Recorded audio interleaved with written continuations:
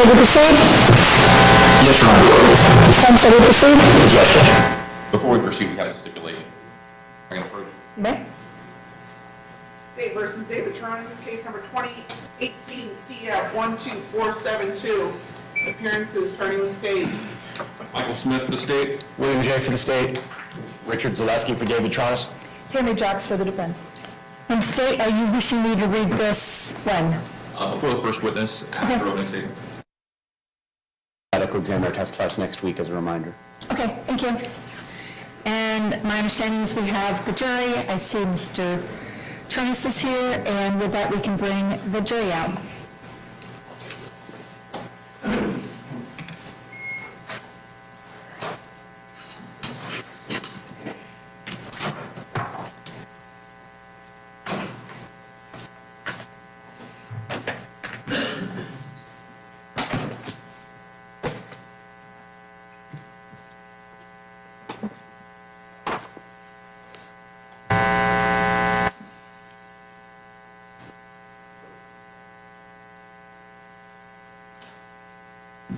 A lot of legroom up front, huh? The cheat sheet sits in the airplane.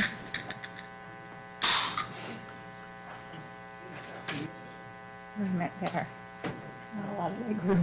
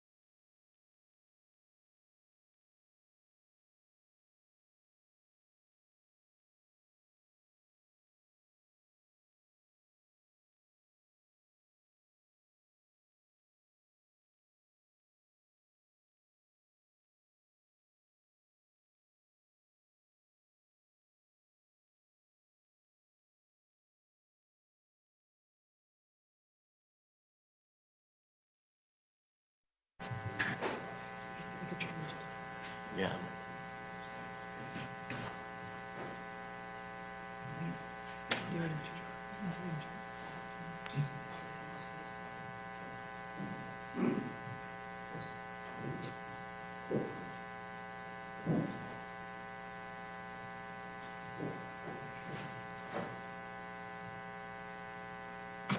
Good morning. Was everyone able to follow all the instructions that I gave to you yesterday? Yes. State, do you recognize the presence of the jury? Yes, Your Honor. Defense, do you recognize the presence? We do. And with that, I want to give you just a couple more instructions. Before we proceed further, it'll be helpful if you understand how a criminal trial is conducted. At the beginning of the trial, the attorneys will have an opportunity, if they wish, to make an opening statement. The opening gives the attorneys a chance to tell you what evidence they believe will be presented during the trial. What the lawyers say is not evidence or your instructions. Following the opening, the attorneys will have an opportunity to call witnesses. The witnesses will testify and can be cross-examined by the other attorney. Documents and other exhibits may also be introduced at that time. Following the evidence, the attorneys will have an opportunity to make a closing argument, after which I will instruct you on the law applicable to the case. You're welcome to take notes if you want to. You don't have to, but that is the reason for your notepad and your writing instruments. If you take notes, don't get so involved in the note-taking that you become distracted from proceedings. Your notes should be used only as aids to your memory. Any notes you take will be for your own personal use, but leave them in the courtroom when you have breaks. Just leave them on the chair. They'll be there when you return. After we go for deliberations, you can take the notes with you, of course, after which your notes will be collected and destroyed. No one will ever read your notes. Whether you take notes or not, you should rely on your memory of the evidence, and you should not be unduly influenced by the notes of other jurors. Notes are not entitled to any greater weight than each juror's memory of the evidence. And state, are you ready to proceed? Yes, Your Honor. Defense, ready to proceed? Your Honor. And state, you may proceed. Thank you, Your Honor. May it please the court.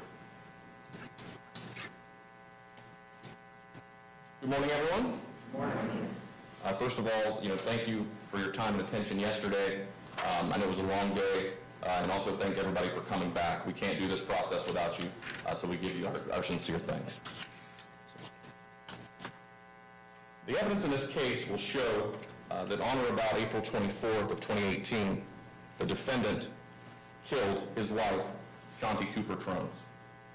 You're going to hear from the medical examiner in this case, and he's going to tell you what the cause of death was. You're going to hear that Shanti Cooper-Tronnes was beaten to death and she was strangled. You're going to hear that she was hit with such a force that she had 2 fractures to her skull, and that her hyoid bone in her throat was broken as well. You're going to hear that her ear was pulled to the point of being torn, almost torn off. And you're going to see photos and hear evidence of multiple burst blood vessels, known as petechiae, is the telltale sign of strangulation. And that's how Shanti Cooper-Tronnes died, at the hand of the dead. So how did we get to this point? Well, David Tronnes and Shanti Cooper-Tronnes met online back in 2013. At the time, David Tronnes was still living in Minnesota. Both were coming out of previous marriages, and they took to each other quickly.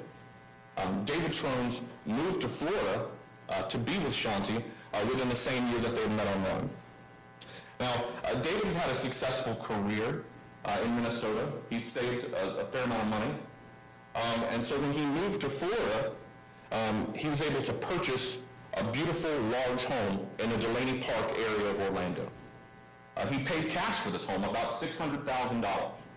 And the house at the time was livable. It was an older house, but the plan was that he was going to purchase the house, they would live in the house, and then eventually do renovations and modernize and open up the home as they lived there.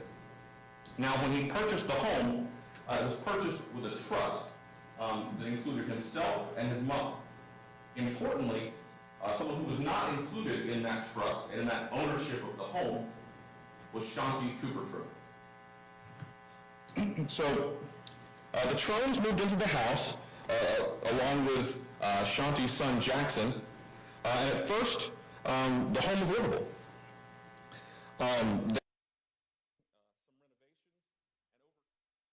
Just got deeper and deeper into this, what would become a money pit.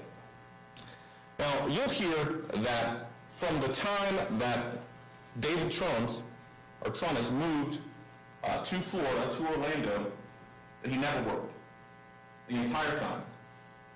Meanwhile, you'll hear that Shanti worked almost nonstop. She had a financial and accounting consulting business, and she worked from sun up to sundown. You'll hear how hard a worker she was and what she did to support her family. Now, so during this time, as she was the only source of income, and the defendant hadn't worked the entire time he was in Florida, that she was the sole breadwinner for the household and for the expenses. So while Shanti was working, and she largely worked from home, David would take care of the yard and the pool and the dogs. So in early 2017, David and Shanti were married. Also in early 2017, the real meat of the renovation, or ultimately destruction of the home, took place. It got to the point that the interior portion of the home, the living room, the kitchen, all of the main areas were completely gutted, unlivable, down to the studs. And you're going to hear in this case that at some point the destruction of the home became so complete that there was concerns about its structural soundness to even do continued work on it. Now you'll hear that during this time, as the house became progressively more and more unlivable, that caused an obvious tension in the relationship. You'll hear that David and Shanti would argue and bicker about the home and the construction and what was going on, and her not having any ownership in the home. You're going to hear that the home deteriorated to the point that there was only 2 livable spaces in the home. There was the upstairs bedroom, which sort of served as a 1-bedroom apartment that had its own bathroom, and in that bedroom, Shanti lived with her son Jackson, who had a bunk bed type bed up there. And then in the garage area, there was a room, and that's where David Tronnes lived. And during this time, they weren't sleeping in the same bedroom, they weren't sleeping in the same bed, they weren't even sleeping in the same wing of the house. And this had gone on for a long period of time. There was hope on the horizon, though, because David had heard about this show called Zombie House Flipping, and a person named Keith Horry, who was put in touch with, who was involved in the show. And Keith Horry came out and looked at the home. Now, the first time you're going to hear that he came and looked at the home, it seemed like, it was early in the process, it seemed like a normal construction. There wasn't any interest for the television show. But several months later, when David got back in touch with Mr. Horry, it had deteriorated to a point it was something like he'd never seen. And at this point, Keith Horry thought this could be something that could be on the show. This is such a severe demolition of this home that this could be something that could be on the Zombie House Flipping show. Now, being on the Zombie House Flipping show didn't provide the Tronnes with any kind of paycheck for being on the show, but there were benefits to being on the show. Trade-outs, upgrades to the construction. So, it was a value that could help with $20,000, $25,000, $30,000 towards the house. And so this was, in a way, sort of a lifeline. But it came with a catch. The problem was, in order to be on the show, there was a production schedule. And obviously, the house had been sitting destroyed for essentially about a year at this point. Then in early 2018, they had to make a decision, the Tronnes, to pause construction, which had just started again, and leave their house essentially in this demolished state in order to be on the show, which wasn't going to begin production for several months, or to continue with the construction and not be able to be on the show. So ultimately, the decision was made to go forward with the show, which again paused the construction, leaving the home in complete disrepair for several months. Now, you'll see that this led to further frustration. On top of the home frustration and constantly working that Shanti was doing to bring in all of the money coming into the household, in early 2018, she also suffered from appendicitis, which caused her a great difficulty. She had some complications afterwards, and for several months, she was in pain and she was perhaps more irritable than she had been in the past. And it wasn't until close to in time to when this murder happened, you'll hear that she actually started to get back to herself and normality. So you're going to hear from Keith Horry. He's going to tell you, as a production that goes forward for a network, there's costs and considerations involved. And if you're going to sink a lot of money into this production, you want to know that the people involved are going to to stick with the project, because you don't want to invest a lot of money in something that ends up not happening. So because of this, he wanted to make sure that Dave and Shanti were on the same page. And he required a sit-down with both of them to make sure they understood how the production was going to go, what was expected, and that there wasn't going to be any surprises, or they weren't going to pull out, be any issues. Well, he had a hard time getting this scheduled with Dave, you're going to hear. And finally, he at his insistence said, no, we cannot go forward with this production unless this happens. He was able to set a time about a week before Shanti's murder, and he came over to the house to meet with both Dave and Shanti. And you're going to hear that at that meeting, at first, Dave tried to go forward without Shanti. Shanti was there. She was upstairs in her office/apartment that she lived in this home, and she didn't even want to come down and be part of the meeting.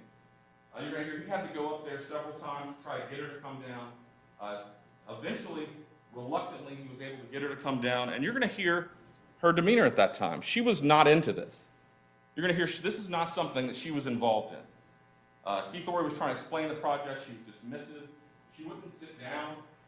She didn't want anything to do with this meeting or him or what was being planned with this show. She came down, listened for a few minutes, and then went back upstairs before the meeting was even complete.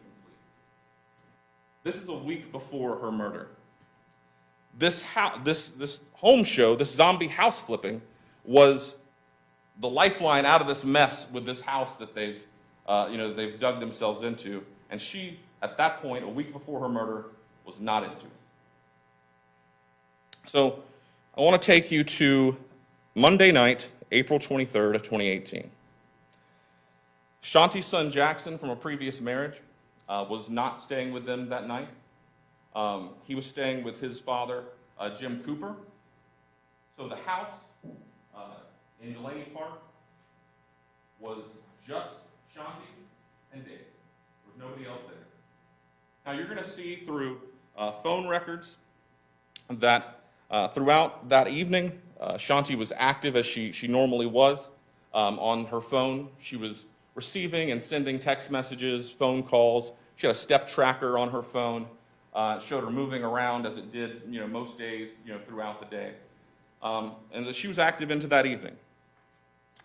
You're going to see that evening she had a short phone call with her son that would be their last phone call. And you're going to see the step tracker on her phone stops. There's no other movement after about 11:30, 11:25, 11:30 on April 23rd. So this is where we get into Dave's story. So you're going to hear what his story was to law enforcement. And according to him, you're going to hear that on April 23rd into the early morning of April 24th, at some point he separated. He went down to his bedroom in the garage with the dogs and left her in that upstairs apartment bedroom, and they both went to bed. And then the morning of April 24th, 2018, according to Dave, Shanti, who you'll hear was an occasional cigarette smoker, came down the stairs, and there's an area by a pool that they had, and she sat outside there and she smoked a cigarette. And you're going to hear, according to Dave, that about 9:15 in the morning is when that happened. She came down, they spoke briefly. She talked about how she may not go to a dentist appointment that she had made for that morning the day before, and that she went back upstairs to work and to decide what she was going to do with the rest of her day. Now, at this point, at about 9:20, 9:25, according to Dave, you're going to hear that he walked the dogs. There's a couple dogs that he walked, a brief walk around the neighborhood, 10, 15 minutes at that point. Let him use the bathroom, came back, and then he came back, did some yard work, and then, according to Dave, cleaned up the pool, and then he proceeded to decide after maybe an hour or so earlier, walking the dogs, that he was going to take the dogs to a park. This time about 11:45 that morning. So he decides to take the dogs to this park, and according to Dave, they go to this park. They get there about 12 o'clock. They stay about an hour and 45 minutes at this park. During that time, he makes no phone calls. He receives no phone calls. He doesn't look at anything on his phone. That hour and 45 minutes that the dogs are at this park, And then, according to Dave, he came back about 1:45 and got back to the house maybe 2 o'clock. Now, nowhere in this time is he texting Shanti. Is he calling Shanti? Is he going upstairs to, see if she's had lunch, see what they're doing? Just talk like a married couple typically would at this time. Nowhere during this day does that happen, and that's borne out by the phone records. And also borne out by his statement that you're going to hear, that he didn't go up to check on her at any point in the day. And even when he got back from his 2-hour trip to the park with the dogs, about an hour after walking the dogs, did he think to go up there and check on her or anything like that. So then you're going to hear, according to Dave, that when he came back, he did some more yard work, he cleaned the pool again, and then, at that point, after taking some measurements and things around the house, it became time to see who was going to pick up Jackson. And so, at this point, he finally decides he's going to go up and he's going to see what's going on, and that, he's going to check and see who's picking up Jackson that afternoon.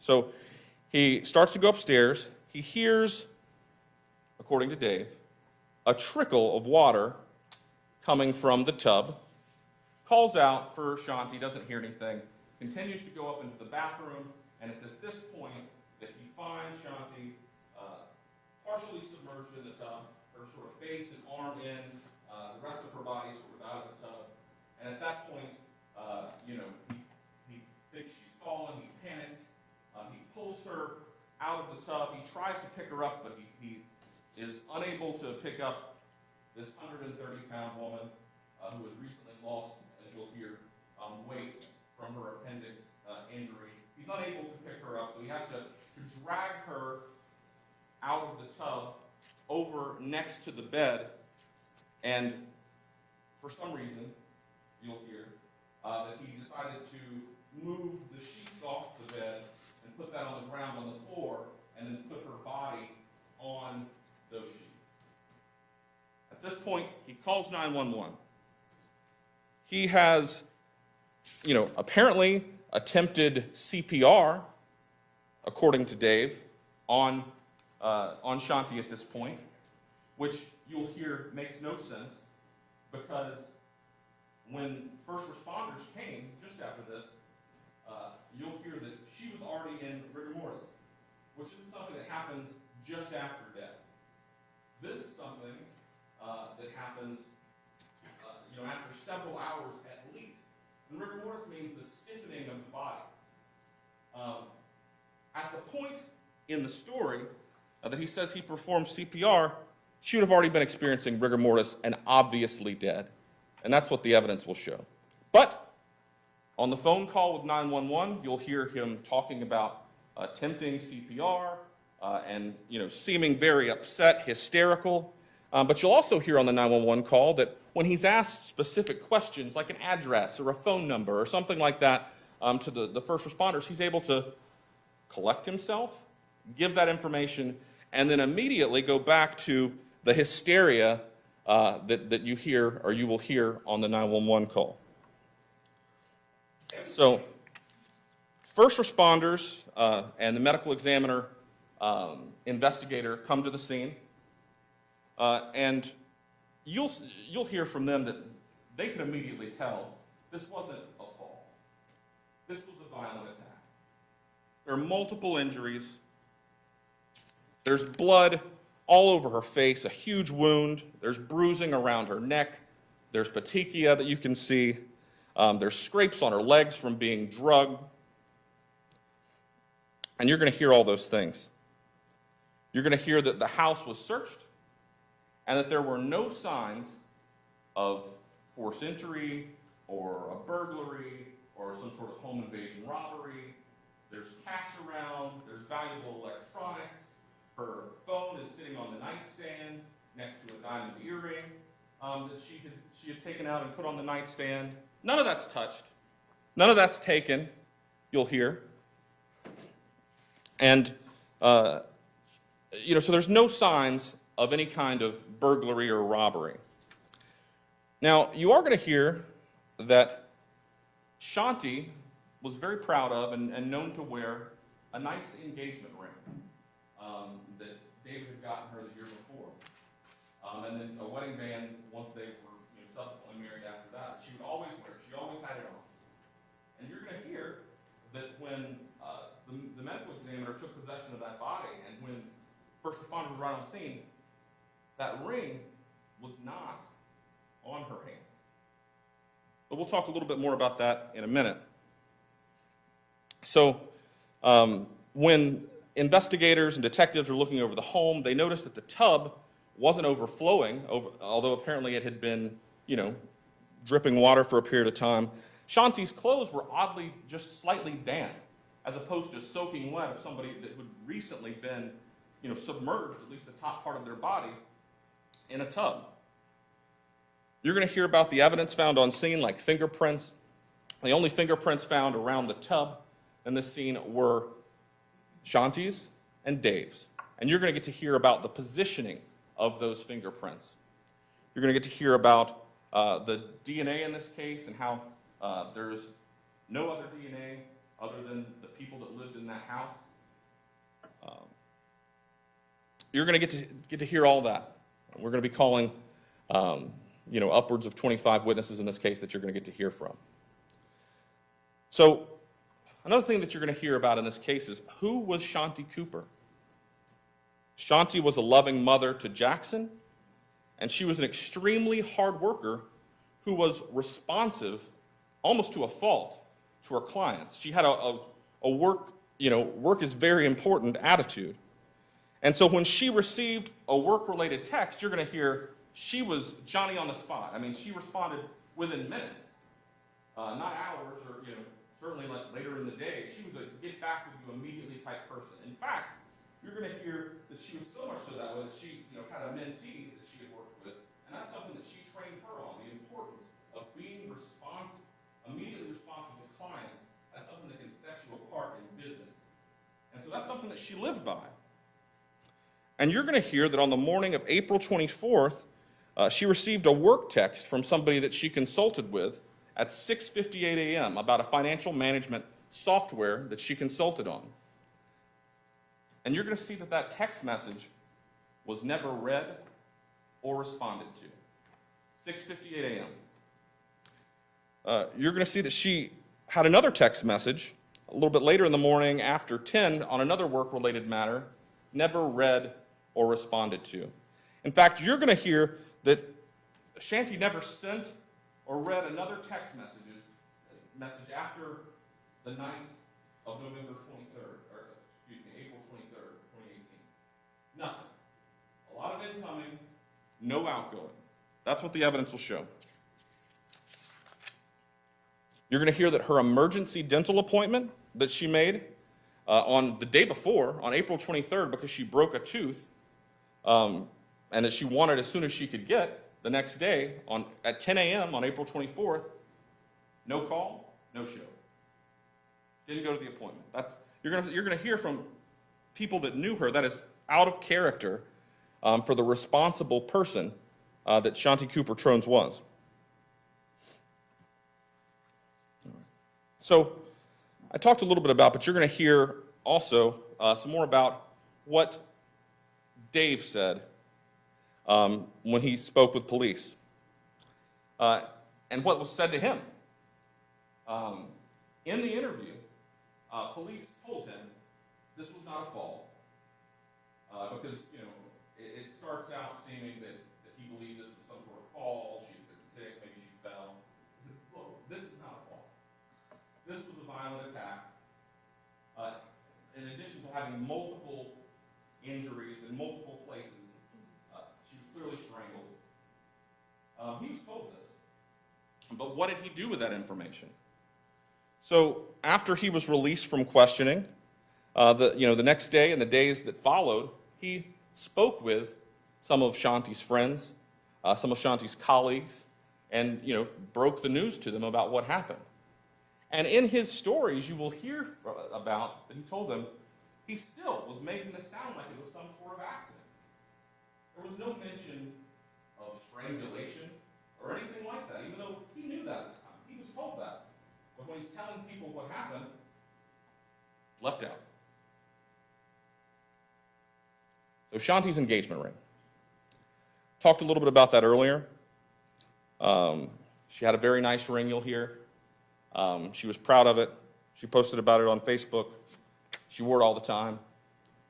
Well, as I said, the ring was not on her when she was found. And while there was no signs of home invasion or burglary, there was a question with law enforcement: where's the ring? Where is this, expensive, nice engagement ring? Well, you're going to hear that ring was ultimately found in a search warrant in August of 2018, a few months later, of David Tronnes' mother's house that he was now living in. And it was found in a bag in David Tronnes' room. The evidence will show that he pried that engagement ring off his wife's lifeless body, knew he did it, told the police that the ring should still be on her hand, all the while, months later, he had it. When you've heard all the evidence in this case, you will conclude that the only reasonable explanation for Shanti's death is sitting right there. David Tronnes killed Shanti Cooper. He did it with a premeditated design. He intended to do it, he did it, and he's guilty of first-degree murder. Thank you. Thank you, State. Defense? Your Honor, defense is going to reserve opening statement until its case. Thank you. Thank you. When lawyers and parties agree that certain facts are true, that is called a stipulation of fact. You must accept stipulated facts as having been proven. However, the significance of these facts, as well with all facts, is for you to determine. In this case, the stipulated facts that you must accept as true is the state attorney, Michael Joseph Smith, and the defendant, David Tronnes, as well as his lawyer, Richard Zielinski, stipulate that the identity of the deceased in this case is Shanti M. Cooper-Tronnes. State, you may call your first witness. Judge, if we could approach.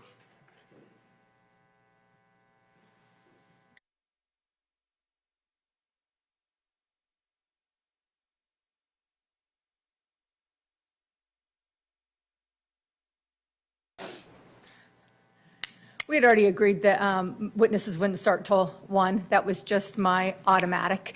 So we are going to go ahead and take a recess for lunch until 1 o'clock.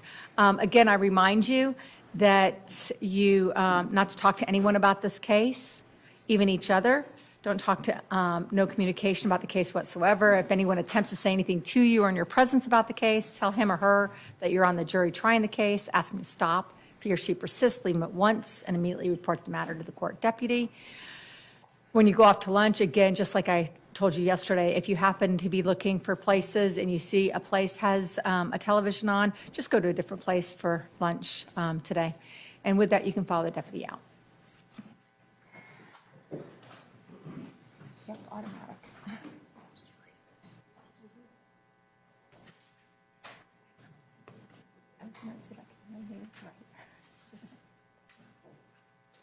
You know what I mean, you get nervous around things.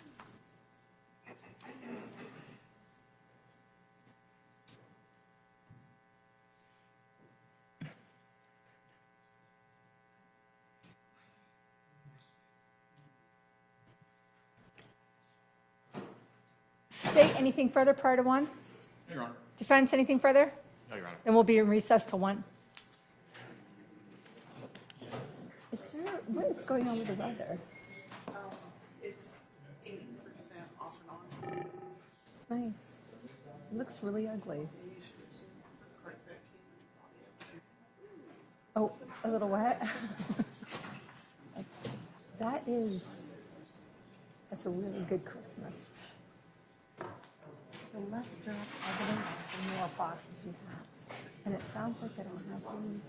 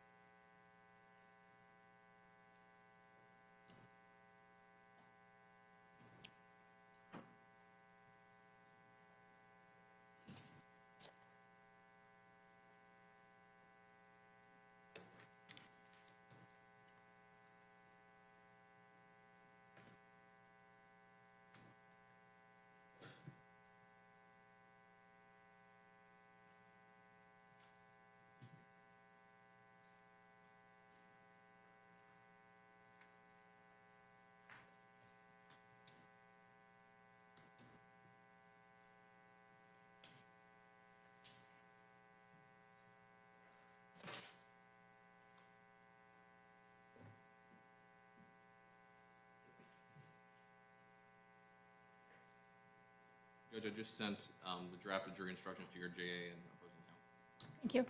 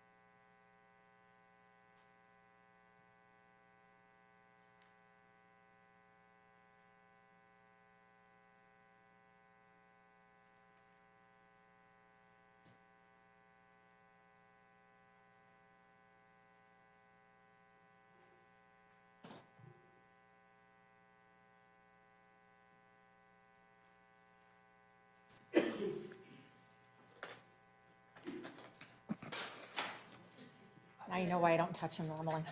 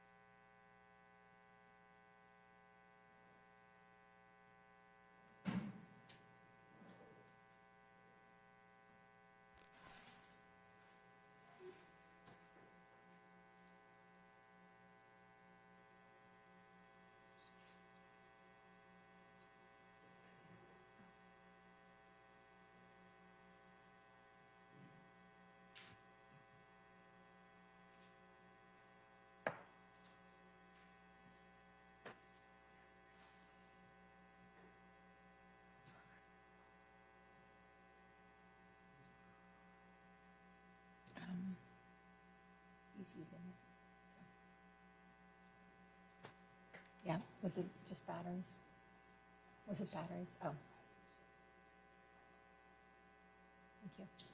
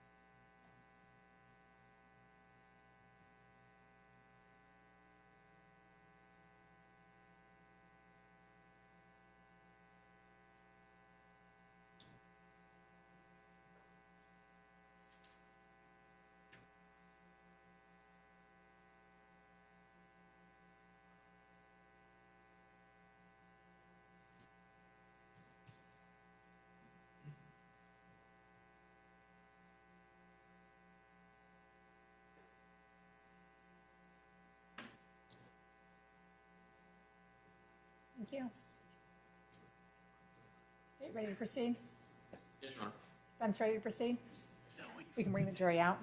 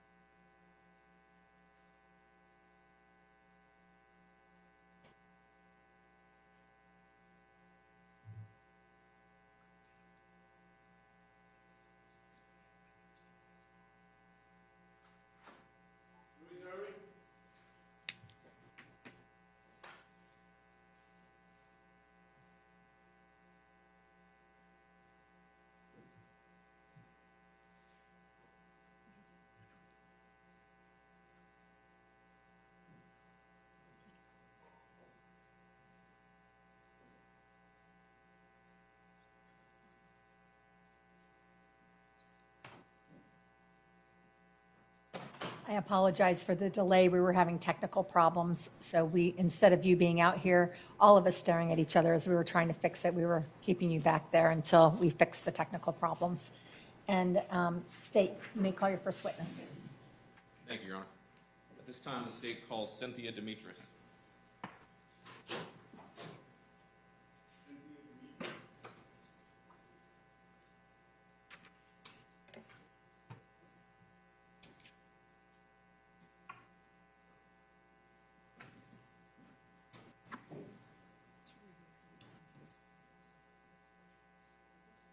You solemnly swear and affirm the testimony to be able to do the truth, the whole truth, and nothing but the truth. You please state your first and last name for the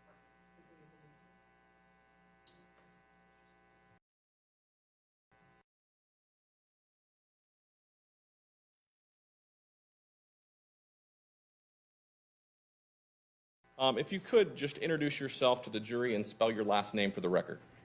My name is Cynthia Demetrius. My last name, Demetres. And where are you currently employed? I work for the City of Orlando for the Orlando Police Department.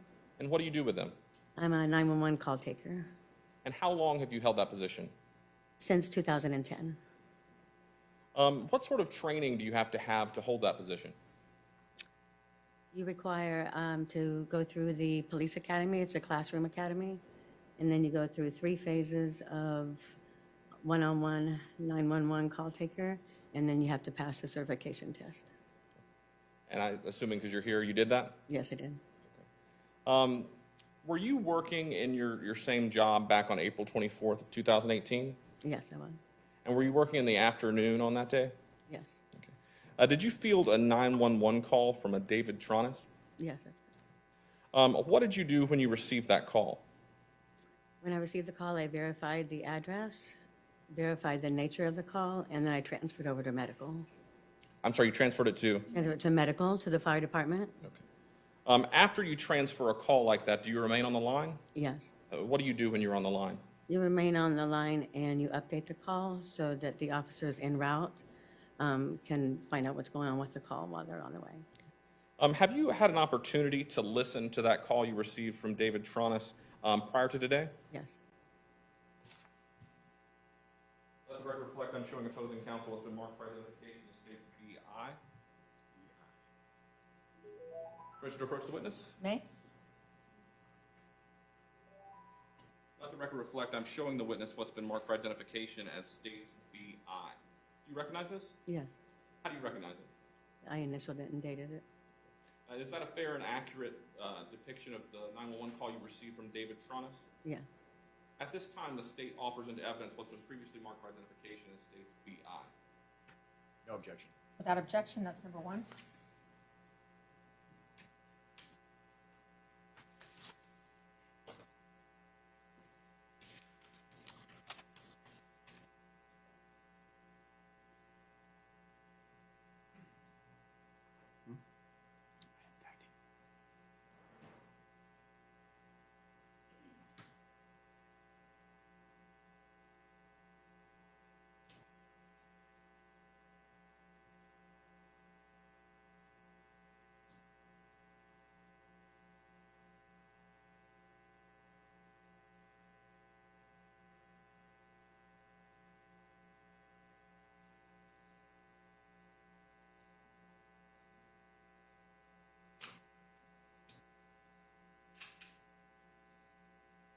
permission to publish what's now in evidence as Stacey Cooper-Tronnes. You may.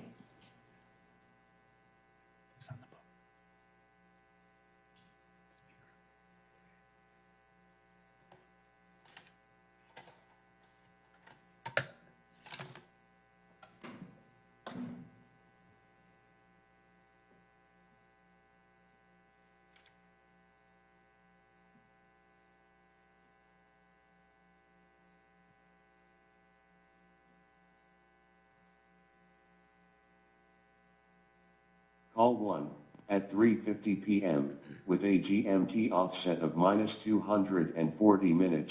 All on Tuesday, April 23, 2018.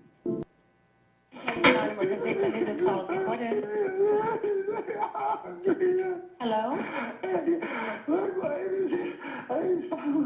She's not breathing. I'm trying to do CPR. I can't. Okay, listen to me.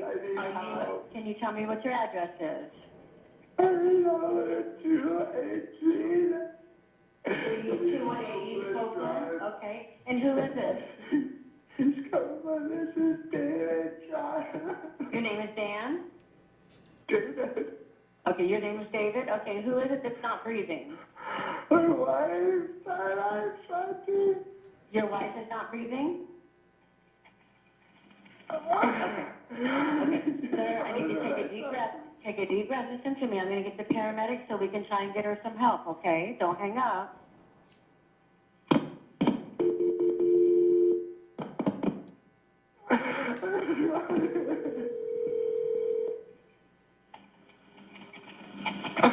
Orlando Fire Department. Okay, with the medical, we're also going.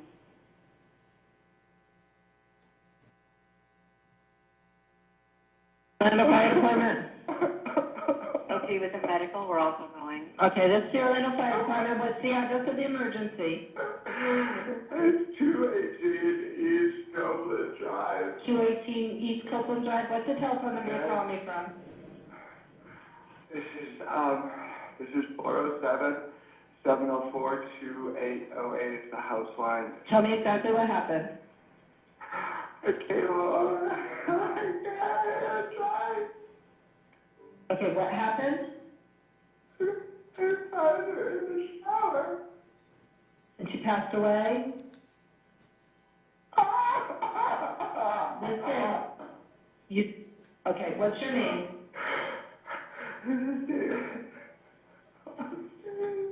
Okay, are you with her right now? How old is she?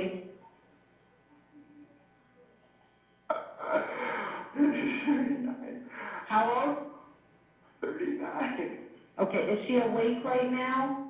No. Is she breathing? I can't wake her up. I can't wake her up. Okay, listen. Is she breathing? No, I tried to do CPR. I can't get her to breathe. Okay, can you get her out of the shower? I can't. I pulled her out. Okay, is she laying flat on her back? Yeah. Okay, and you don't know what happened or when anything happened? Okay. Is there a defibrillator available? What? Is there a defibrillator available? No. Okay. We can do CPR. Okay. Okay, we can do CPR on her until the paramedics get there. Okay. Okay. All right, I want you to lay her flat on her back, okay? And tilt her head back. I want you to tilt her head back by putting one hand on her forehead and one hand on the back of her neck and tilt her head back, okay?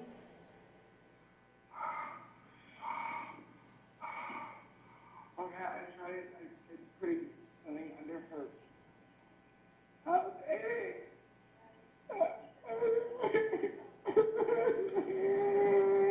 Okay, listen, I want you to take a deep breath, okay, so we can do what we can while the paramedics are responding, okay? Okay.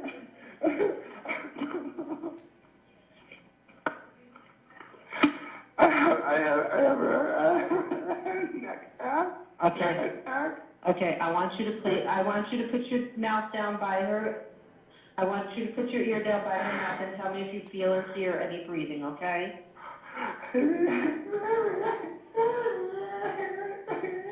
Take a deep breath. Take a deep breath. I have help responding to your emergency, okay? Yes, but she is not breathing. She is not breathing. She is not breathing? Okay. Okay, I want you to put the heel of your hand on the center of the chest. Okay. Okay, right between the nipples, okay? And put your other hand on top of that. Yeah. Okay. Yeah. I want you to pump her chest hard and fast, at least twice per second, 2 to 50.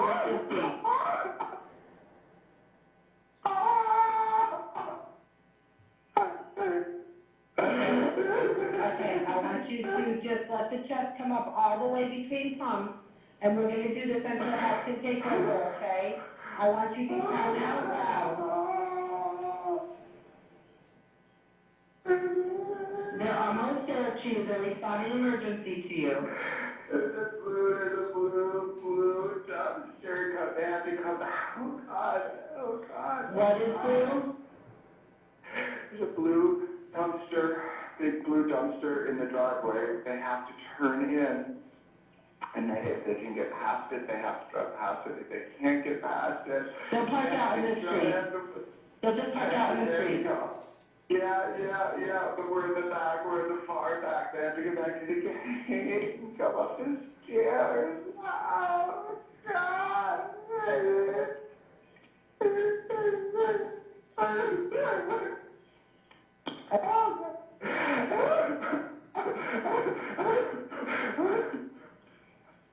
Just water. Just water.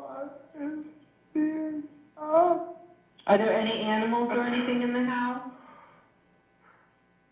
They're downstairs. They're in their kennel. Okay. They need to come up the stairs. I did tell them they need to come up the stairs, okay? I want you, when you hear them coming in, when you hear them coming in, I want you to call them,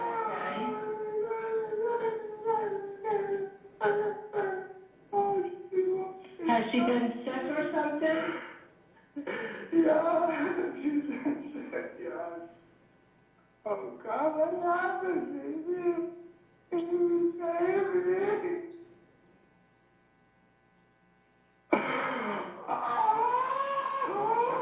Okay, the paramedics are on the property, okay? I'm going to stay on the phone with you until you're right with them.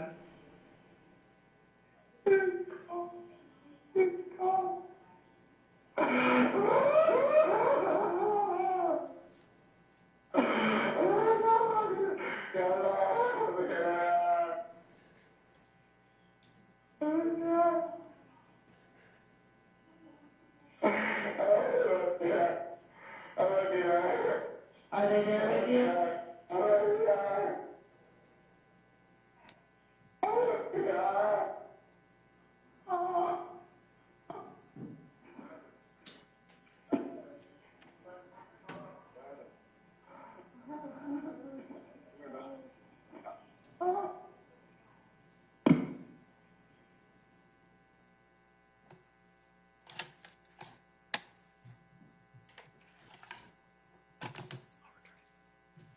That concludes Exhibit 1. I have no further questions. Thank you. Any cross? No questions for the witness, Your Honor. May this witness be excused from subpoena state? Yes, Your Honor. Any objection, defense? No. Thank you, ma'am. You may step down. You are excused. State, you may call your next witness. Your Honor, this time the state calls Stephen Wilson.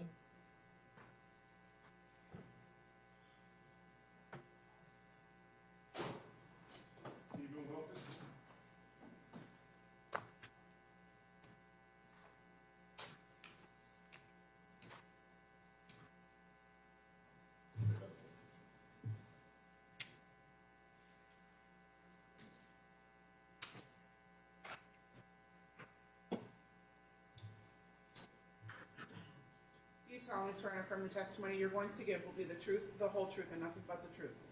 Can you please state your name for the record? Stephen Wilson.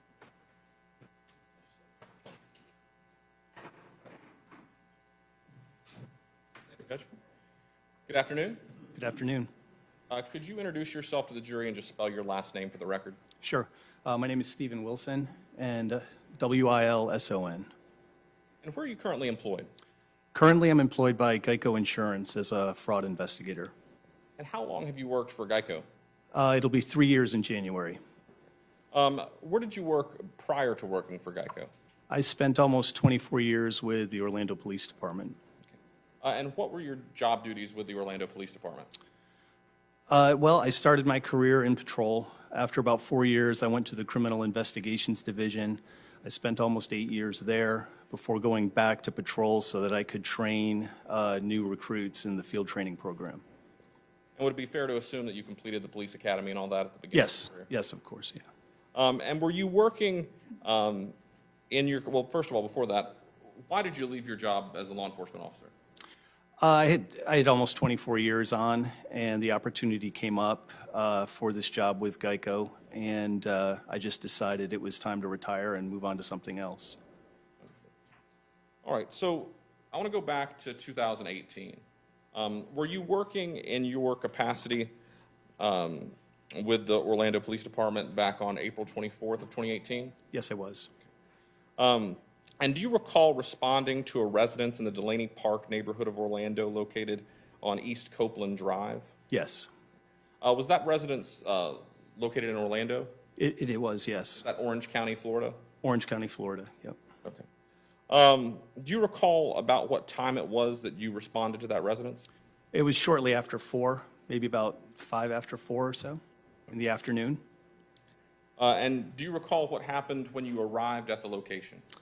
I walked up a sidewalk that was on what would be the, let's see, the east side of the house. There's a, if you make a right turn, there's a garage with a second floor and a breezeway that separates the main house from the garage. As I was walking up, Orlando Fire and Rescue were leaving. The call had come out as a sick or injured person. So as I saw them leaving, I just kind of gave like a thumbs up or thumbs down, like, are they okay or not? And one of the firefighters went and just shook his head and swiped his hand back and forth in front of his neck. And that was the only conversation I had with them. I met Officer Marsh. Okay. So you entered, at some point you parked your vehicle. Yes. And then you entered the home? I entered the property. I never actually went inside at that point. I just stood outside the breezeway. Officer Marsh explained that there was a deceased person in the Okay, apartment. without getting into what other people said, sure. But, Okay. So you stayed there, you had a conversation with Officer Marsh. Yes. At some point, did you ever make contact with a David Tronnes? Yes. When did you get to that point?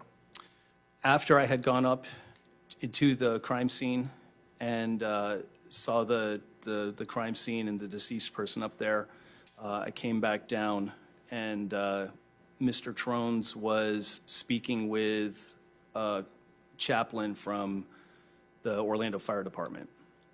Okay. So let me go back a little bit. So before you made contact with Mr. Tronnes, you had gone upstairs. Yes, I did. At what point did you go upstairs? Shortly after I arrived, Okay. we wanted to check the scene, first of all, to make sure there was no weapons, but also to make sure that it was secure as far as there was nobody else up there. And then we came back downstairs. Okay. So let me back up. So you go up the stairs. Yes. When you get up the stairs, what do you observe? At the very top of the stairs, there was a chair sitting right at the top on the landing. To the right, it was a one-room apartment, a large apartment. There was a bed to the left, and to the right was a bathroom area, and in front of me, just off to the side from if you step to the left of the landing, was what appeared to be like a closet. So inside that one-bedroom apartment or that room, did you observe a decedent? Yes, I did. And what do you recall about that person? It was a white female. She was laying next to the bed. She was laying on bedding, like a sheet and some blankets. She was wearing a black shirt and black shorts, which appeared to me to be like something you would wear to bed.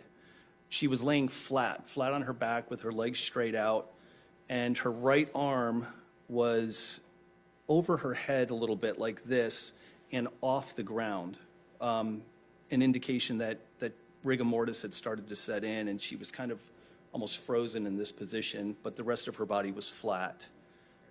So you say it looked like rigor mortis had begun to set in. Is that something that in your 23-year career in law enforcement you had seen before? Yes, many times. And so you had seen what that looks like many times before, and is that what appeared to be the case with the decedent that you saw that day? Yes, yeah. All right. All right, so at some point after going upstairs, sort of securing the area, making sure nobody else was up there, you go back downstairs. Yes. And then you have some sort of contact or observation of David Tronnes? Yes. Can you tell me a little bit about what you observed there? He was extremely, he was crying, sobbing. He appeared to be crying and sobbing. What initially caught my attention, I just sat and watched, I didn't ask any questions at that point, was it almost appeared that he was trying to exaggerate his level of distress, kind of throwing his arms around, leaning back. But Objection, Your Honor, cause speculation. Jane? So beyond that, so you observed him, he appears to be upset. He appears to be crying, you said. Did you witness, and you observed him for a period of time, you said, did you observe any actual tears coming from his eyes? No, and that was what I was going to say really caught my attention. Yeah, I just. No, there was no tears. Okay. Have you had an opportunity to look at some of the some photographs that were taken on the crime scene? Yes.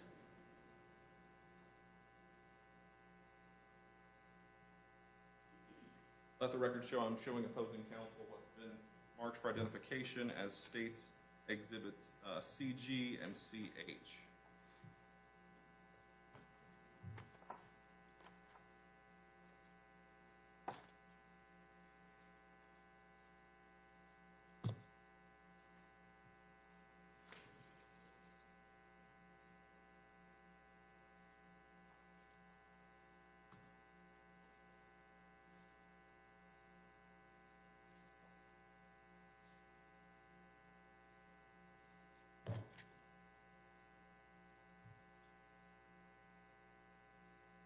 Permission to approach the witness. Over the letters again, Counselor. CG and CH. Permission to approach the witness. May? Let the record reflect I'm showing the witness what's been marked for identification as states CG. What's been marked for identification as states CG and CH. And if you could just take a look at these and then let me know when you've had an opportunity to do so.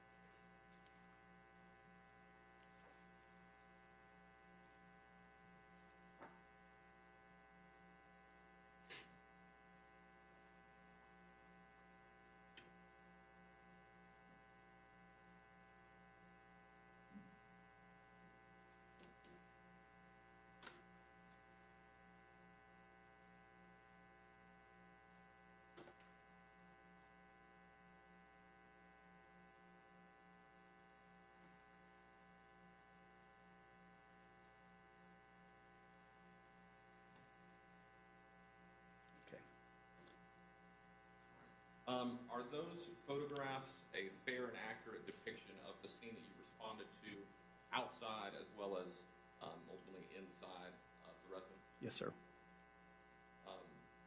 At this time, the state offers what's been previously marked for identification as states CG and CH into evidence. No objection. Without objection, that's number 2 and number 3.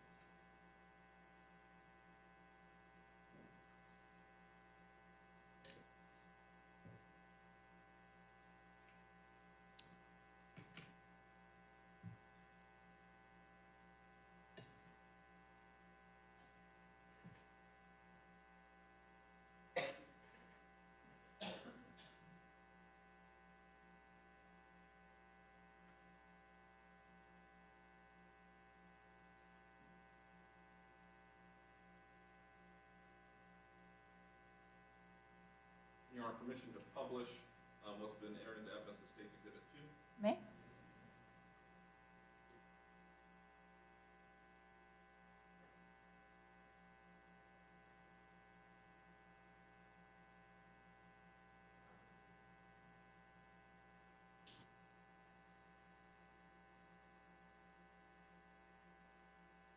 Laser pointer for you, just in case you need it.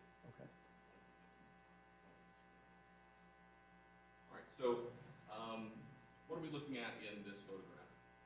This is a picture of the front of the residence from Copeland Street, directly in front. So this is what you see when you initially approach and park. Yes. That was G1 of States 2. Now showing G2 of States 2. What are we looking at here? This is the driveway on what would be the east side of the residence, coming from the street, heading to the back of the residence, the back southeast corner of the residence. Showing G3 of States 2. What are we looking at here? So the main residence is here. This is the garage. There's a breezeway that separates, and this is the second floor apartment, the garage apartment. So if you could just point out that area where the decedent was found in this photo. It would have been up in this area right here. This is where the bed was, in that general area. Now showing G4 of State 2. Reorient this.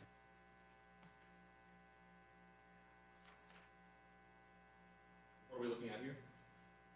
This door, if I remember correctly, was a door that led into the garage for, where they would park or put their stuff. And then this here was the door that led up the stairwell to the second floor apartment.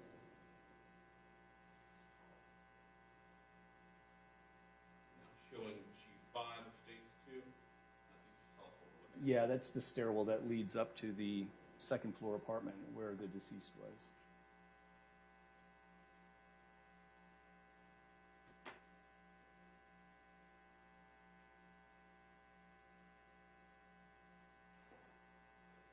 Your Honor, permission to publish States 3. May?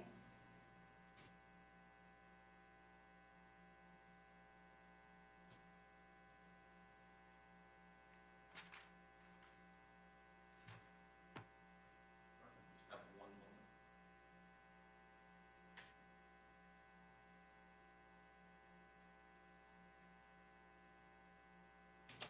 Now publishing States 3. This is CH1. If you could just tell us what we're looking at here. So this is the second floor apartment over the garage. You are looking east from this perspective here. To the right is the bed, and then obviously an office area here and how we found the deceased. So when you first get up the stairs, this is what you see and where you see the decedent located. Yes, it would have been to my left as I made it to the top of the stairs. Now showing CH2 of States 3. Can you just describe to us what we're seeing here? This is the more of the west and southwest side of the apartment. Like I said, it's pretty much just a one bedroom. They had a little family area here where the couch is, and then there was the bunk beds with closets behind it.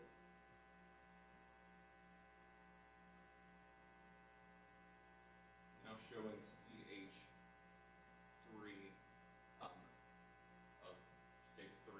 This appears to be a little bit closer view of the decedent.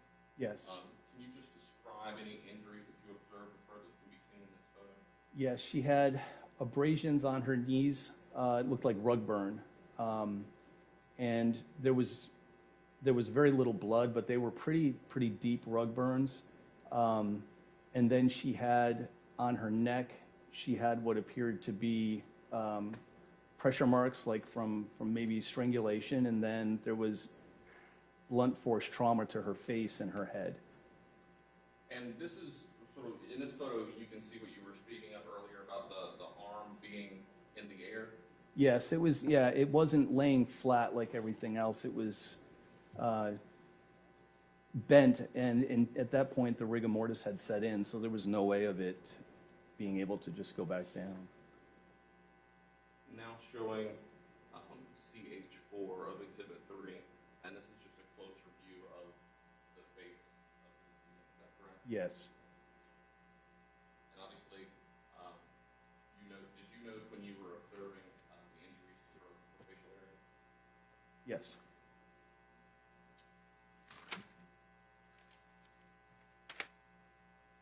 Finally, in this photo, which is CH5 in State 3, what are we looking at here? So here the view is from you're looking southwest.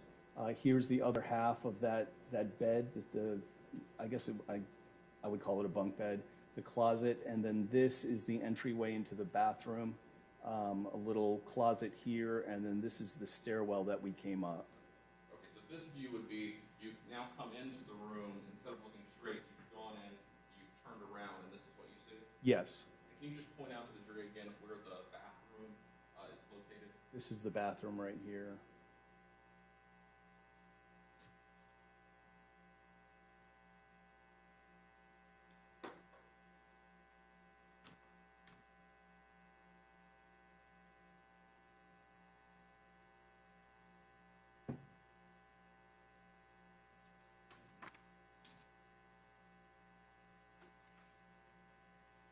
Did you have any further involvement in this investigation beyond your initial response?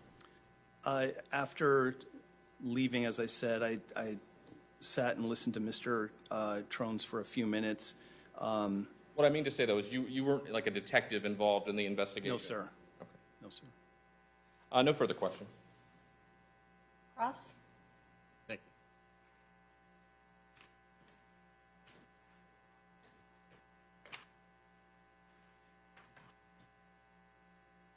Good afternoon, sir.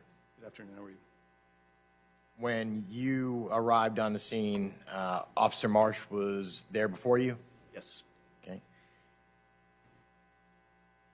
You first went up the stairs and took a look around the scene and observed the deceased? Yes. Did you walk around, or did you just observe from the landing? We walked around to make sure that there was no weapons or anything laying around there. And you observed that her hair was wet? It appeared wet, yes, sir. What about her clothing? I did not touch her clothing, but the clothing did not appear wet. You recognized rigor mortis, Yes, sir. but then you returned downstairs to just observe Mr. Tronnes communicating with the chaplain? Yes, sir. You didn't question him personally, you just observed? No, I mean, there were a couple, at that point, you know, he was just, in my mind, he was just a distraught spouse, you know? Distraught spouse. He was in a state of rambling, wasn't he? Yes.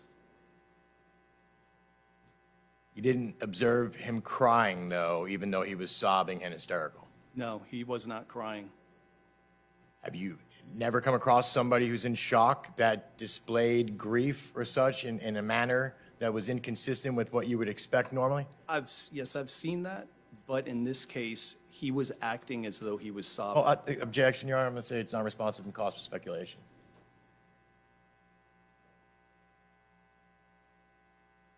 Sustained. Okay. Mr. Tronnes told you that his wife had some medical problems? He mentioned that she, not to me specifically, but to those of us standing there, that she had a host of medical issues. And that when he observed his wife initially, that she was face down and the water was running? Well, he gave two different accounts. In regards to? How he first found her. In the tub, correct? Location? He initially said that he found her in the tub, and that he pulled her from the tub and began CPR on her. A short time later, he said he found her on the floor, but her head and her face were submerged in water in the tub. So in the description of it, you didn't ask any questions for clarification. He just gave two different statements regarding how he found his wife, and you found them to be inconsistent. What I found, and I asked him, I said, was she wearing clothes when you found her, or did you leave? I said, did you put clothes on her, or did you leave her as you found her? And he said, I left her as I found her. And The fact that she had clothes on, that was significant to you yes, because she was found in the vicinity to the shower and still had clothes on? because he had said that he found her in the tub with the water running initially, and the clothes appeared dry to me. The only thing that appeared wet was the hair on her head. But you didn't touch the clothes. I didn't touch the So if others touched them and they were damp, we should believe them? Yes, Okay. You didn't observe any weapons? no, sir. Did you observe any injuries to Mr. Tronnes' hands? I didn't take a good enough look at Mr. Tronnes' hands.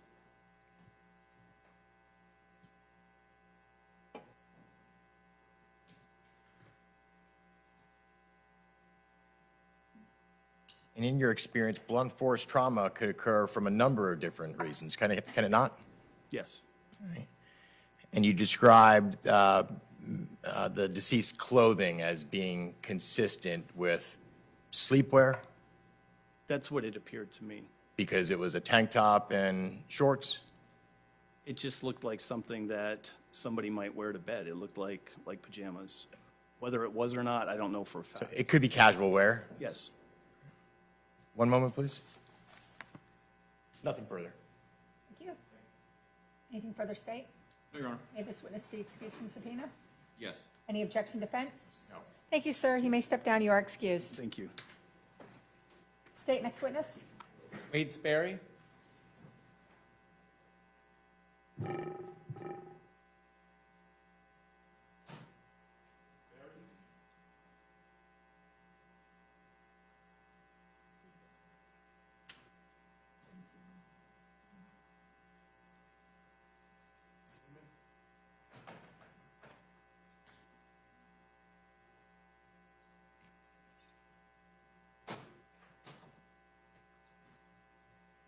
Do you solemnly swear and affirm the testimony you're going to give will be the truth, the whole truth, and nothing but the truth? Can you please state your first and last name for the record? Sorry, this is the wrong witness. Wade Sperry. Ma'am, if you'll just step down for just a moment.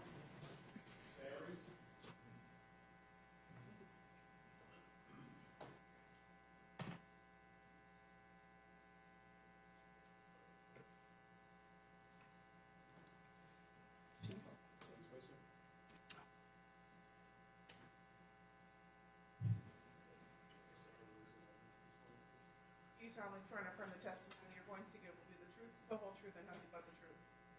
Can you please state your first and last name for the record? And you may have a seat. And state you may proceed. Can you spell your first and last name, please? First name's W-A-D-E, last name S-P-E-R-R-Y. Where do you work, sir? City of Orlando Fire Department. And what do you do for them? I'm a firefighter paramedic. And what sort of background in education and training do you have to become a paramedic? A basic paramedic school is about a year of schooling. I also have an associate's degree in paramedic science. And how long have you been working for the Orlando Fire Department? 20 years. And of those 20 years, how long have you been serving as a paramedic? Did you ever serve as an EMT prior to that or anything like that? With the City of Orlando, I was a paramedic for 20, I've been a paramedic for 20 years. I've been a paramedic total of 23 years. Okay. Now, on April 24th of 2018, did you get called out to a scene around 218 Copeland? I can't remember the exact date, but yes. Okay. And can you describe this scene as you know, is this an apartment complex, a townhome, or a house? If I remember correctly, it was a two-story residential home with what I believe was a guest suite or a mother-in-law suite in the back. Okay. Now, do you arrive alone, or do you have a team with you? I was on Engine Company 5 at the time. And how many people are on Engine Company 5? 4. All right. And so when you get there, where do you go as far as which building in this complex? Yeah, so long. I believe we went to the building in the back, which was like a guest apartment, mother-in-law suite or something like that. Okay. And who's we? There's my lieutenant, there was an engineer, and there was a EMT on the engine with me. So all four members of the team? Yes, sir. All right. What do you do? Do you go to the first floor of this apartment, or is it on the second floor? I believe we went to the second floor. When you go to the second floor, what do you observe? If I remember correctly, there was a female on the ground with a male above her. He was upset, and she appeared to be unconscious. All right. What else can you tell us about this female at this point in time when you make your observations? When I initially observed her, she appeared to be dead. So at that point, I assessed her further and determined that she was. Okay. Tell us what you did to assess her. Did you put EKG leads on her or anything like that? First, I would have checked for breathing, and if there was none, I would have checked for a pulse. After that point, I would have put her on the EKG monitor to determine if she was deceased. She would have had to have been in a asystolic rhythm. What's an asystolic rhythm? It's what people commonly see as a flat line. It's no electrical activity in the heart whatsoever. And do you recall whether this female was wet or not when you made these assessments? If I remember correctly, I believe her body was wet, but her clothes were not. Okay. And are you familiar with the term rigor mortis?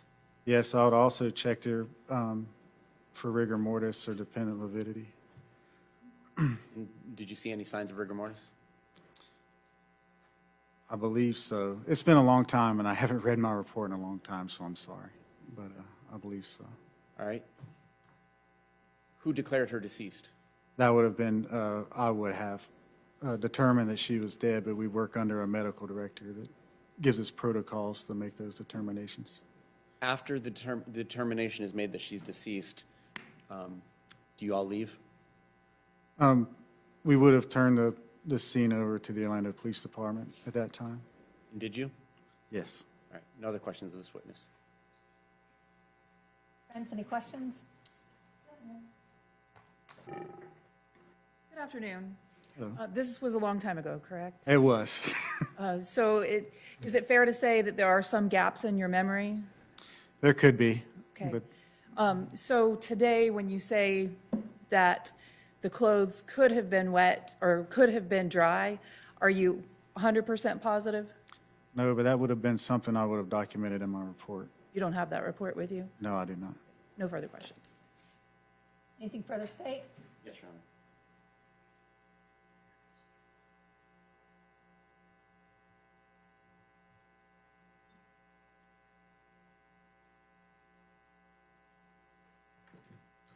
Would reviewing your run report refresh your recollection on those?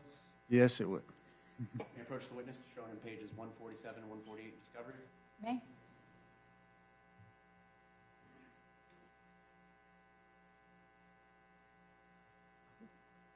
What I'd like you to do is you can just scroll down and review it to yourself, and then let us know if your run report refreshed your memory on some of these questions. See if I can find the narrative portion. It's been a while since we used this system too. Everything has changed.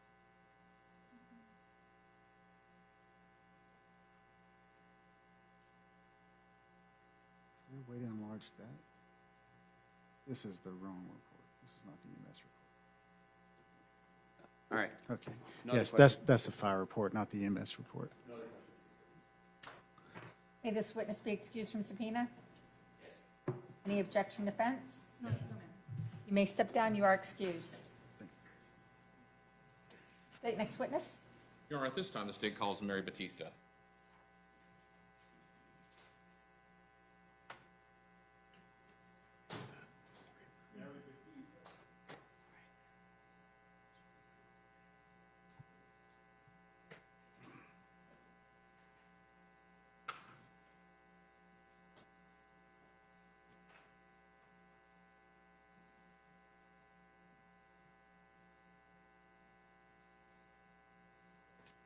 You solemnly swear affirm the testimony you're going to give will be the truth, the whole truth, and nothing but the truth. Please state your first and last name.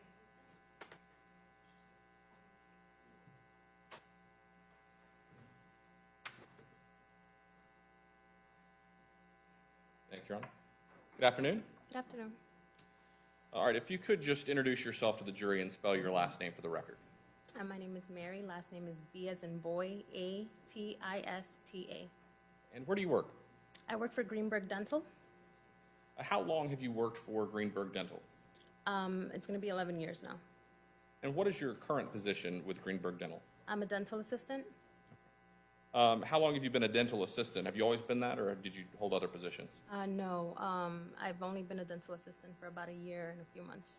So, prior to being a dental assistant with Greenberg Dental, what was your position with Greenberg Dental? I was a team leader and dental coordinator. So it's pretty much like like an office manager. And as like an office manager, what would your job duties be? Everything, picking up phones, checking insurance, sending pre-authorization, submitting claims, talking to different customer service reps about insurance claims. Did you keep the schedule or have access to the schedule related to appointments and things of that nature? Yes, How was, first let me say, did you have that position back in 2018, yes, the office manager type position? yes. And going back to April of that month, do you recall, did y'all have a specific program or anything that you used to keep schedules and appointments? Yes, it's a software called Dentrix. And essentially, how would that work? It's a scheduling book. It also keeps all the files of the patient, so any x-rays that you take, any dental treatment that's needed, or any previous dental treatment that they've had, everything will be notated in the system. And how was that program accessed? Did you have to log in or something? You have to log in. Was that with like a secure password? Yes, And did you have that password? yes. I know it seems like a silly question, but just to establish. Okay, so I want to go to April 24th of 2018. Obviously, that's a long time ago, but do you recall if there was an emergency appointment on the calendar for a Shanti Cooper-Tronnes? Yes, there was. What time was that appointment for? She was in the morning. I want to say anytime between 9 or 10, something like that. Okay. Would it be 10 o'clock? 10 would be more likely for emergencies. All right, and how do you know when you're looking at that calendar if an appointment is an emergency appointment? Just because of the description of the appointment. So if it's a limited visit, we know it's an emergency. It's either having tooth pain, they broke a tooth, or they're having anything that's not regular for dental work. And was that appointment for Shanti Cooper-Tronnes or Tronnes, was that an emergency appointment for April 24th of 2018? Yes. When was that appointment made? She did it the day before. All right, so the day of that appointment, did Shanti Cooper-Tronnes show up? No, Did she call to cancel that appointment? no, Was there ever any follow-up regarding her not appearing for that appointment? no. For limited visits, we don't follow up. And when was it that you ultimately found out that Ms. Cooper-Tronnes was deceased? Attorney's approach? Okay, thank you. And did you ultimately speak with law enforcement in this case? I did. No further questions. Cross? No cross. May this witness be excused from subpoena? Yes, Your Honor. Any objection? Thank you. You may step down. You are excused. State next witness. Gary Crosby.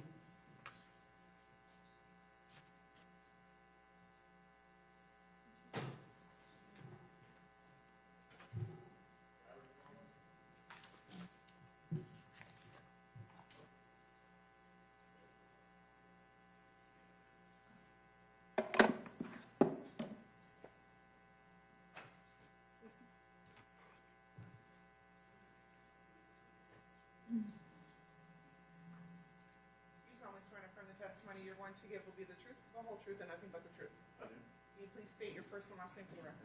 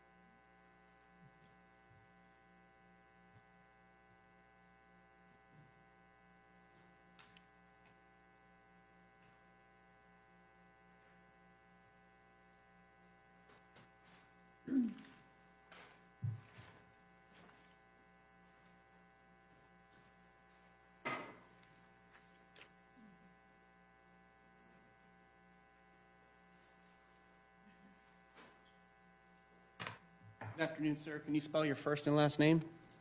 Gary, Gary, Crosby, Crosby. And back in 2018, in April, specifically on the 24th, where were you working then? The Orlando Police Department's crime scene unit. And what were you doing for the crime scene unit for the Orlando Police Department? Crime scene investigator. And what sort of background in education and training and experience did you have that allowed you to hold such a position? I had worked as a sworn officer for 12 years prior to that. Then when I started with the Orlando Police Department, I went through 4 months of extensive field training and several schools with the Florida Department of Law Enforcement. Do you have any sort of continuing education program as you work as a crime scene investigator as well? We did. We did some in-house training and outside training also. Prior to this incident on April 24th of 2018, had you ever worked as the lead CSI on a homicide scene? Yes, sir. Approximately how many times? Probably 30, maybe somewhere in that area. And approximately how many crime scenes had you processed in the past before, including non-homicides? I'd say thousands. All right. Take us through, just generally speaking, what is the process that a CSI goes through when first coming to a scene and then taking us through the steps? We're dispatched through our communications department to the location. We arrive at the location. Depending on what has happened, it's either an officer or a detective. It usually gives us a briefing of what they know at the time. Do a walkthrough of the scene with either the officer or the detective. Then after that, most of the time observations and photographs begin. And back in 2018, were you all using digital photography? Yes, sir, we were. All right. So after you document the scene, do you document it first as it is, as you found it? Yes, sir, we do. And then at times, do you ever use placards or anything to kind of note areas of interest? We do. Do you then document that with photography as well? Yes, sir. After everything is documented, both with or without any placards or markers, is that the point in time when you begin collecting evidence? Yes, sir. And are there times where you may process some pieces of evidence on the scene as opposed to back in the police lab? That's correct.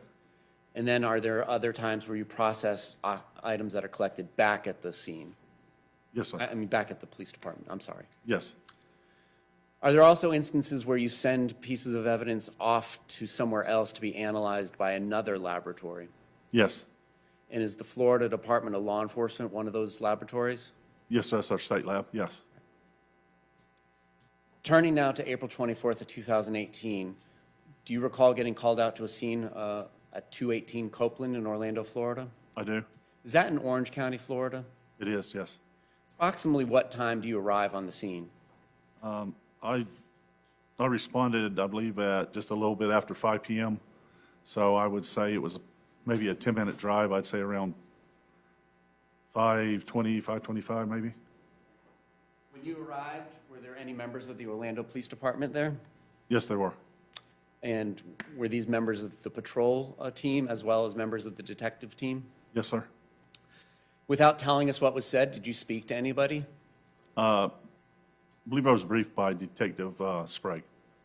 Was she the assigned lead homicide investigator on this case? Yes, sir, she was. After being briefed by Detective Sprague, what steps did you take next? Basically, just did some observations, then started my photography. All right. May I approach the witness with BJ for identification? You may.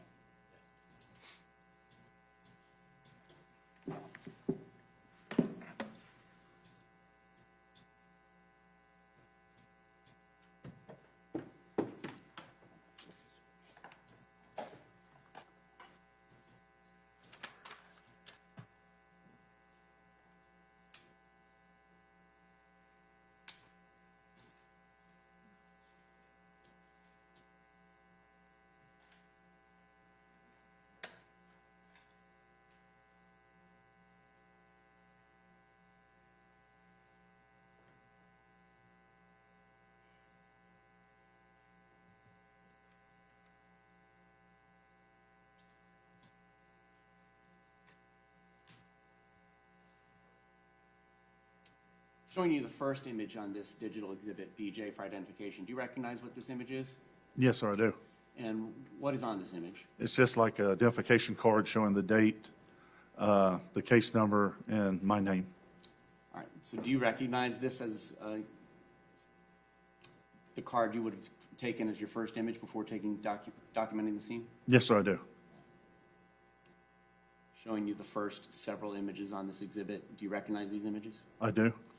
Your Honor, at this time, the state would move BJ for identification into evidence. Any objection? Okay.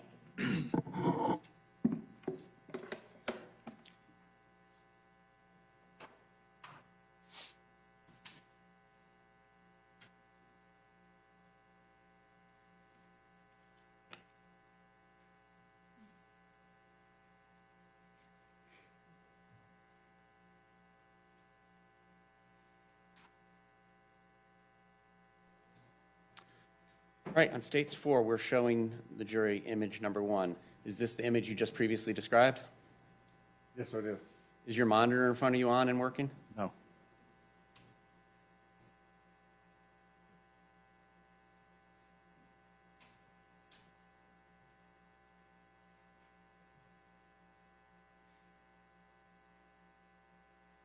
Attorney's approach.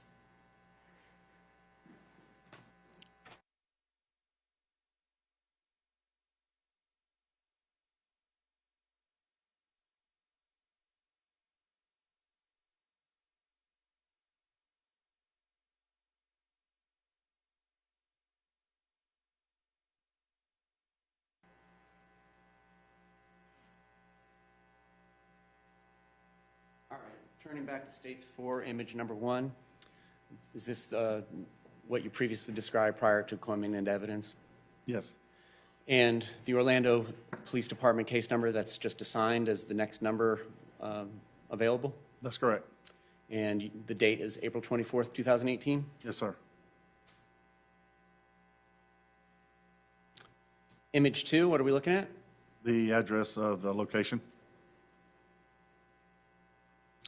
Image 3? Overall view of the residence from the street. Image 4? That's the overall view of the driveway on the east side of the residence. Image 5? Just a little bit closer view of the driveway with the two vehicles parked in the back.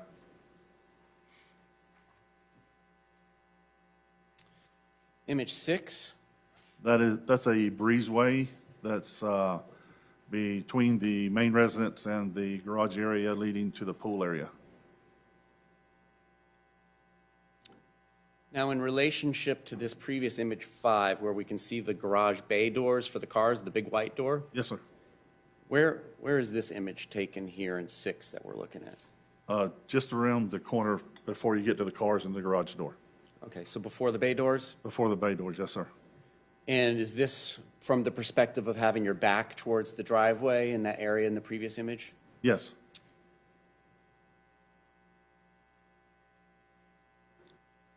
Again, in image 7, is this another view from that perspective? Yeah, just a closer view and from inside of the breezeway to the west end of the breezeway.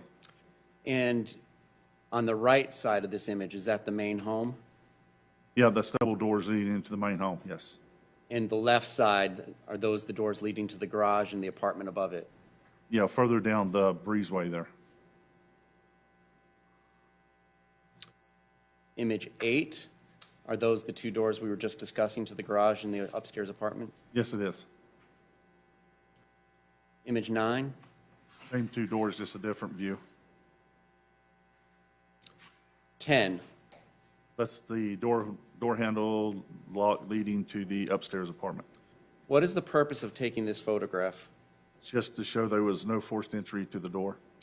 And what would be, based on your experience as a crime scene investigator who's processed thousands of scenes, you said, what would be indicative of a forced break-in that we're not observing in this image? The glass could have been broken, the door handle could have been broken off. There could have been pry marks between the door and the door frame. Any way to get the door open without using the key or being unlocked. So, based on your observations, you saw nothing that was indicative of a break-in? No, I did not. And did the door knob or handle turn without any signs of ill repair? As I remember, yes.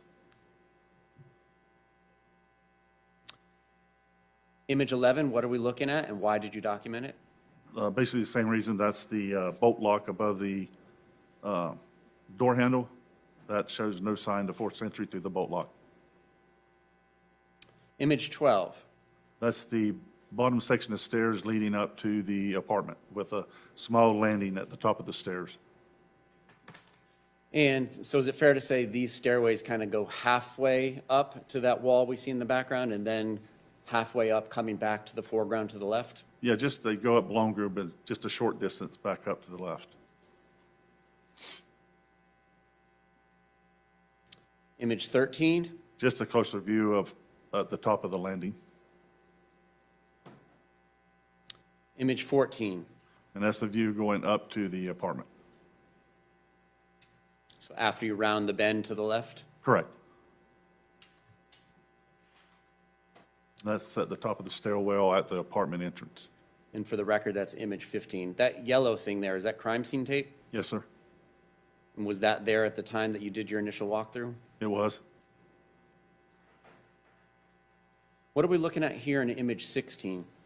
This is, I'll begin where the, it's a door leading out to outside area, I believe it is. Is that the same crime scene tape in the bottom of this image that we see back in image 15? Yes, at the entrance to the living quarters. Image 17, what are we looking at and why is this documented? The interior door handle of the door leading out to that outside area with no sign of forced entry. Image 18, what are we looking at here? The start of the overalls of the interior of the garage apartment. You said you got there around 5:25, 5:30? Yeah, I'd say around 5:20, 5:25, somewhere in there, yes, sir.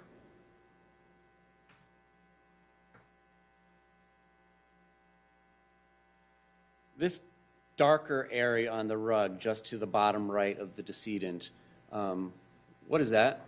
It was just a stain on the carpet. All right, was it wet to the touch? At the time, I didn't touch it at first. When you did touch it, was it? I don't recall if it was, that stain there was wet or not. All right.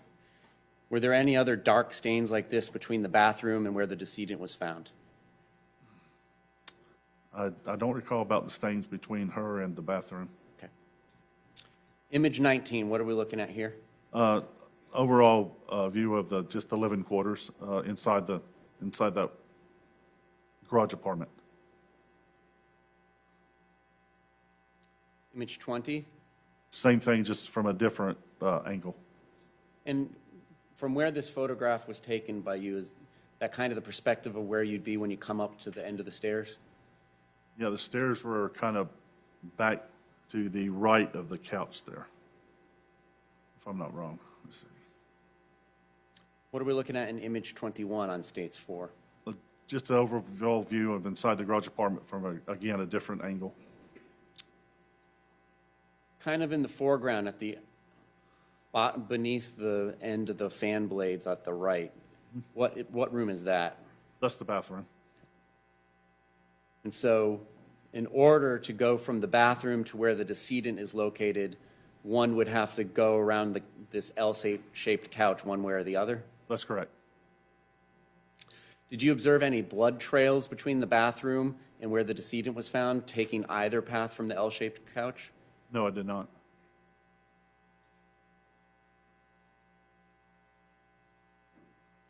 Image 22. Just a view of the couch in the living area there. And in the background on the right here, is that the stairwell that is behind here and underneath this chandelier? Yeah, that's the stairwell banister right there with the stairwells behind it. That's correct. And was there a laptop and a phone on the banister here on the left side of the banister? Yes, sir, there were. And was there a package of sheets here at the very left edge by the wall on the stair banister? Yes, sir. Image 23, what are we looking at here? Just a view a little bit closer of where the decedent was and the area of that corner. And based on your experience of investigating crime scenes, additionally, have you ever attended any autopsies? Not during the autopsy itself, no. So let me ask it a different way. Have you ever been there to collect evidence that was taken from a decedent's body in any of the homicide cases you work? Yes, sir. Are you familiar with rigor mortis? Yes, sir. And did you observe any signs of that based on your experience on this decedent at the time you found her around 5:30? Objection, lacks foundation.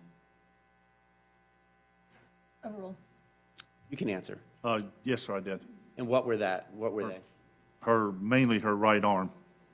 The way, the position with it being up off the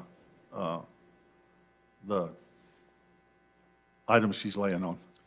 Now, as a member of law enforcement, are you allowed to touch the decedent on a crime scene or any of the belongings in his or her immediate area? No, sir, I am not. Who has the jurisdiction to do that? The medical examiner's office. And for you or any other member of a law enforcement agency to actually touch the decedent or to manipulate the decedent's immediate belongings, would you require permission from the medical examiner's office? Yes, sir, you do. What are we looking at in 24?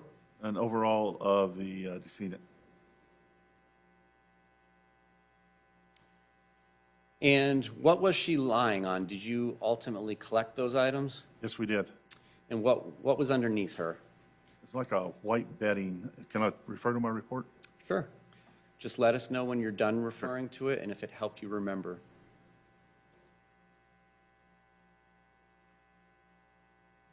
Yeah, it's just a white piece of bed on top of the carpet. Did you ultimately collect it? Did, yes. When you collect an item of evidence, do you package it? Later on, yes, sir, we do. And an item of such size, would you put it in a box as opposed to a manila envelope? It would either go inside a box or a large brown paper bag.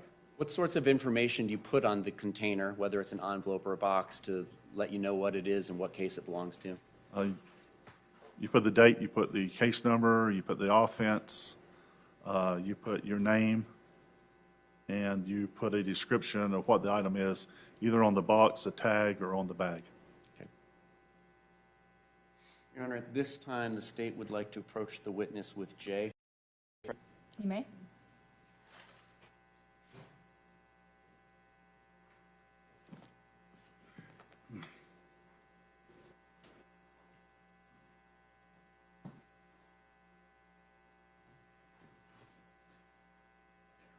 There you go. I believe I'm giving you the dimension with labeling information. Would you agree? Yes, In reviewing J for identification, do you recognize this item? I do. What do you recognize it as? The bedding that the decedent was laying on. Your Honor, at this time, the state will move J for identification and evidence. Any objection? That's number 5.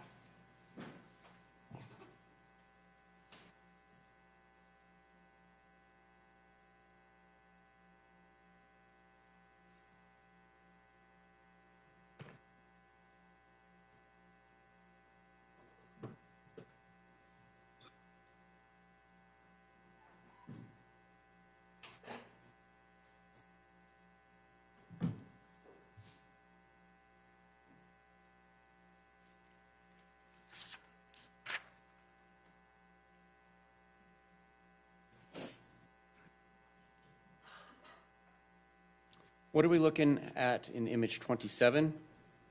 That's like an overall view of the decedent from above her looking down. And realizing that you were not allowed to touch her, visually, could you observe any signs of her or her clothing being wet or the mattress padding that you collected? It appeared to, her hair appeared to be wet for sure because it's kind of matted, and the bedding also appeared to be wet. Did her body appear to be wet? In some areas, yes. Did her clothing appear to be wet? Yes. What are we looking at in image 28? Just a close-up of her face. 29? A close-up of the left profile of her face. And in this image, was she wearing an earring in her left ear? Yes, sir.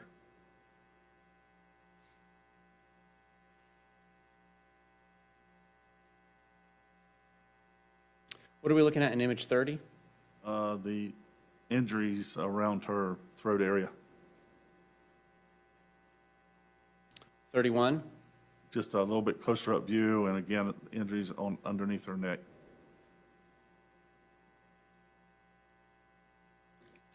And in this image, was her hair so wet that it was laying flat on her skin? Yes, it was laying flat on her skin. Image 32? It's just a overall view, just from a different angle of her laying there. Image 36?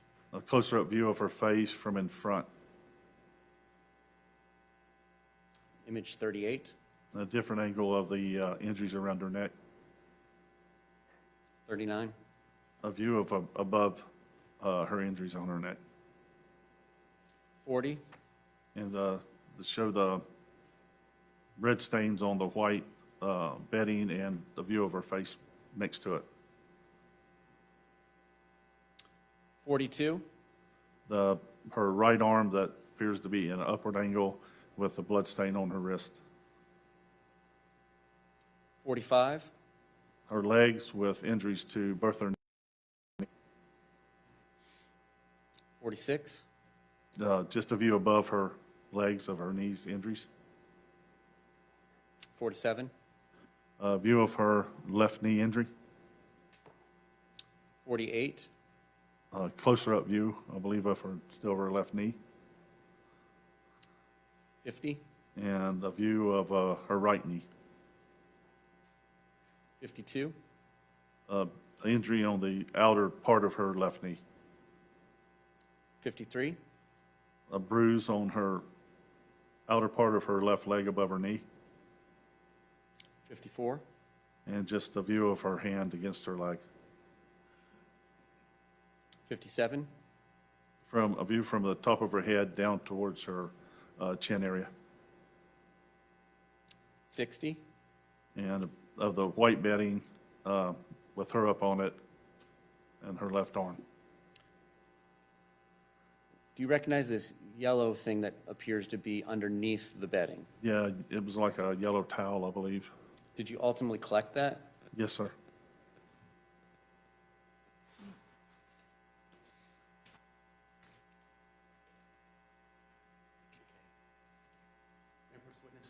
Okay. What I'm showing you is what has been marked for identification purposes as AK. Recognize this item? Yes, sir.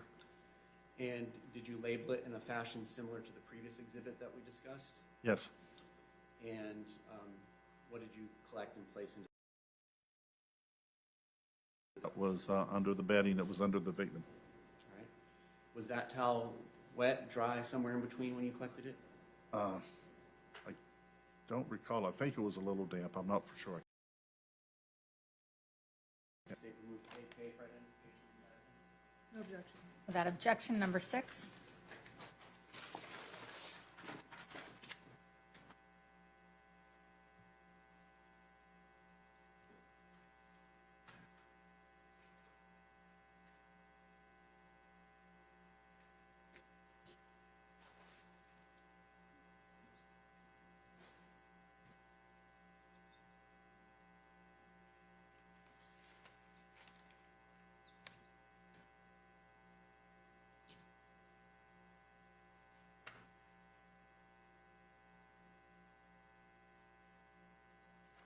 Image 61, what are we looking at? A view of the white bedding she's laying on with a red stain on the side of it. Image 62, what are we looking at? That's a view of the top of the bed. 63, Same, just a view of top of the bed from a different angle. 64, And a view of top of the bed from the left side of the bed. 65, And a view of top of the bed from the foot area. 66, Just overall view of where the, one of the closets was located. 67, A view of the bunk bed, 68, a desk that was underneath the bunk bed, 69, and the corner where, the southwest corner where the bathroom was located, 70, and the interior of the second closet by the bunk bed. and to the right in this image, is that towards the area of the bathroom? Yes. 71, Again, it shows a view of the bathroom along with a small, like, pantry closet. now, turning to this closet, I believe that's a Swiffer dust mop, maybe some wet Swiffer stuff on the second shelf. In between there, just jumping ahead for a moment, did you return to this scene on April 24th of 2018, a month later? I did, yes, a month later. And do you recall whether or not any of the sheets rolled up in this image were not there on May 24th when you returned? I don't recall, I don't believe all those sheets were there when I returned, no. We'll come back to that when we Okay. get past this day. Again, is 72 another image of this closet with the Swiffer? Yes, it is. 73, Just the garbage can in the bottom of the closet. and the computer and the phone that we saw on the banister, were they being plugged in or charged? And is that what we're looking at here? Yeah, they were hooked to a charger on the banister just right of the closet. And this thing here is that package of sheets on the end of the banister, is that what we're looking at? Yes, that is. Jumping ahead to 74, answering my own questions. Does this show the sheets in the computer and the phone? Yes, sir, it does. 75, the computer and the phone? Correct. 76, the brand of the computer? Yes. All right, 77, what are we looking at? Just a closer view of the entrance to the bathroom. And again, did you see any blood or a wet water trail from the bathroom towards where the decedent was? No, I don't recall any wet trail. Particularly on the tile area in the bathroom? No. What are we looking at in 78? View going into the bathroom. 79? Again, a closer view going into the bathroom, looking towards the west. And that brown rug in the background against the wall, is that how you found it when you first walked through the scene? Yes, sir, it is. So you all didn't do that to process anything in the bathtub? No, we did not. 80, what are we looking at? Just the upper view of the window and the wall of the bathroom. 81? Just the vanity.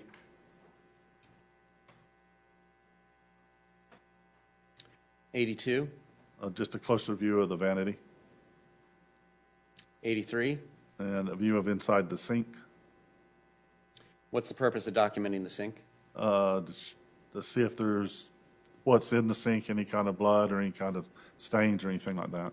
Did you observe anything like that? I don't believe so, no. 84? Just the toilet area with the stool and the rug pushed up towards the metal shelves. 85?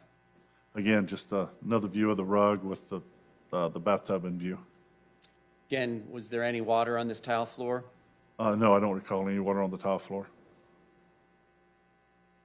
86? View of the pushed up rug. again, that's as you found it when you first did your walkthrough? It is, yes. 87, The wall inside the shower, 88, overall the bathtub, 89, the north ledge of the bathtub. and to your naked eye, are you seeing any suspected areas of blood? Yeah, I suspect there's some red stains on the top north ledge of the tub. And when you say north, is that the background side? That's the side to the tile, Okay. And so then the south is the side furthest? against the wall. And is there any signs of blood possibly have being in the bathtub? Yeah, there was, looked like signs of diluted blood all the way around the bathtub, like where a water level was. All right, and does there appear to be hair in the bathtub and in the drain? Yeah, there was two sections of hair. There was one on top of the drain and one in the, almost the center of the tub. Did you collect that hair? We did. May I approach? May? Showing you Z for identification. Do you recognize Z for identification? Yes, sir.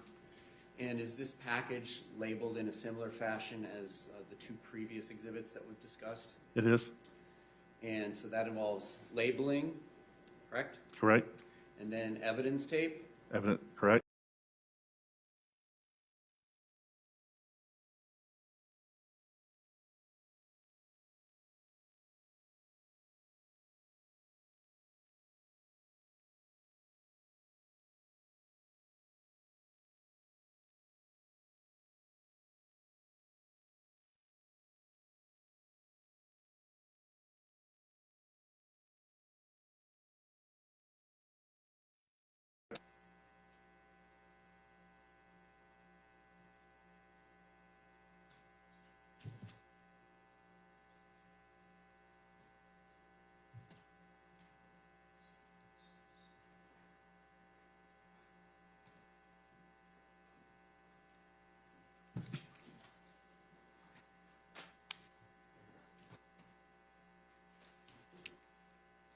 Sorry, what was that exhibit number? Thank you.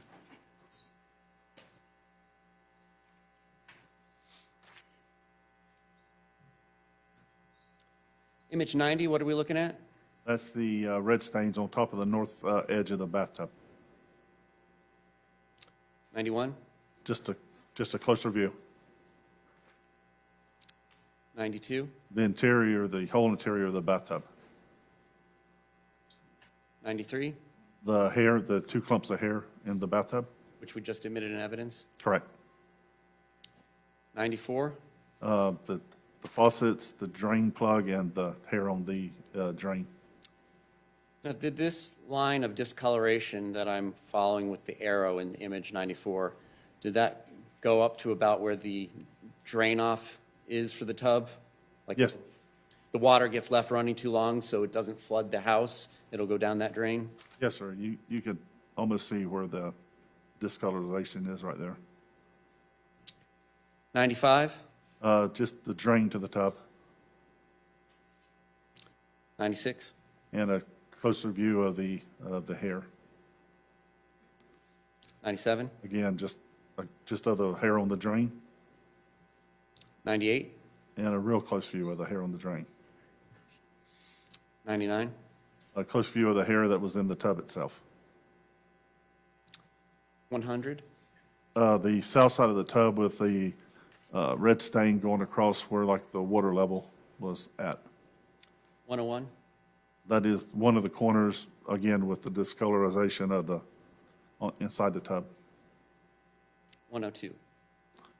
The side of the tub with the discolorization on there. Is there any suspected blood on this tile in the center of this image? Yes, sir, there's a few spots, as you can see on this image here. 103, Again, a view inside the tub where this discolorization was. 104, same as 103. Same, yeah. I just went around inside the tub. 105, just a different area of that as well. That's correct. 106, Again, just inside the tub with the discolorization. same for 107. Yes, sir. 108, what are we looking at here? Just the nightstand and the area where the bed was at, the corner of the bed.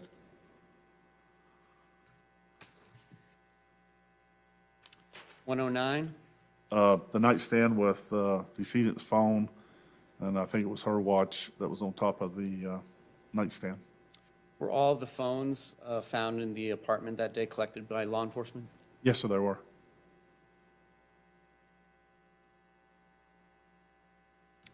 $110, Just a close-up view of top of the nightstand and the items on it. $111, Close-up of the decedent's phone. $112, Just a different angle of the items on the nightstand.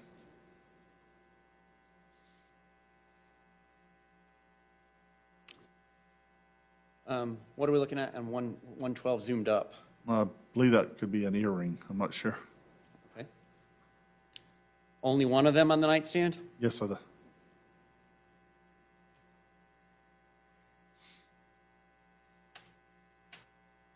113, The top of her computer desk, her workstation area, 114, just where the mouse pad and the mouse, 115, the computer screen or monitor. 116, Again, just a view of the computer monitor. 117, The keypad,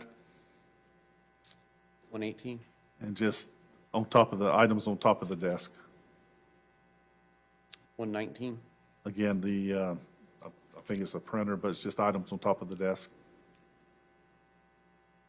120, A monitor, 121, the digital air conditioning thermostat, what's the purpose of documenting that? to show what the temperature inside the residence would be. What's the relevance of that? It's just so we'll know the coolness or how hot or, and it benefits the ME's office also. 122, what are we looking at that, these numbered things, 1, 2, and 3, what are those? That is our evidence markers, our placards. And who placed them there? I believe I placed these three here. All right. What are we looking at in 1, in image 123? That is a suspected red stain on the carpet. Image 124, placard number 2. That is a cordless telephone. Image 3. And another red stain on the suspect stain here on the carpet. 126, where are we now? I believe we went to the garage. And that's below this apartment we were just walking through? Yes, sir, it is. 127, It's just overall views of what's in the garage area.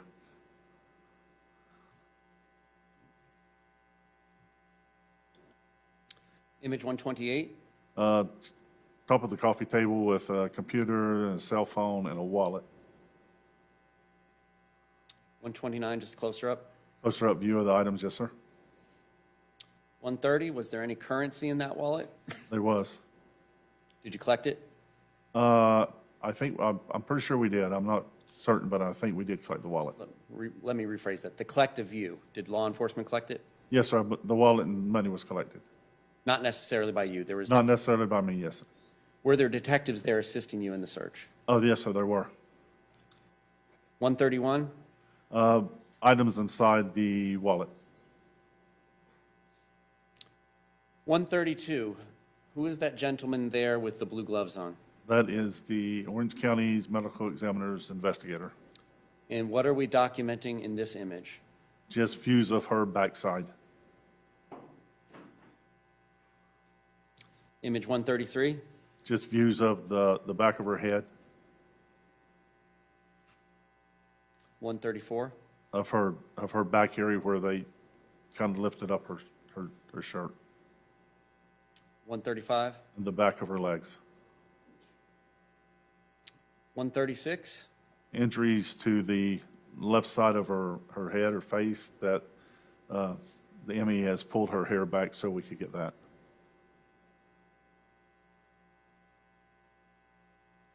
137, That's the bedding that the decedent was laying on after she was removed by the medical examiner. And that's what we previously have placed into evidence? Yes, sir, it is. 139? Where her head area was laying on the bedding.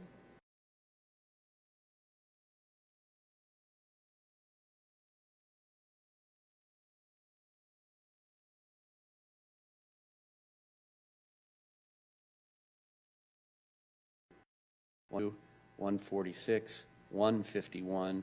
Were those all images of those vehicles? Yes, sir, it was. 153, what are we doing here?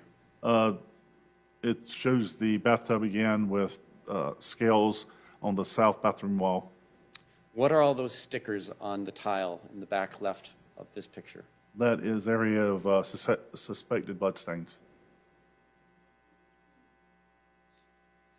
154? The same, it just shows the distance from the tub up, the distance from over to where the bloodstains went in each individual bloodstain. Did you have another CSI assisting you at the scene who was taking swabs? I did, yes. Is that then Carrie Taylor? Yes, sir, it is. 155, what are we looking at? Just another view from further out from the tub. 156? Close-up view of the top of the scales, that's the top suspected blood stain there.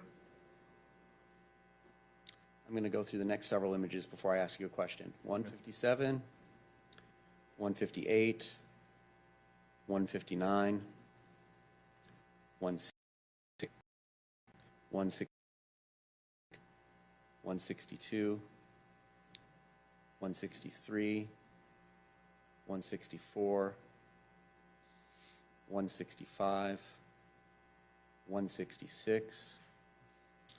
All those previous images, were those close-ups of either individual or collective stickers denoting suspected bloodstains? Yes, sir. Those were all on the tile walls in the broad photographs that were taken before the closer-up photographs? Yes, sir. 167, are we back in the bathtub? Yes, sir, we are.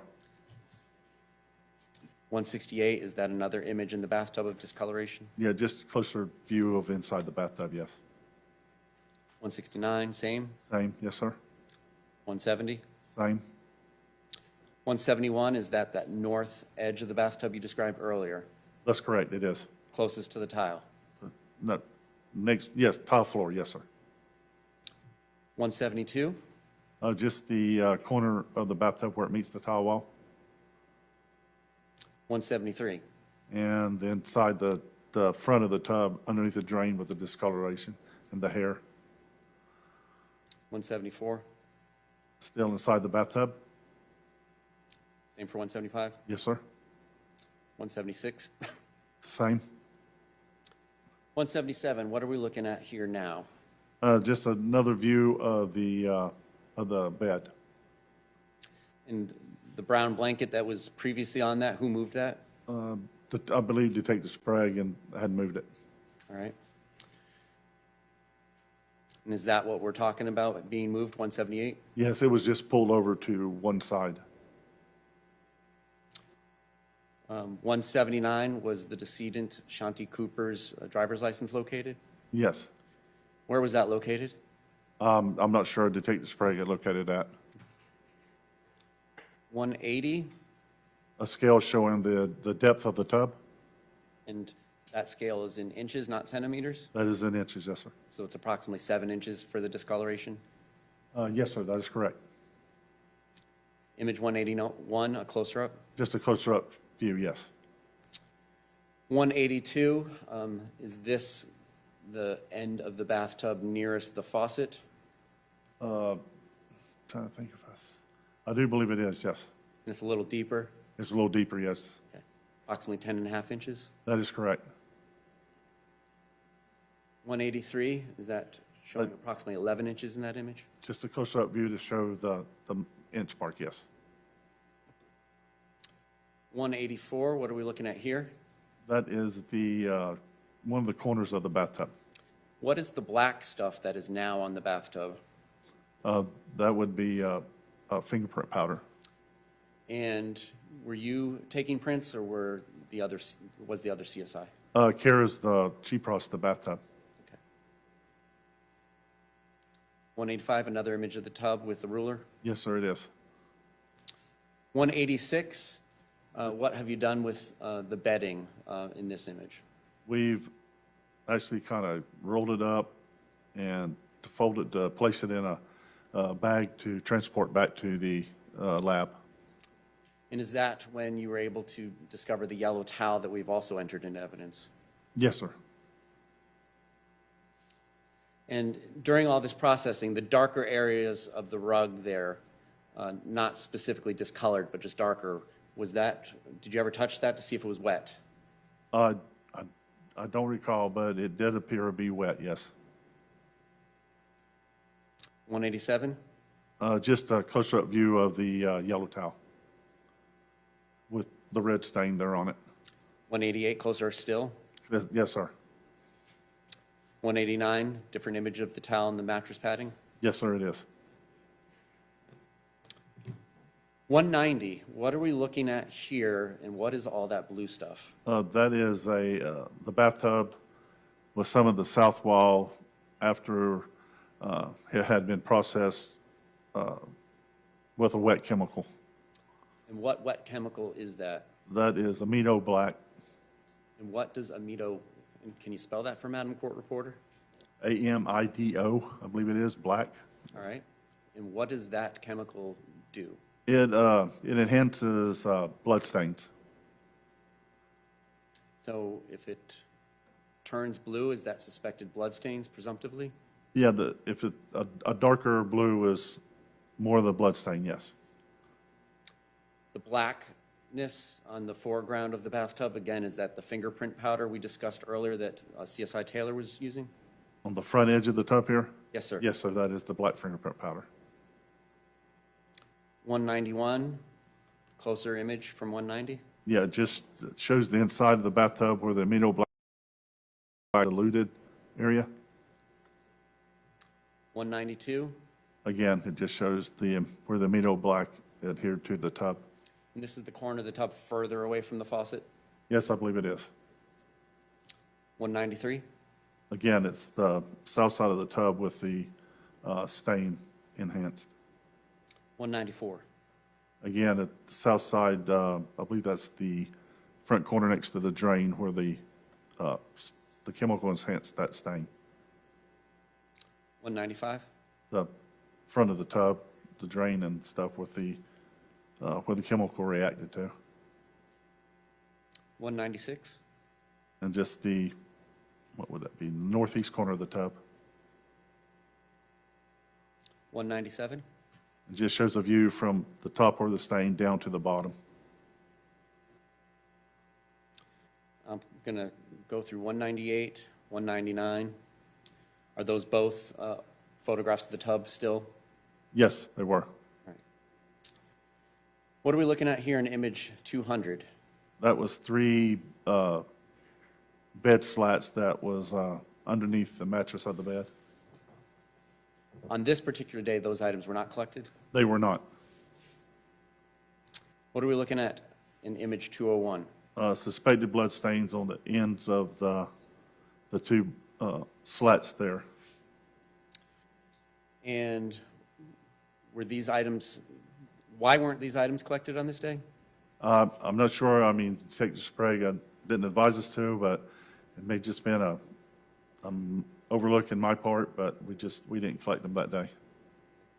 And on this day, do you know if those ends were swabbed so they could be tested with chemicals to tell if it's presumptively blood or not? I believe CSI Taylor may have swabbed them. I'm not for 100% sure about that. 202, is that just one of the ends of those slats? It is just a closer view. 203, another one of those slats? Yes, sir, it is. And 204, the third of those slats? Yes, sir. Are we back in the garage in 205? Yes, sir, we're back in the garage. 206, 207, 212, 213, and 215. All of these in the garage? Yes, sir, they are. And we've seen several images of credit cards and/or debit cards, both belonging to Ms. Shanti Cooper and Mr. Tronnes. Were those all collected? Yes, they were. Is that what we're looking at in 216? One It of those is. cards. Going now through 217, 218, 219, 220, 221, 224. Are these still all in the garage downstairs? Yes, sir, they are. 225, 226, 227, 228, 229, 230. Were those all in the downstairs garage apartment? Yes, sir. 231, what are we looking at here? That's the items that were on the landing at the middle of the stairwell going up to the apartment. And so to the back and to the right of this, would that be where that chair was in the staircase? Yes, yes, In the window? yes. And so this is the beginning of the second half going up to the actual landing of the second floor. That's correct. 237, is this a Publix receipt? Yes, sir, it is. Is that collected? I believe so. 238, same? Same thing.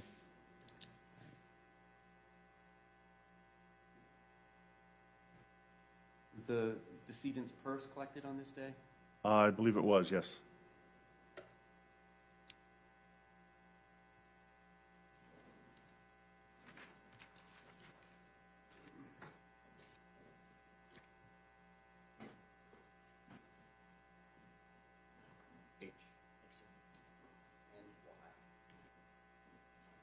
May I approach the witness? May?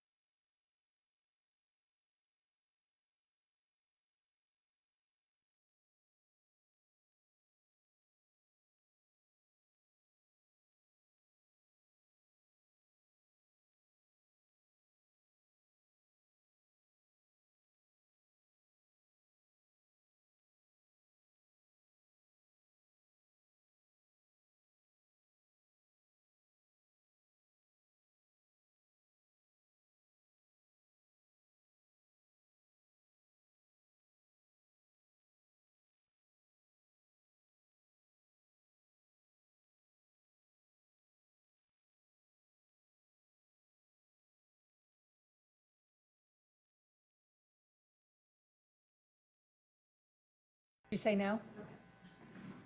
That will be 8 and 9.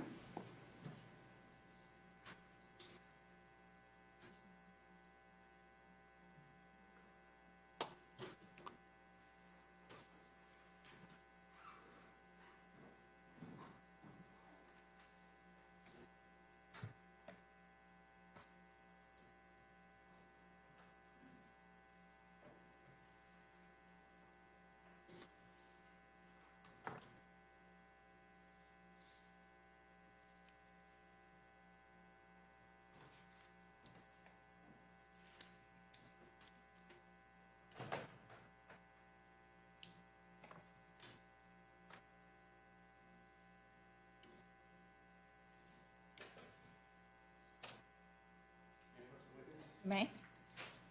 What I'm showing you here is AK for identification and a space 6. I'm not sure medium is your size. I'll see if we can do better than that. Could you open this?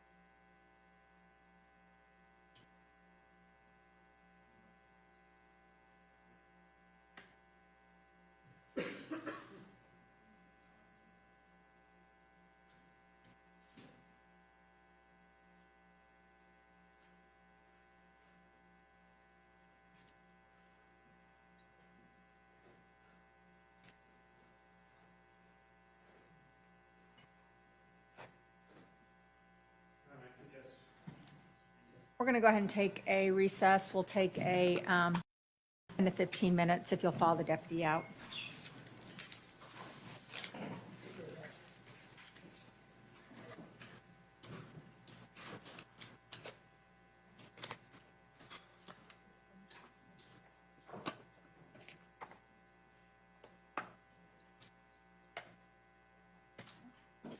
We'll be in recess until 3:25.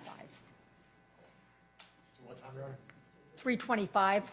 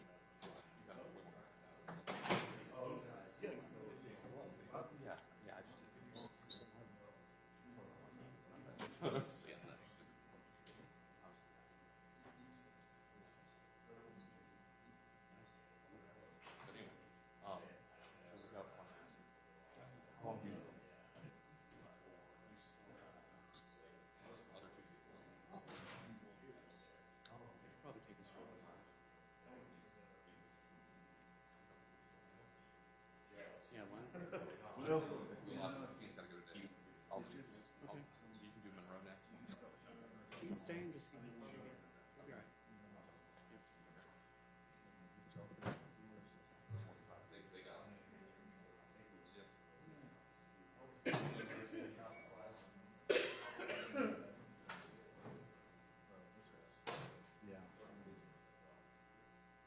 Yes, sir.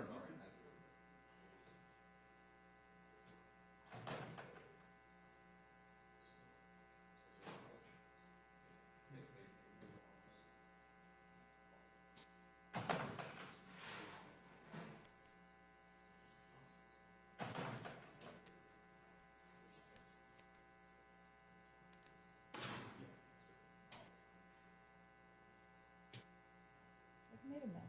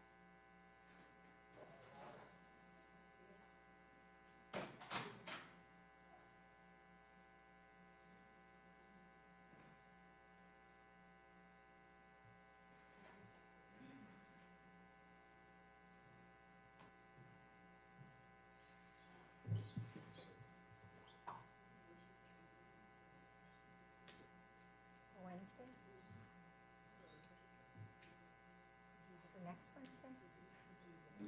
Yeah, well, I got what we finished with this, so.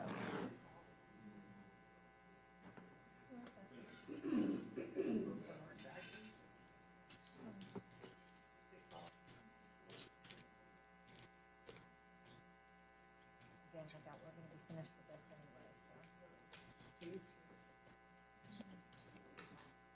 Looks like he needs a continuance. Goodness gracious. State, you ready? Yes. Want me to get my witness? Defense ready? Yes, sir. We can bring the jury out. Oh, I know. I know.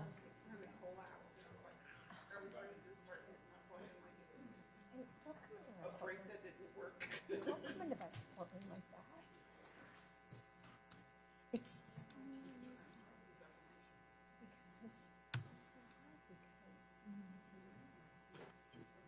hard because I always had it as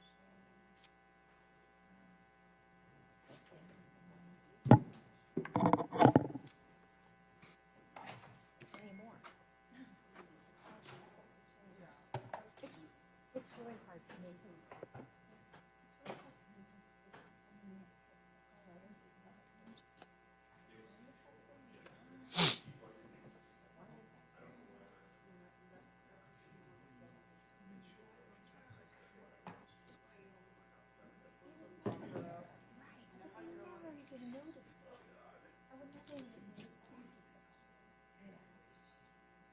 Changes everything.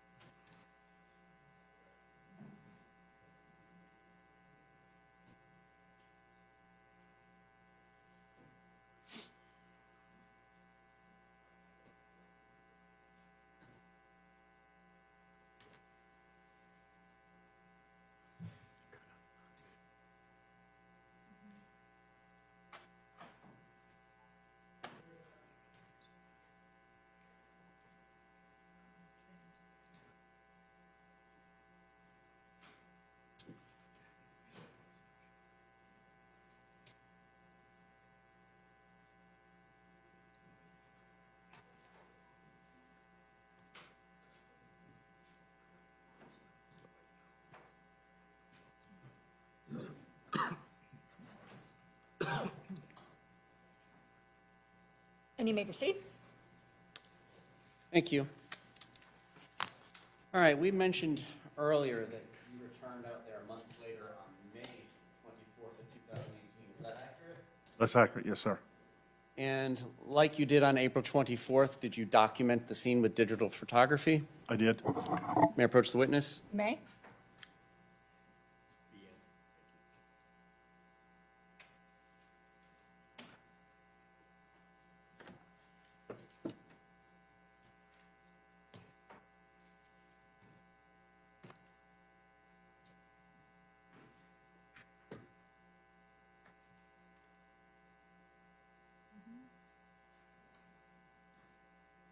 You recognize image 1 on this exhibit BN for identification? Yes, sir, I do. Same information as the last one, the date, case number, your name? Yes, sir. Your Honor, at this time, the state would move BN for identification into evidence. Any objection? That's number 10. Permission to publish? You may?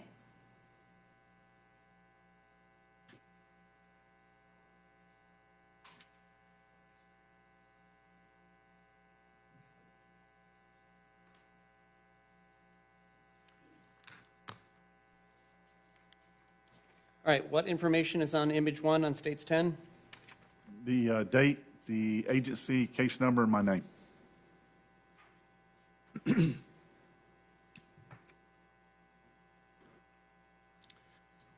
Image 2?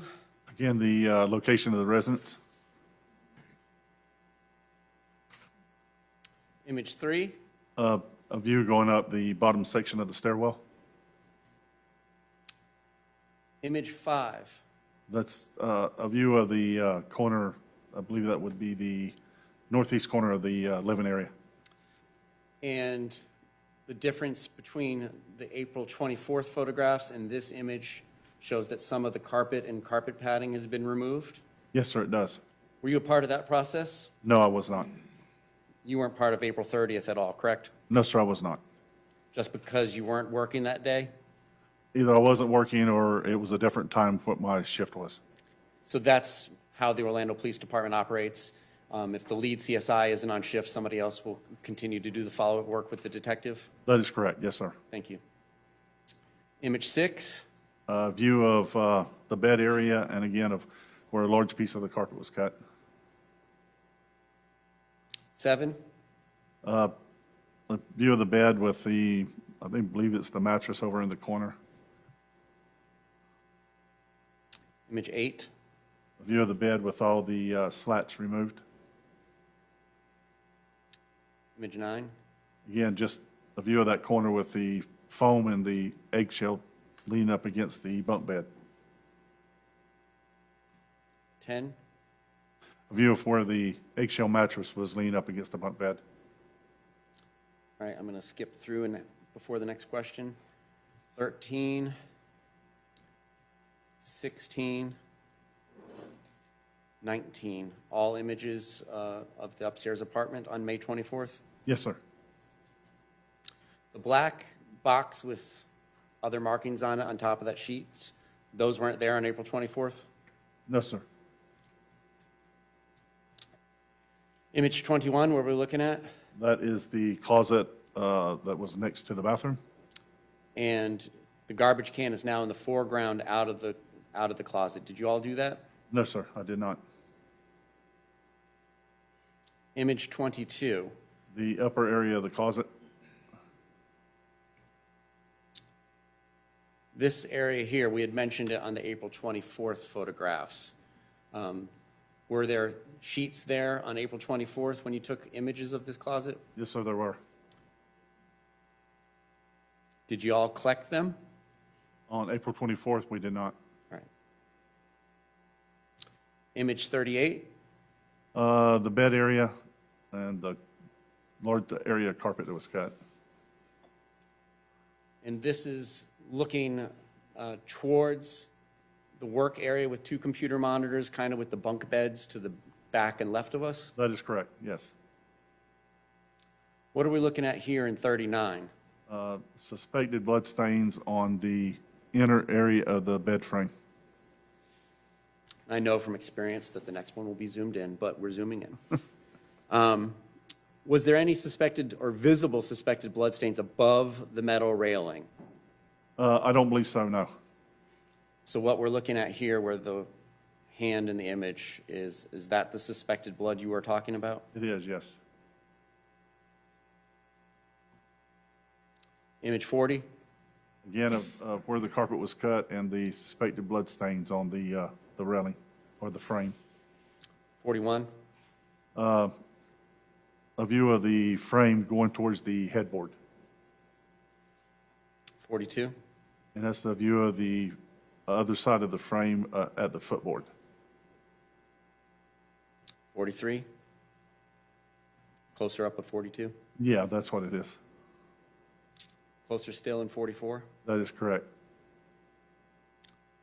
45, close-up of the suspected stains? It is, and I was wrong. There is one additional suspected blood stain above the railing right there. Is that kind of where the flash is reflecting in the center? Yes, it is.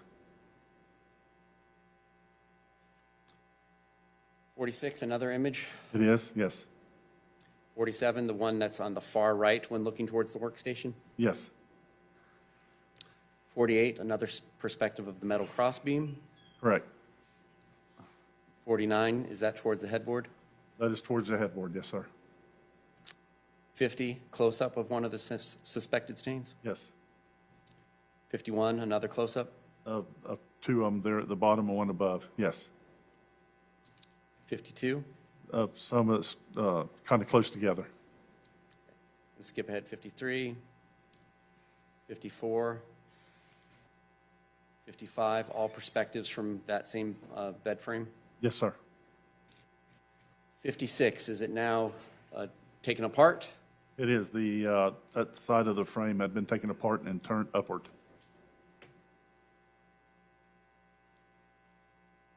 And in this image, can we see whether or not any of the blood stains actually kind of pooled up on the bottom of the bed frame? Yeah, you can see a stain kind of here and here. Is that where I'm putting the hand? Yes, it is. Another image of that in 57? It is, yes. 58, Just overall view of all of them. 59, again, close-ups. Correct, yes, close up. And I'll do several images, 60, 61, 62, 63, 64, all close-ups. Yes, sir, it is. And is this faint area kind of with the two holes, is that suspected blood stain? It looks like, yeah, it's been like a diluted red stain. What do you mean by diluted? What does that word mean? Kind of either wiped it down or water got in it, you know, just it diluted the blood from just pure blood just down to like a sample of it. I mean, it's 68, just some cash that was recovered. 69, Just a view of what, how much. 76, A view of the bathtub.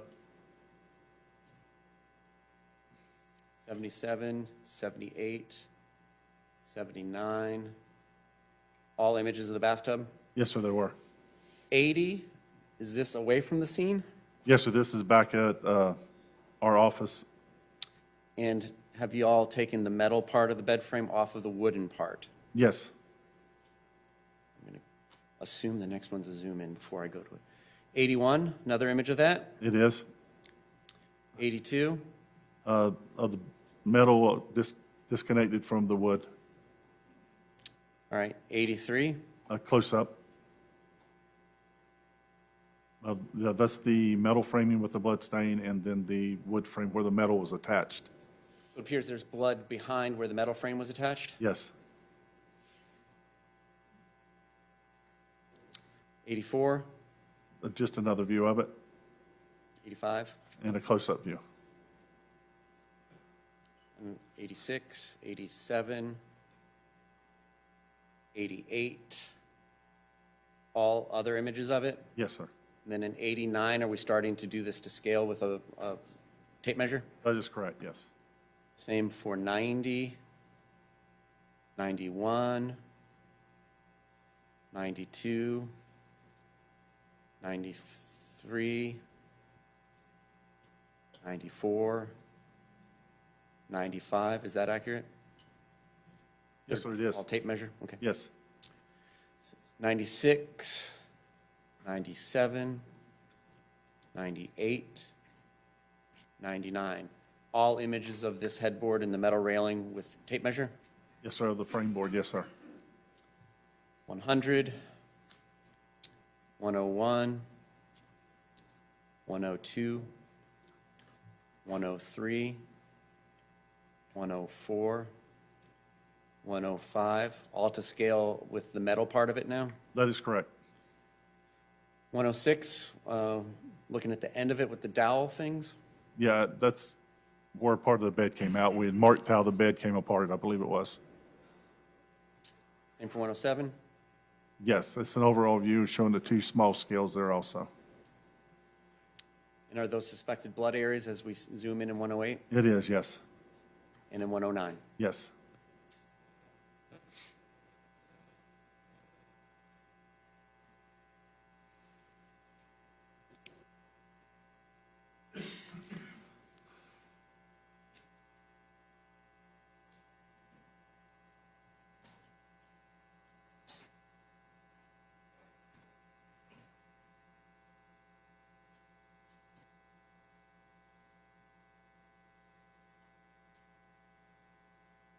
Were you part of the team that searched the defendant and his mother's residence on August 28th of 2018? Yes, sir, I was. Again, did you document this process with digital photography? I did.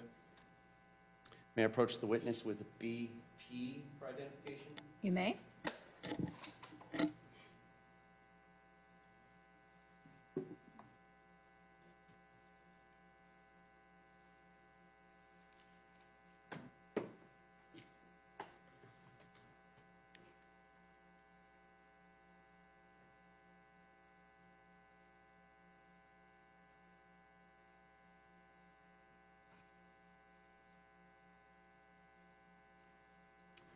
Showing you image 1 on this exhibit. Is this one of your placards with the date, case number, and your name? Yes, sir, it is. So you recognize this as photographs taken from that search? Yes, sir, I do. Your Honor, at this time, the state would move BP for identification.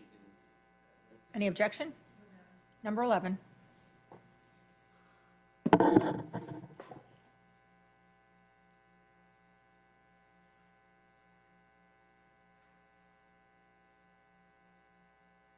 Permission to publish? May?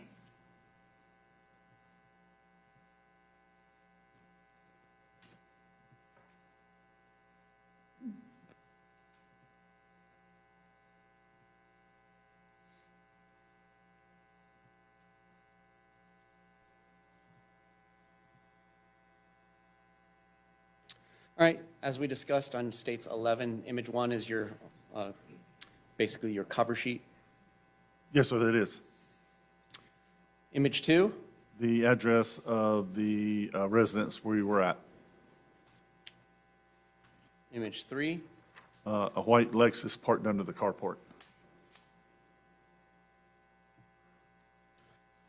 image 4, license tag, Correct.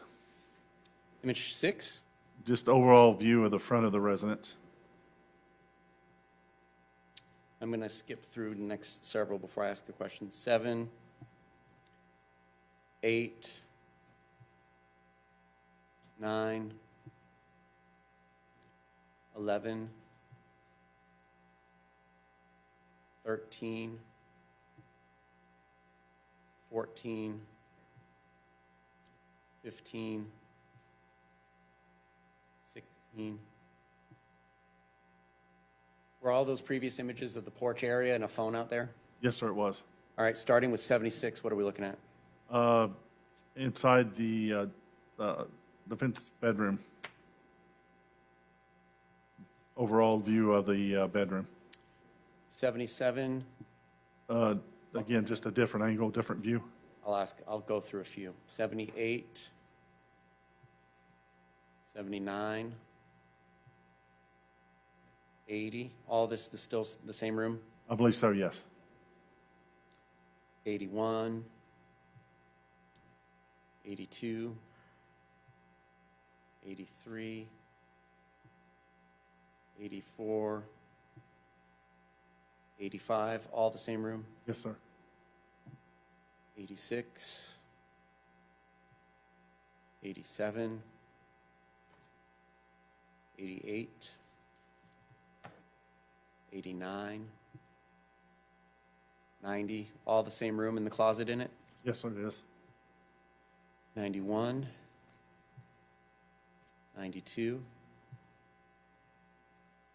93, 94, all the same room? Yes, sir. 144, is this in the same room as well? I believe so, yes. 145, what is that? Passport belonging to the defendant. 146, is that what we're looking at opened up? It is, yes. May I approach? May? Is that item collected? Yes, sir. Showing you AQ for identification, you recognize AQ? Yes, I do. What do you recognize it as? Passport in the name of David Michael Tronnes. And when you collected it, did you put it in that package? Yes, sir, I did. Labeled and sealed in a similar fashion as the previous exhibits? Yes, sir. No FDLE tape on this one? No, sir. Substantially the same condition? It is. Your Honor, the state will move AQ for identification evidence. Any objection? Defense, any objection? Oh, no, no, ma'am. Number 12.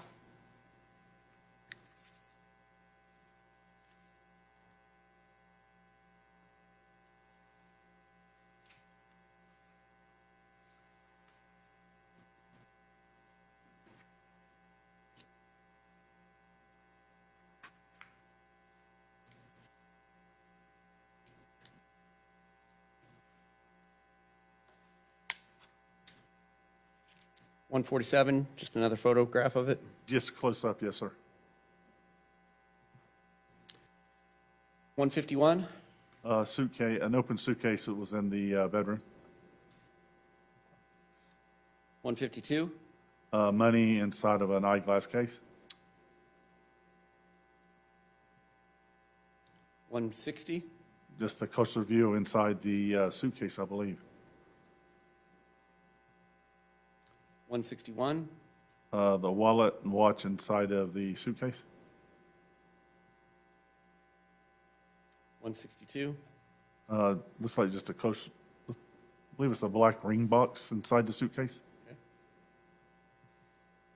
163, The ring box opened with the ring inside the box. and are those hands Detective Barbara McClelland, or back then Barbara Sharp's? Yes, sir. She the one that found it? Yes, sir. But you documented it. I documented it, correct. 164, is that her hand again? It is. What is in her hand? The ring from inside that small ring box.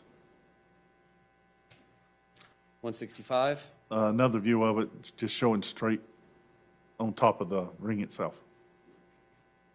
166, Again, another view just with her holding the ring. 167, I believe that's another jewelry box, 168, just that contained, nothing was in it. same for 169, Same, yes, sir.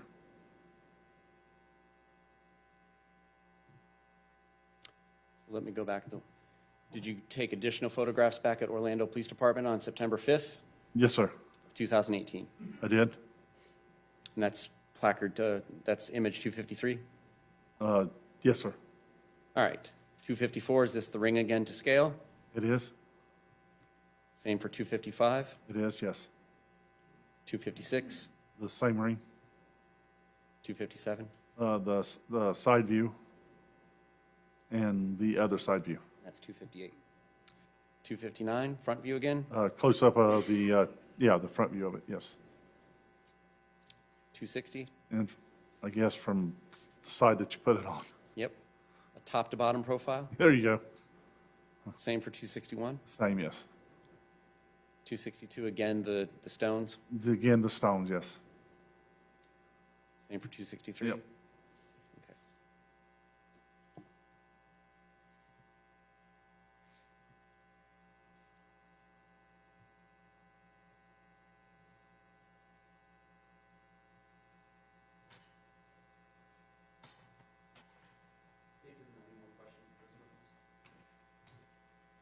Cross? Hold on just one moment, I'm sorry. I was a bit eager.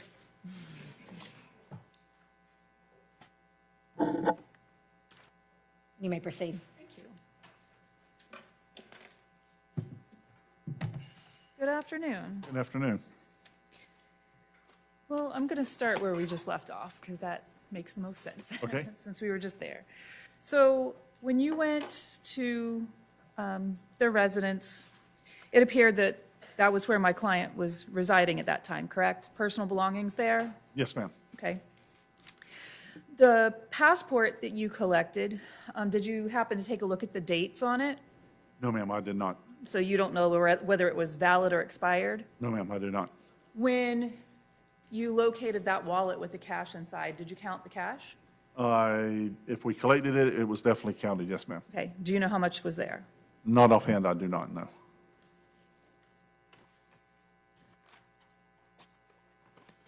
Did you happen to find any airline tickets or anything like that? No, ma'am. The ring, do you have any idea when that ring was purchased? No, ma'am, I do not. Do you have any idea who the ring belonged to? I was told who it was belonged to, but I do not know who it belonged to. Okay.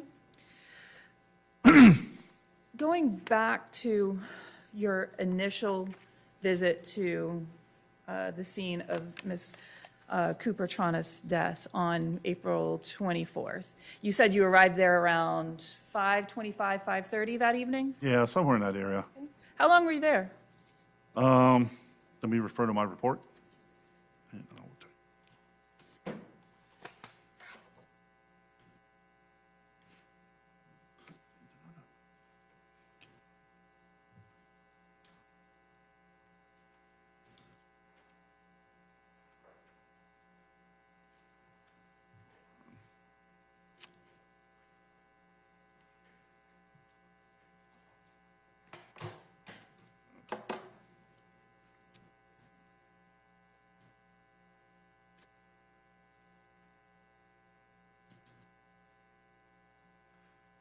I'm not sure, I didn't include that in my report, but I know that we were there for several hours.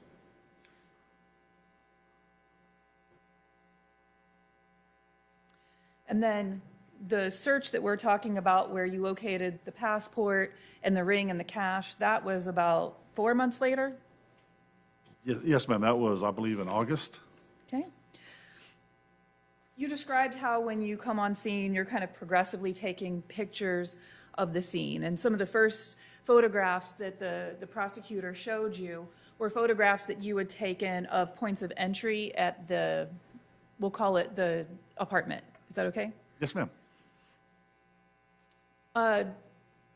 You took some photographs of that, you said, to show that there was no signs of forced entry, correct? That's correct. So there was no splintering, no broken glass.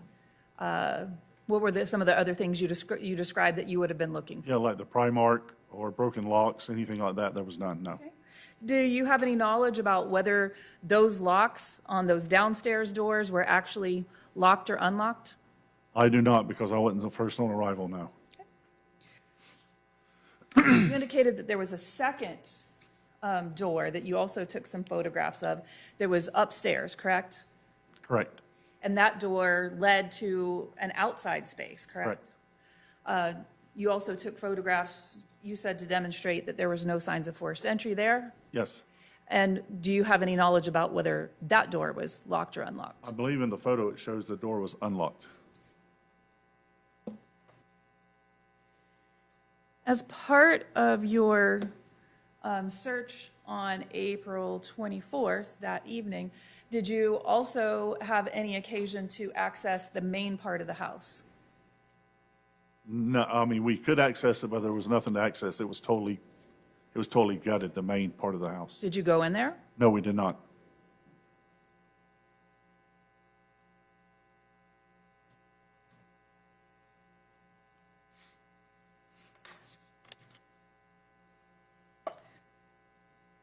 Your photographs describe the scene around Miss Shanti Cooper-Tronnes' body. And when you were taking those initial pictures, what were you trying to capture when you're taking those photographs around where she was located?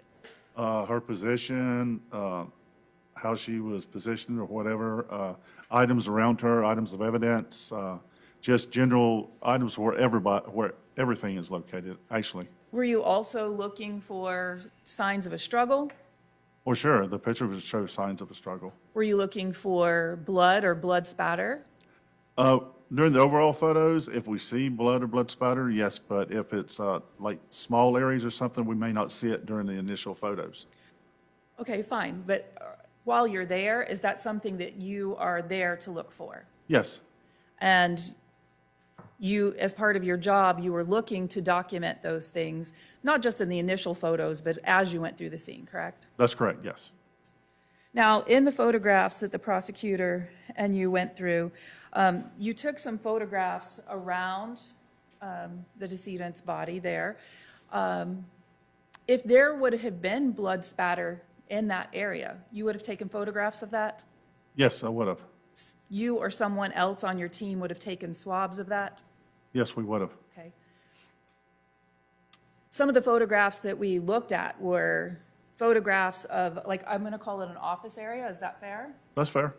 There was a desk and a couple of computers, correct? Correct. Work accoutrement like pens, pencils, Post-its. Yes, ma'am. Things. There was also like a flat mouse pad there. Yes? There was. Okay. You took some photographs there. Did you locate any blood spatter or anything that appeared to be blood in that area? No, ma'am, as I recall, we did not. Approximately how far was that desk away from where the body lay? Oh, man. At a guess, I would say 10 feet. Did you take any photographs or locate anything that appeared to be blood spatter around the headboard of the bed? No, we did not observe any kind of blood spatter on the headboard or around the bed. What about on the wall? No, ma'am. Approximately how far was the headboard and the wall away from where the body lay? Not much further. It was just at an angle. So maybe another foot, foot and a half or something like that. I'm not sure. Okay. Anything on the nightstand? Not as recall, no. Anything on the sofa? I don't believe so. Or approximately how far was the body from where the sofas were? Well, the sofa was L-shaped with the furthest part being away, so I would say maybe 16, 17 feet at a guess, if I'm not wrong. It was a little ways away from her.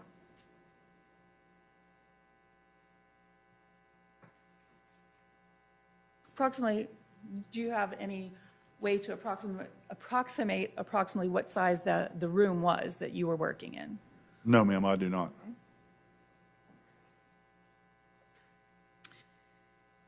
Were you also, as part of you looking through this crime scene, were you also looking for possible weapons? Yes, ma'am.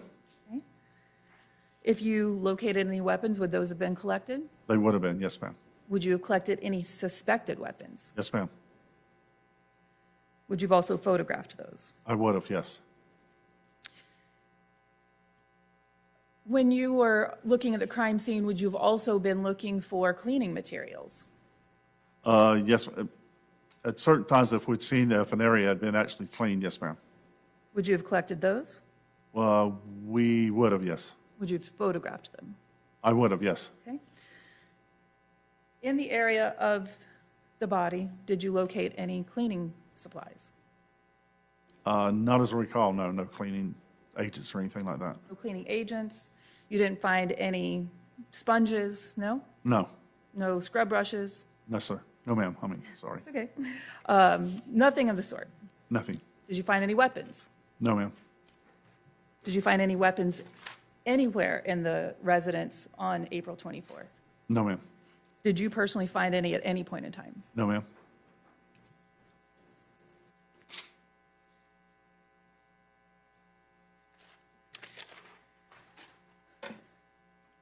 Turning to the bathtub area.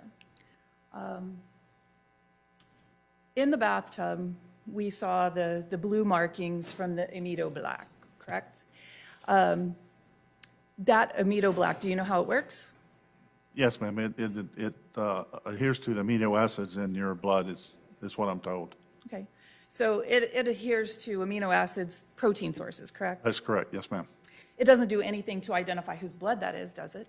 No, ma'am. All right. When you were taking those photographs of the bathtub, both before and after the Amido black had been utilized, did it appear to you that any efforts had been made to clean up the blood from the tub or the suspected blood from the tub? Not as what I could tell, no. Did you collect any cleaning products from the bathroom? No, ma'am. Any sponges, scrub brushes, anything of the sort? No, ma'am. Was there any disturbance that you could visualize in the area where you saw that suspected blood residue around the edge of the tub? You mean like from Like the- where it had been wiped or scrubbed? Oh, no, ma'am. If there was, would you have specifically photographed that? Yes, I would have. There's been some discussion about whether or not the floor was wet. Do you recall that discussion? Yes, I do. And I think your testimony was that you don't recall any like water path between the bathtub and where the body was, correct? No, ma'am. Time I was there, I don't recall any of that. All right. As part of your experience with the police department, does the police department normally utilize what's called a crime scene log? Yes, ma'am. And what's that for? A crime scene log? Yes. It usually tells who is there, when they get there, and when they leave. Okay. So at the point in time that you arrived, there were already officers present, correct? That's correct. Tell me who you can recall that was there at the crime scene when you first arrived on April 24th at around 5:25. Just patrol officers were there around the perimeter, and I believe Detective Sprague was there when I arrived. Were there any patrol officers in the residence? They were, I believe, at the base where you couldn't go up into the residence, but I don't recall anybody in the residence itself, no. The paramedics would have been there, correct? They were gone when I got there. there would have been other officers that would have been the initial responders that would have gone up and down those stairs and through that area, correct? Yes, ma'am. Okay. And this area where the bathroom was, can you describe, like, when you go to the top of those stairs that we've seen the photographs of, the bathroom was to the left or to the right? It was to the right of the top of the stairs. And the body was to the left? Yes, the body was to the left and upward. Okay. So anyone who was looking at those two areas would have had to have walked through that space there, correct? Yeah, 1 to 2 spaces, either around to the left of the couch or the right of the couch. What do you wear when you're doing your crime scene work? Latex gloves and booties on our feet. Okay. What are those booties made of? I don't know what the material is they're made of, to tell you the truth. Is it like a paper or some type of, It's some type of cloth, I believe it is. and are those booties collected and preserved? No, once we're done, we throw them away. How many people were working with you on that crime scene that night as part of your crime scene unit? CSI Taylor. We saw some other people photographed in your pictures, specifically the medical examiner investigator, correct? Oh, yes, ma'am. Okay. And how many people were there from the medical examiner's office? Just the the investigator himself when he first got there, and then once he is done with his preliminary investigation, there is a transport company that comes and picks up the decedent. And how many people were there for the transport? Just 2.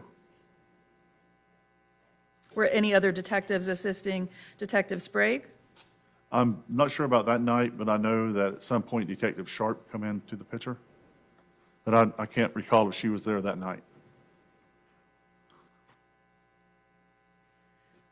You had indicated at some point in time during your direct examination that you were doing things that Detective Sprague asked you to do, correct? Yes, I ma'am. think what I remember is you said something like, I would have done that if she asked me to do that. Yes, ma'am. So she was there with you when you're walking around and making these observations? She was there somewhere. She wasn't right beside me when I'm doing that, but she is definitely on the scene somewhere. What was she wearing when she was walking through the scene? They also wear the booties, and most of the time they wear the latex gloves also.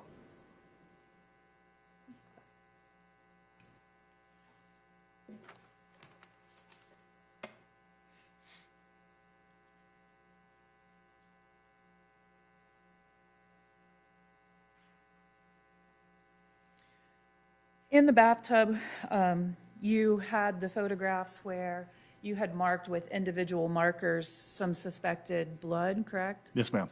And I think you indicated that crime scene investigator Taylor was taking swabs of those different areas? Yes, ma'am. Did you observe her doing that? I did. Okay. At that point in time, it was suspected blood, correct? That is correct. And you don't have any idea whether it was blood or not, right? No, ma'am, not until some kind of test is done on it. And you certainly wouldn't have known whose it was, correct? No, ma'am.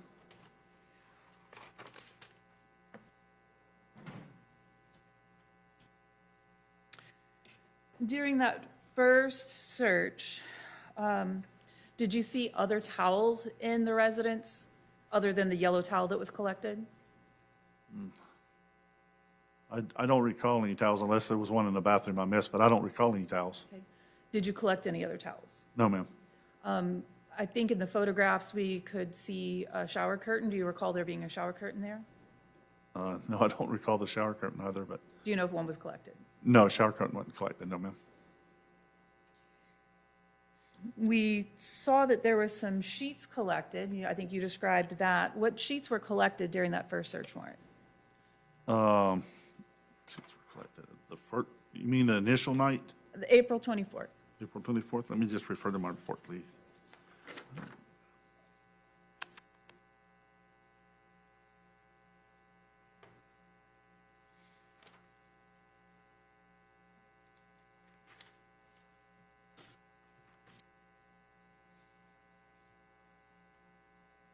I don't show where we collected any sheets the first night. Okay, so no sheets collected? Not as I remember, no. Okay, did you collect any sheets at any point in time? I believe on the, let me just check for sure, but I believe when we went back on the 24th, I did collect that new set of sheets, When you went back on which day? May 24th. May 24th. During Okay, thank you. during the search warrant. All right. So a month later, you collected the package of new sheets that we saw on the banister ledge? Yes, I did.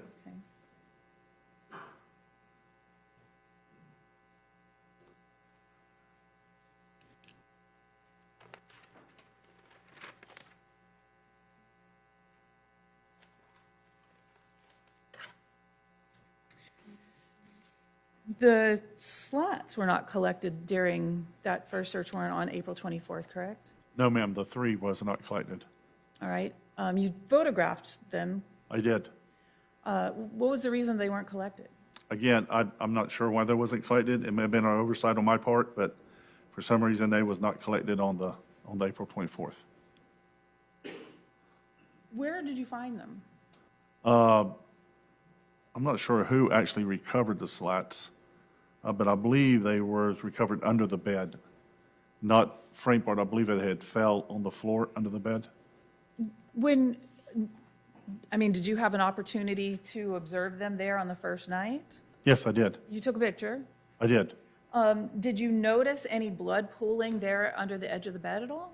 No, I don't believe there's no pooling under the edge of the bed, no. If there was, you would have photographed it? I would have, yes. You would have had someone collect some swabs, maybe? Right.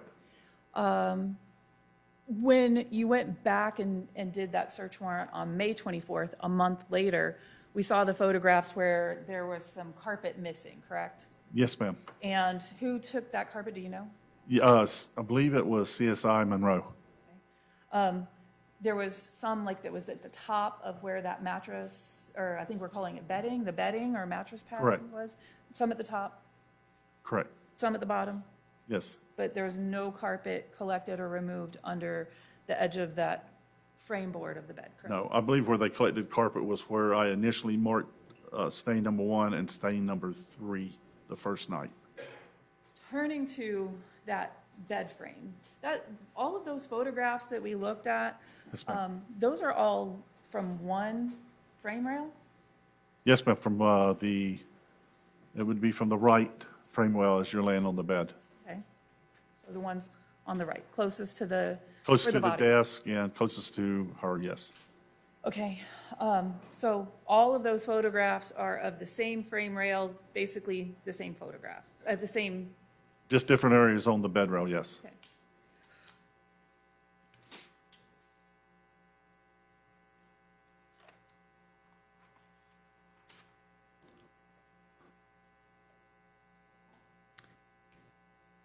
Nothing in your training allows you to make a determination about the time frame that that blood was deposited, correct? No, ma'am, it doesn't. Okay. You did your initial search on April 24th, 2018, correct? Correct. You were there a couple of hours, several hours? Several hours, yes, ma'am. That crime scene was released back to the owner of the home, correct?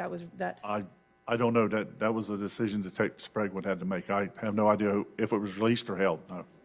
At the time that you went back, May 24th, were you aware of whether Mr. Tronnes had been able to move back into the residence? Yes, I know back when I went on that search warrant, it had been released before then, yes. Okay. When you were doing that initial search, and I know I'm jumping back and forth, I'm sorry. It's okay. Train of thought. When you were there initially on May 24th and you did that first overview of the apartment, did you locate items of male clothing upstairs in that residence? I didn't look really in the closets themselves, but there was no clothing laying out and about, but the closets were full of clothing. Did you take photographs of the closets? Just like an overall, nothing close up. Right. So when you're spanning the room and documenting how the residence appeared, you took photographs of whatever happened to be in those closets if the doors were open? Yes, ma'am. All right. One moment.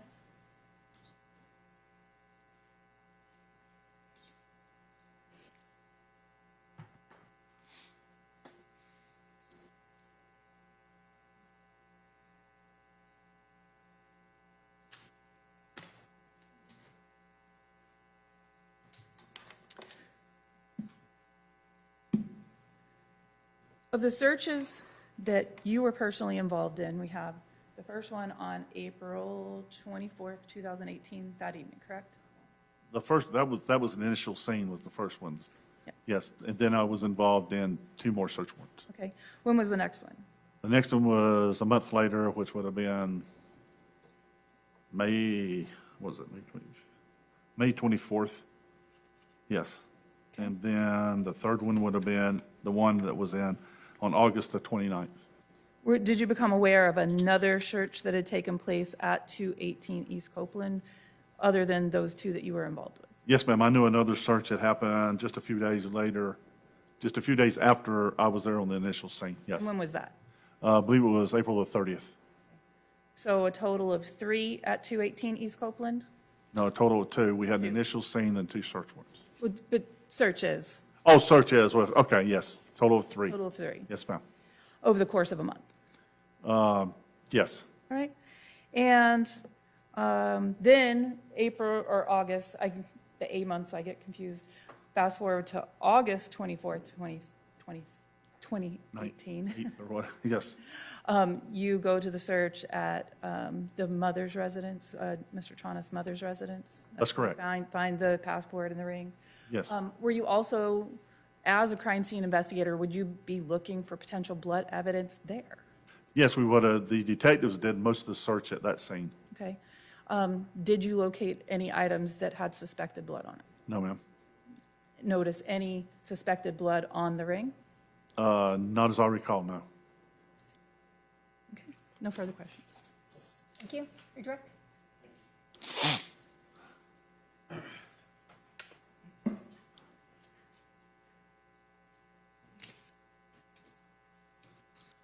You had a conversation with opposing counsel about blood spatter. Yes, Have you ever been to a scene where a firearm or a gunshot wound had been suffered by the decedent? yes, Have you ever been to scenes where somebody has been stabbed multiple times? yes, Are you familiar with the term cast-off blood? I am. And are you familiar with the term high-velocity impact? I am. So, comparatively speaking, between the speed of a projectile fired from a firearm compared to a punch from a human being, is it fair to say that a bullet or a projectile from a firearm is a much higher velocity? I'm going Much to higher. object as to foundation. Smith, the door was open. Overruled. So, you found no weapons at this scene? No, sir, I did not. And based on your observations, I know you probably didn't go to the autopsy. Did you see any suspected gunshot wounds on Miss Shanti Cooper? No, sir, I did not. All right. So, based on your experience of going to thousands of crime scenes and about 30 homicide scenes at that point in time,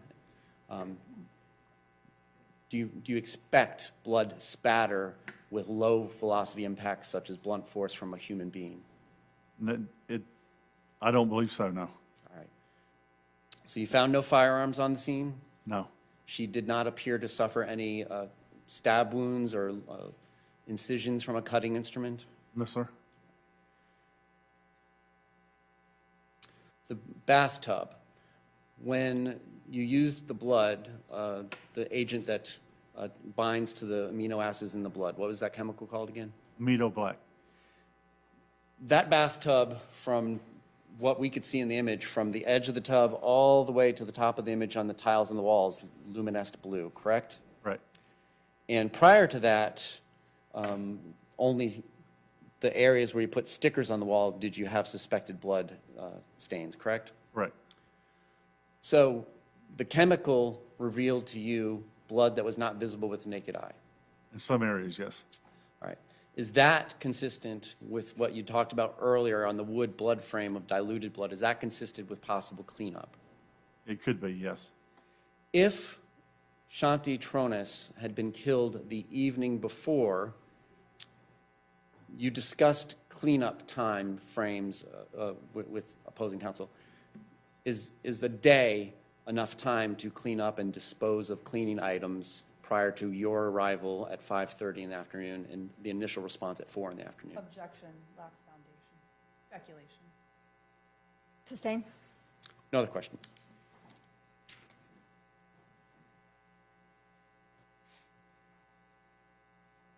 Officer Crosby, Investigator Crosby, would you anticipate seeing cast-off blood or high-velocity spatter if a weapon was used, possibly? If a weapon was used, yes. Thank you.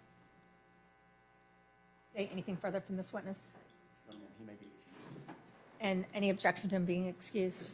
Thank you. You may step down. You are excused. Thank you, ma'am. State, next witness.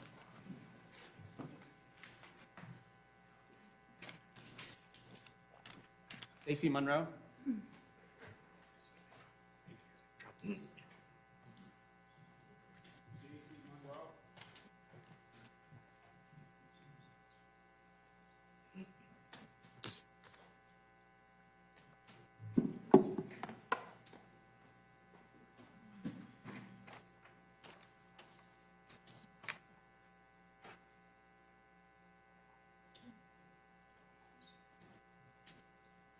You solemnly swear and affirm the testimony you're going to give will be the truth, the whole truth, and nothing but the truth. I do. Please state your first and last name for the roll call, please. Stacy Monroe.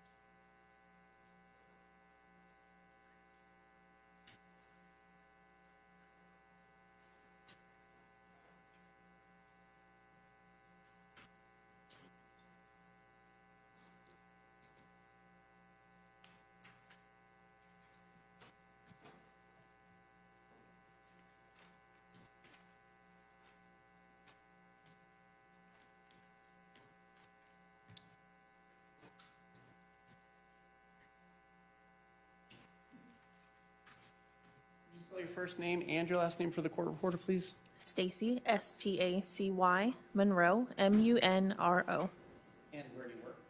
The Orlando Police Department. What do you do for them? I am a crime scene supervisor. How long have you worked for the Orlando Police Department? In total, approximately 16 and a half years. And how many of those years has been working as a crime scene investigator or a tech or a supervisor? About 12. And what sort of education, training, and experience do you have to become a crime scene investigator or a tech? What do you call yourself at OPT versus those CSI? Investigator. Investigator, CSI. All right. What sort of education and training do you have? I have a 4-year degree from UCF in criminal justice. And then upon being hired as a crime scene investigator, I completed our in-house training program, which is roughly 4 to 5 months. And then throughout my time with the unit, I have amassed about 1,100 additional hours of training. And did you get involved in an investigation involving the address of 218 Copeland in Orlando? I did. And did you go out to that scene on April 30th, 2018? I did. And this is in the capacity of being a CSI or a crime scene investigator? Yes. I assume you did not go alone? I did not. Who did you go with? I met with Detective Sprague and Detective McClelland. And was Detective Sprague the lead and Detective McClelland the second on this homicide investigation? Yes.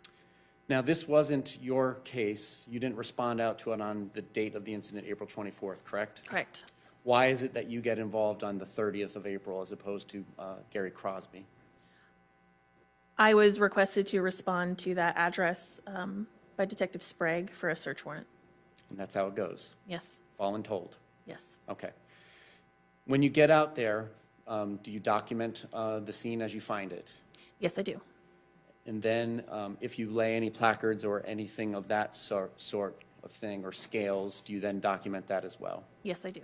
And then do you collect and then either process there sometimes or process those items that are collected later at Orlando Police Department? That's correct. May I approach the witness with BL for identification? May?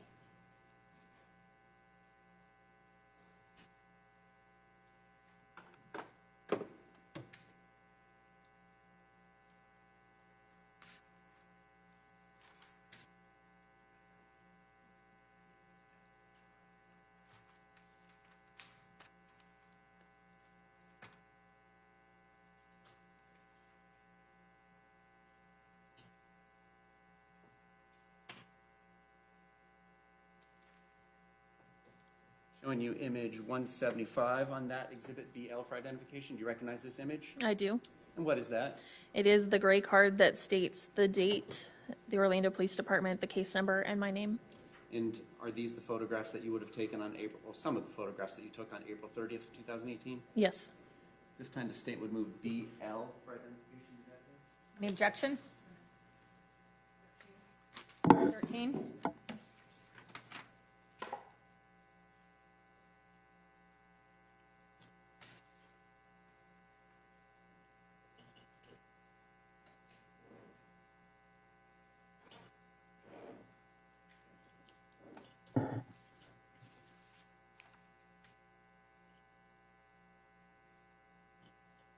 Permission to publish? You may?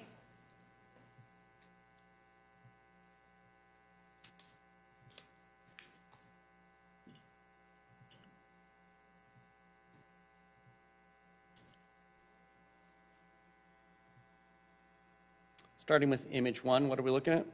That is the residence at 218 East Copeland.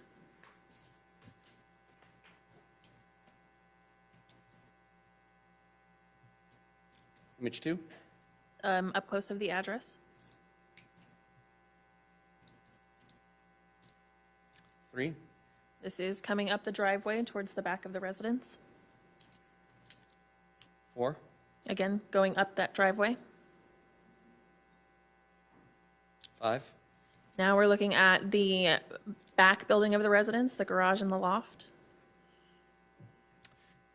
And is this area that I'm pointing to with the pointer on the right side of the image, is that the walkway that has doors that go to the main entrance as well as to the garage and the upstairs apartment?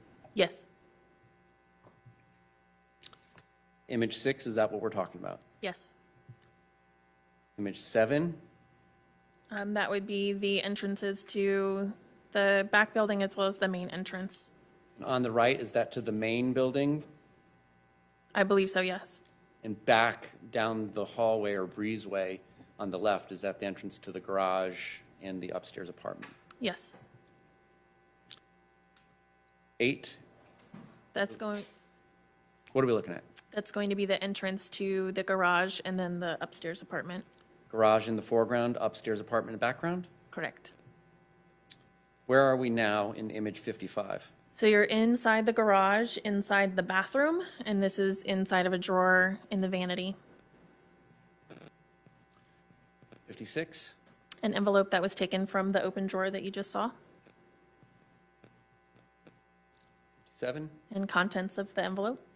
And what were the contents of that envelope? It was $200 in cash, a receipt, and a driver's license and credit card for the defendant.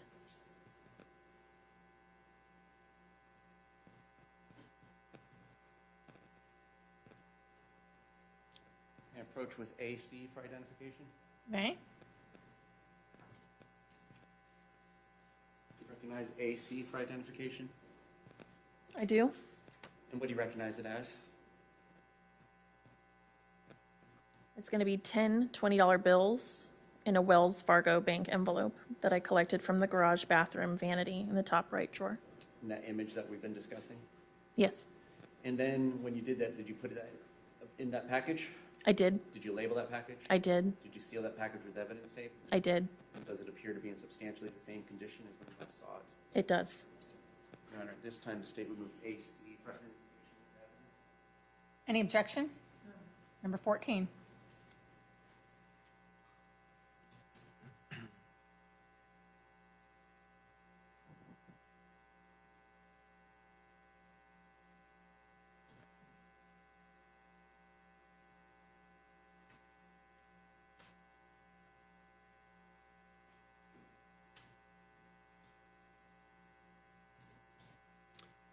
Image 61, what are we looking at?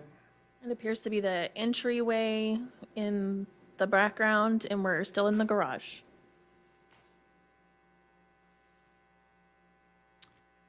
And there appears to be some dark discoloration around the handle and on the glass. Are you familiar with what that might be? It appears to be fingerprint powder. 66, what are we looking at there?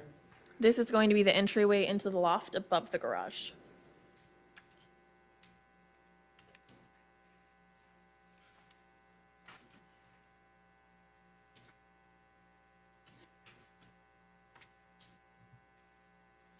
$69. A little further up the stairwell. 70. The top of the stairs. 71. And we're just looking the opposite way, back down the stairwell.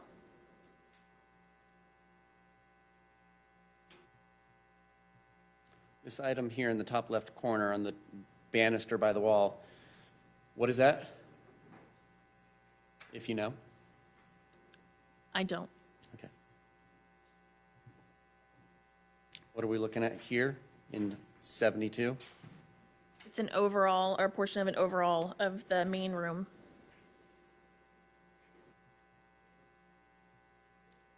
At this point in time, the carpet appears to be intact. Correct? Can I cut some of the lights, Your Honor? Some of these photos are dark. Yes. Thank you. What are we looking at in 73? Same room, just moving over a little bit to see more of it. 74? Same thing, just again moving across the room. 75? It's going to be the closet.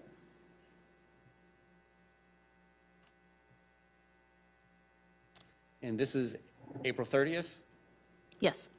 And in image 75, just above the Swiffer mop, appears to be rolled up sheets on that middle shelf there. Yes. 83, what are we looking at? Now we're heading into the bathroom. 84, An overall of the bathroom. 85, Additional views of the bathroom. 86, The bathroom vanity. 87, The inside of the shower. 88, The tub. 89, Additional views of the inside of the shower and tub. 90. The same additional views. I'll go through a few of these before question. 91, 92, 93, 94, 95. Are all of these of the bathtub or the shower curtain in there? Yes. What are we looking at in 95? This is going to be an area of suspected blood that I marked with a scale. 96, what are we looking at here? This is back in the main room. It's going to be 2 areas on the green carpet that I marked with placards of suspected blood. 97, A closer view of those areas. 98, Individual view of area number 1, 99, and an individual view of area number 2. 100, Closer of area number 2. item number, image 101. This was after I had cut up the top green layer of area number 1, exposing the padding underneath. 102, Closer view of the padding with what looks like suspected blood. 107, Same process for area 2. The green carpet has been cut up, exposing the padding. 108, The padding, which shows potential areas of suspected blood.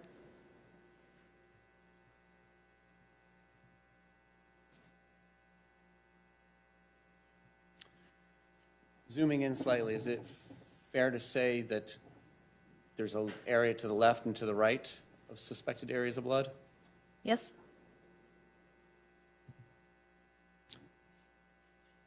109, what are we looking at here? Both areas have been completely cut up, carpet and pad, down to the underflooring. And you collected and packaged those items? I did. You approach with E and F for identification? You may.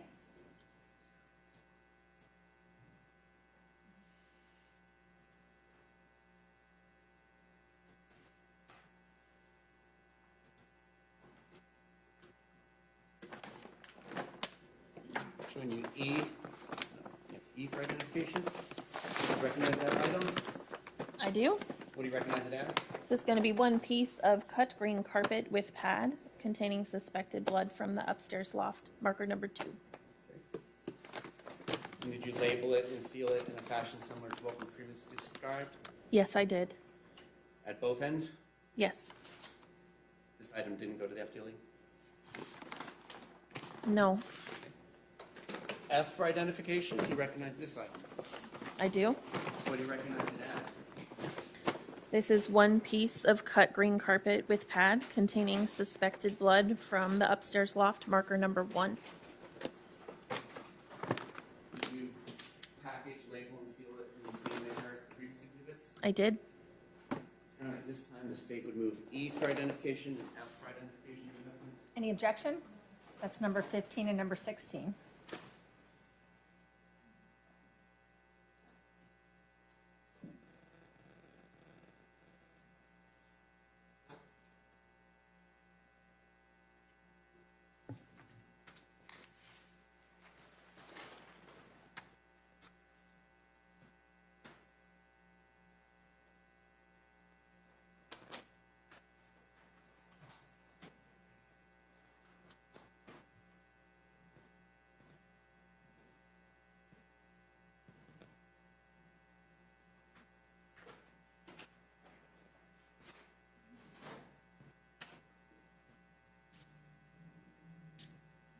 .109, is this with those items removed and the placards removed?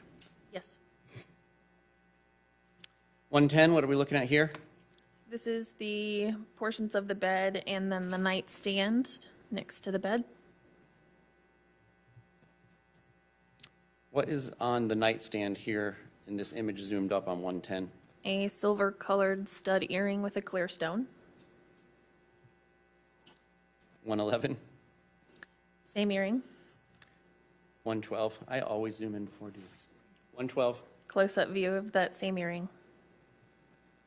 123, This is the same nightstand with the top drawer open. 124, In that same top drawer, that's going to be a silver colored ring.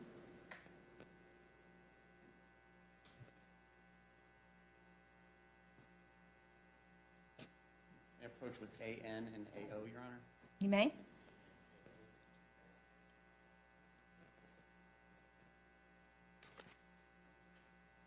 Showing you AN for identification, do you recognize this item? I do. What do you recognize it as? This is one silver colored ring with clear stones that I collected from the top drawer of the nightstand to the left of the bed along the east wall in the upstairs loft. As depicted in this image? Yes. Is that red box to the right, did you collect that day? I don't believe so. AO for identification, do you recognize AO for identification? I do. What do you recognize it as?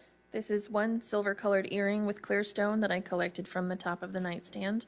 In the previous images we just discussed? Yes, And did you package and label these items in a similar fashion as the previous items? I did. Are they in substantially the same condition as when you last saw them? They are. Your Honor, this time the state will move AN and AO. Any objection? Number 17 and number 18.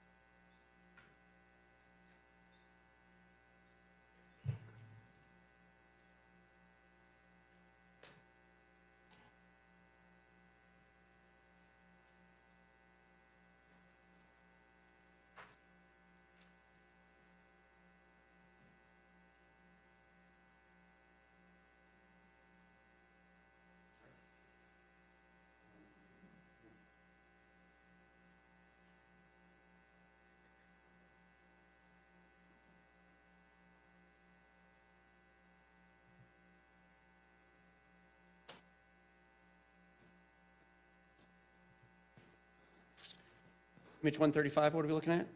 This is the entertainment stand in that same loft.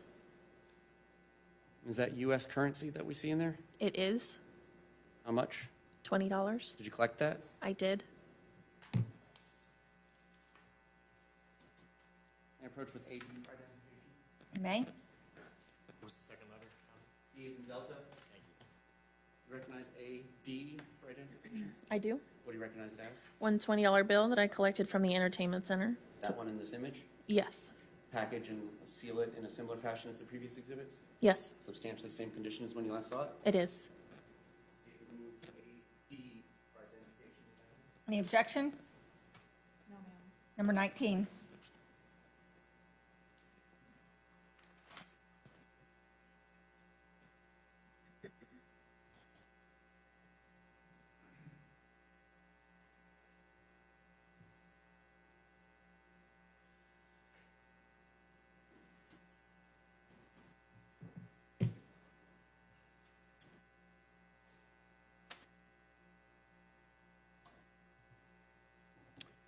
$136. An image of that currency with all of the papers on top removed. $137. It's going to be a Bank of America receipt as well as a Bank of America card for Shanti Cooper. Collected. Yes, sir. 138, what are we looking at? This is the shower curtain in the upstairs bathroom. 139. The curtain covering the window in the upstairs bathroom. 140.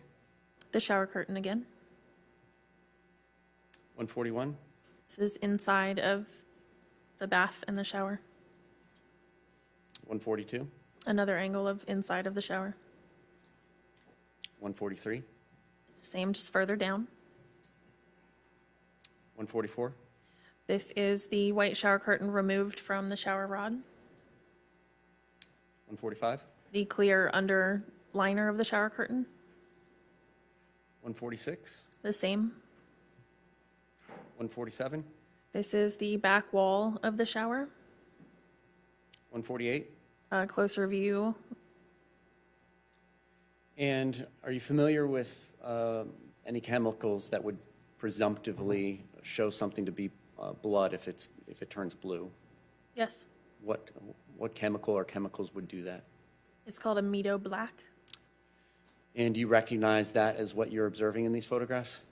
Yes, sir. What are we looking at in 149? An area that reacted to that chemical.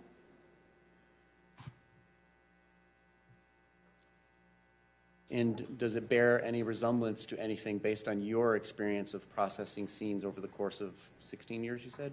Yes. What does it bear resemblance to? It does appear to be a hand. Where on the shower wall is this marker? If you're looking into the shower with the tub being at the base, the shower walls here, and then the shower wall you're facing, it's on this back wall. How high up? It was fairly high. I can't give you an exact height.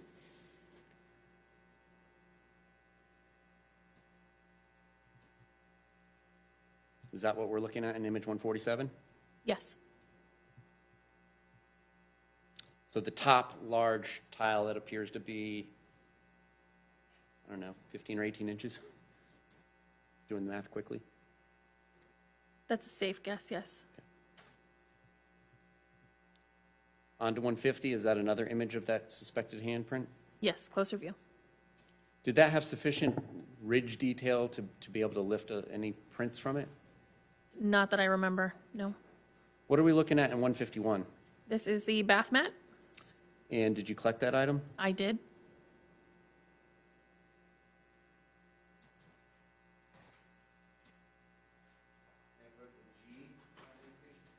May?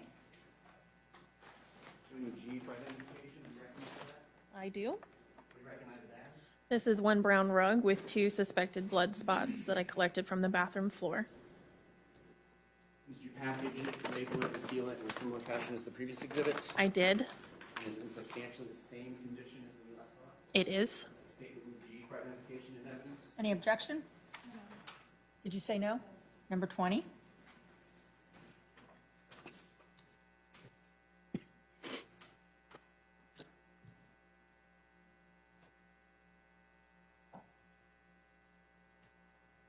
I approach with AH. You may. Recognize AH for identification. I do. What do you recognize it as? This is one Wells Fargo receipt as well as one Florida driver's license belonging to David Michael Tronnes.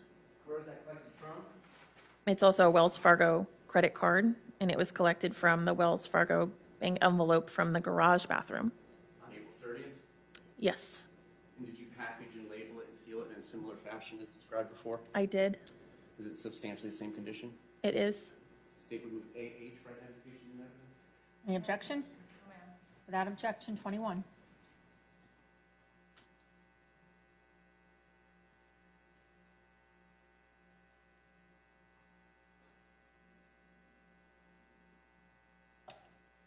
I approach with AP. May. When you AP for identification, you recognize this item? I do. What do you recognize it as? This is one Bank of America MasterCard belonging to Shanti Cooper. Several images back, is that what we were talking about? Yes, Did you package it, label it, and seal it in a similar fashion as the previous exhibits? I did. And is it in substantially the same condition as we last saw? It is. Statement with AP for identification and evidence. No objection. Without objection, 22.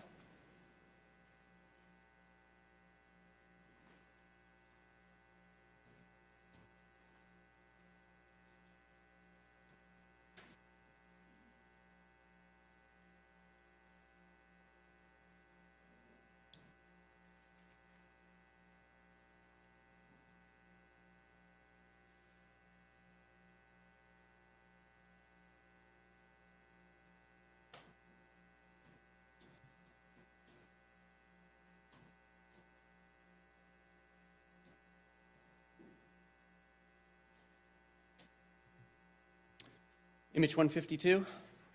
These are going to be areas of suspected blood on the brown rug from the bathroom. Did they ultimately prove to be blood, at least presumptively with the test you did? Presumptively, yes. 175. My gray card that states the date, case number, and my name.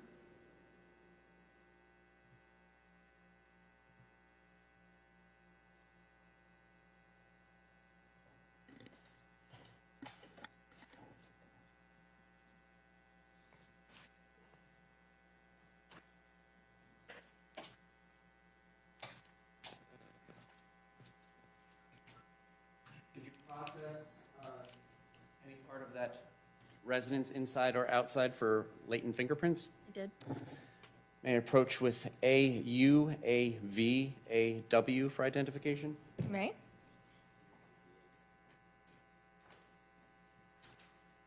First, turning to AU, do you recognize AU for identification? I do. What do you recognize it as? This is a latent lift card that I lifted from the interior on the glass door into the loft. And at this time, the statement with AU for identification and evidence? No objection. Without objection, number 23.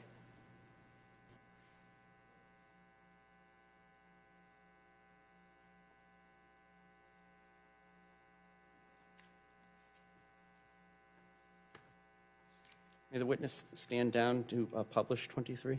Yes.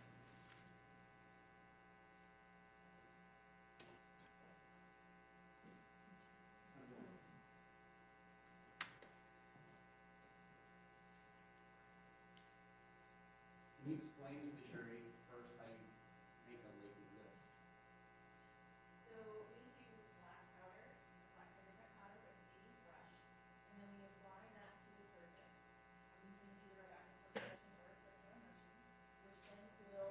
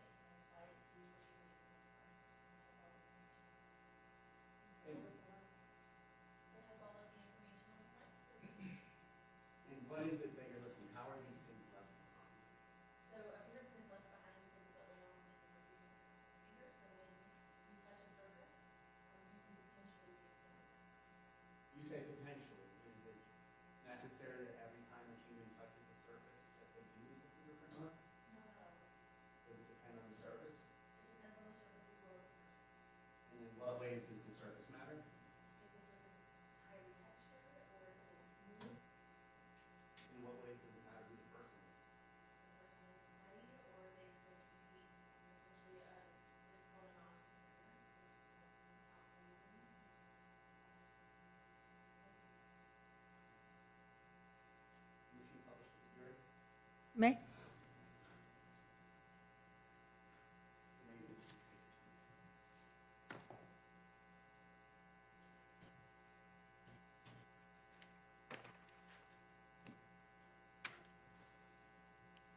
While they're doing that, I'm going to ask you about AV for identification. Do you recognize that item? I do. And what do you recognize it as? So this is another latent lift card, and this one is from the exterior on the glass door into the loft. And does it have the similar information you described before as to where it was collected from and by whom and on what date and time? It does. Asking you about AW now. Do you recognize that item? I do. What do you recognize it as? This is a third latent lift card. This one is from the exterior on the glass door into the loft. And did you collect those last two in the similar fashion as you collected the first one as you described? Yes, I did. Your Honor, at this time, the state would move AV and AW into evidence. Any objection? Number 24 and number 25.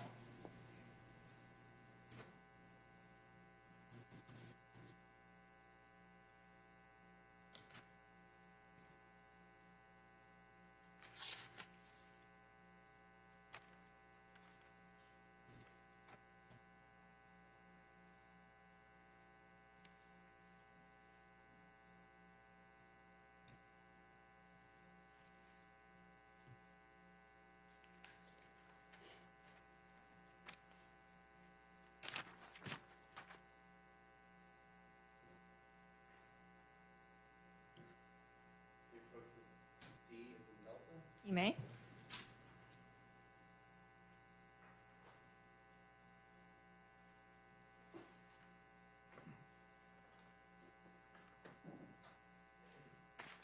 You recognize D for identification? I do. What do you recognize it as? These are 3 wooden slats with suspected blood that I collected from the bed frame in the upstairs loft. You did this on April 30th? Yes. Your Honor, at this time, the state will move D for identification into evidence. No objection. Without objection, number 26.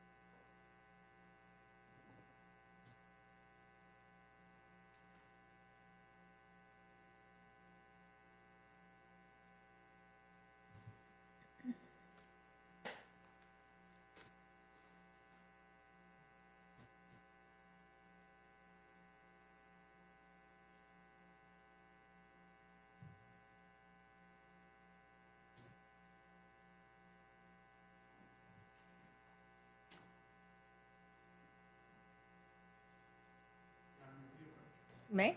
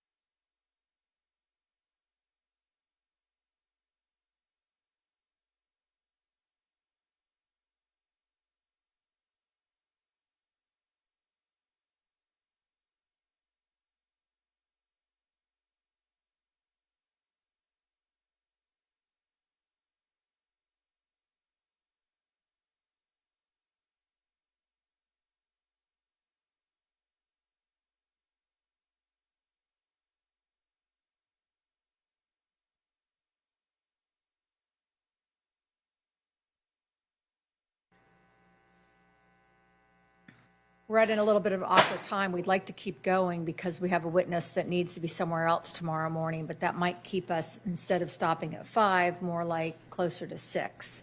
I want to check with everyone to see where they're at on that today. Will you raise your hand if that's starting to panic you a little bit? Anyone?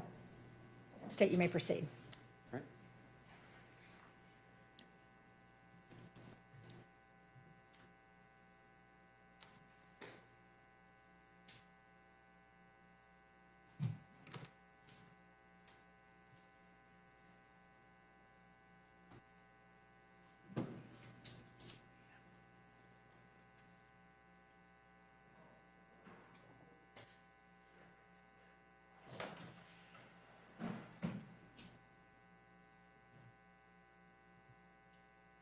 May I approach with BM for identification? You may.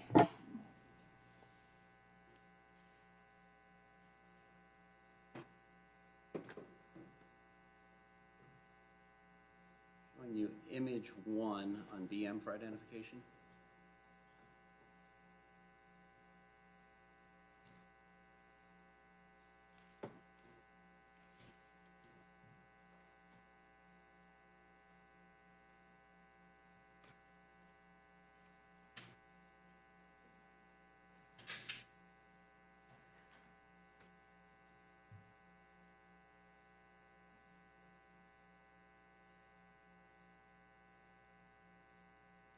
You recognize these images on BM?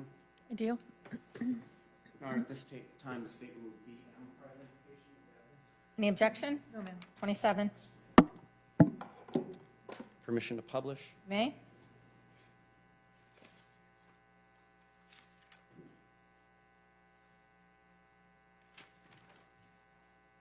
On May 10th, did you process any of the items that you had collected on April 30th at Orlando Police Department? I photographed them, yes.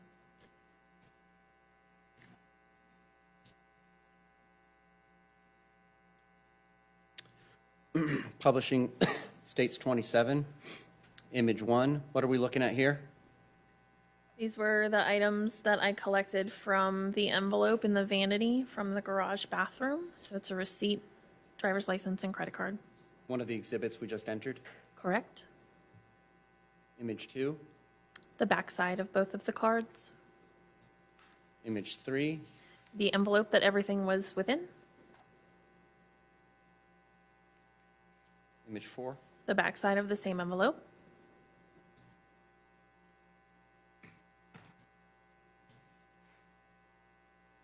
image 5, The $200 in cash that was inside of the envelope.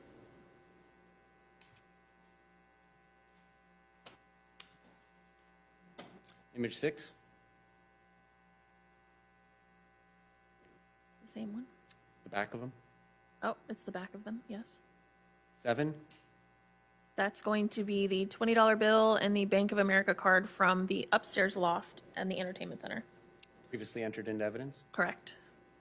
Back of those in image 8, Yes. image 9, what are we looking at? My placard that has the date, the case number, and my information.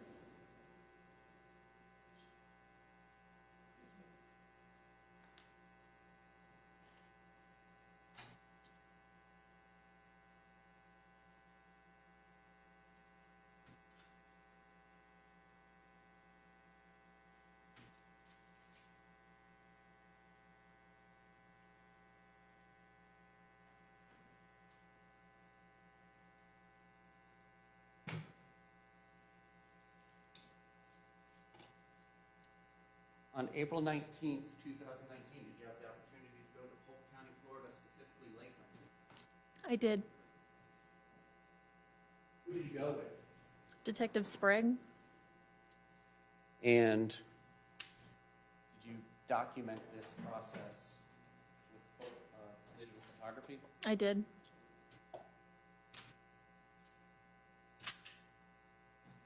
May I approach with BU for identification? You may.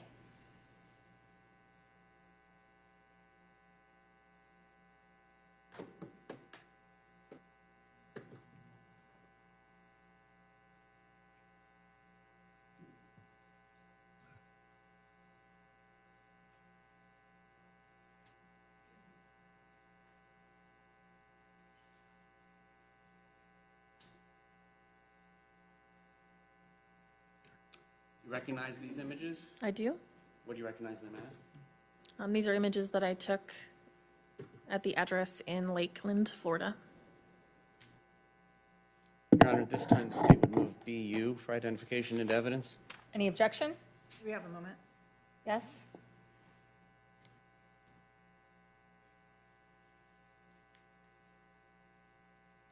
No objection. 28. Permission to publish? You may.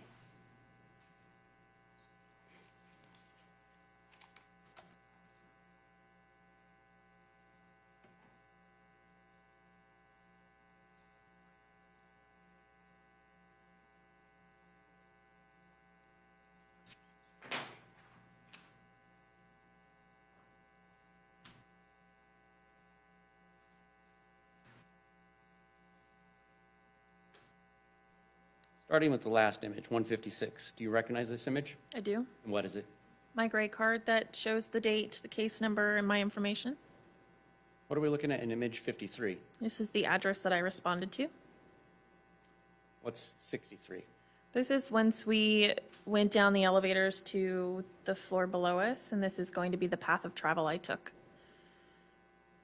64, more of that path. Yes, sir. 65, same. Same. 66, more of the same. Yes, sir. 67, what are we looking at? We're looking at a set of lockers. 68, Same set of lockers, some with locks, some without. 69, Focusing in on locker, a specific locker with the gold lock. in the foreground bottom. Yes, Zoomed in 70. correct. 71, Locker number 8. 72, is that the lock on locker 8? It is. 73, is that the contents of locker 8? It is. Did you collect those contents? I did. May I approach with A? You may.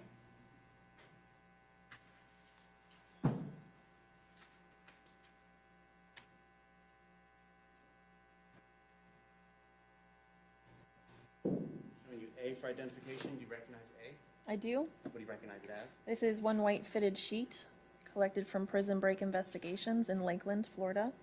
On that date, Yes, at this time, yes, and you packaged it, yes, labeled it, yes, sealed it yes, in similar fashions as we've described with previous exhibits? yes. Other than any FDLE tape that might be on it, is it substantially the same condition as when you last saw it? It is. Your Honor, this time the state will move A for identification and evidence. Any objection? No, ma'am. 29. May I approach with B? May.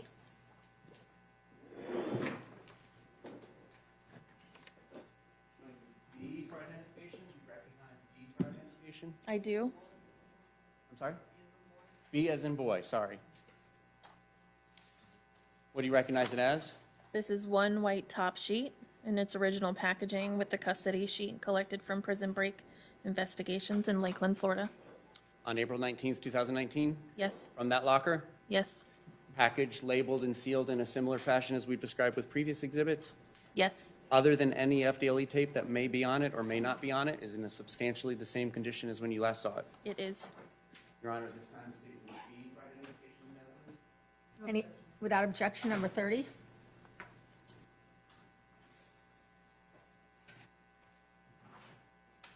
May I approach with K for identification? You may.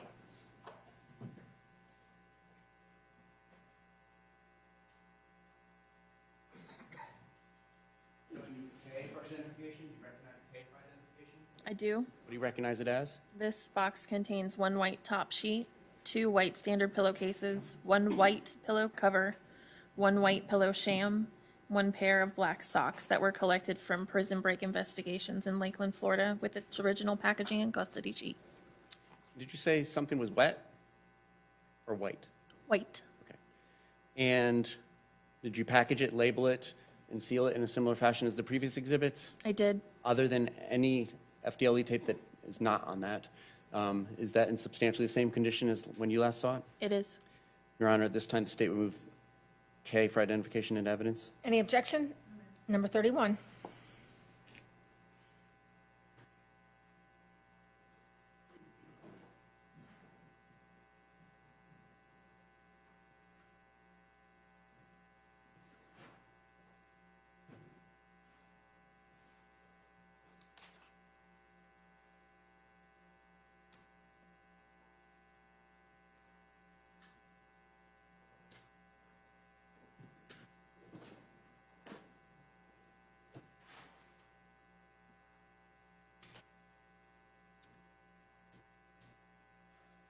Image 74?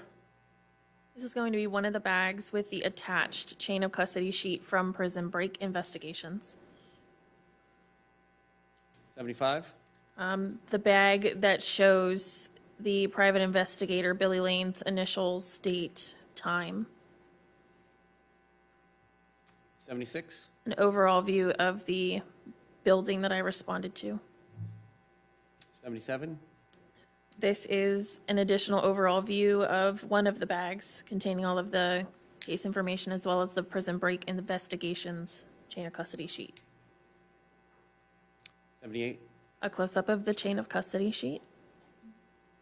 79? All of the information that was written on the bag. 80? A closer view of that information. 81? I believe the back side of that same bag. 82? Close-up of the seal on that bag. 83? Closer view yet of the same seal. 84? An additional set of initials and the seal as well.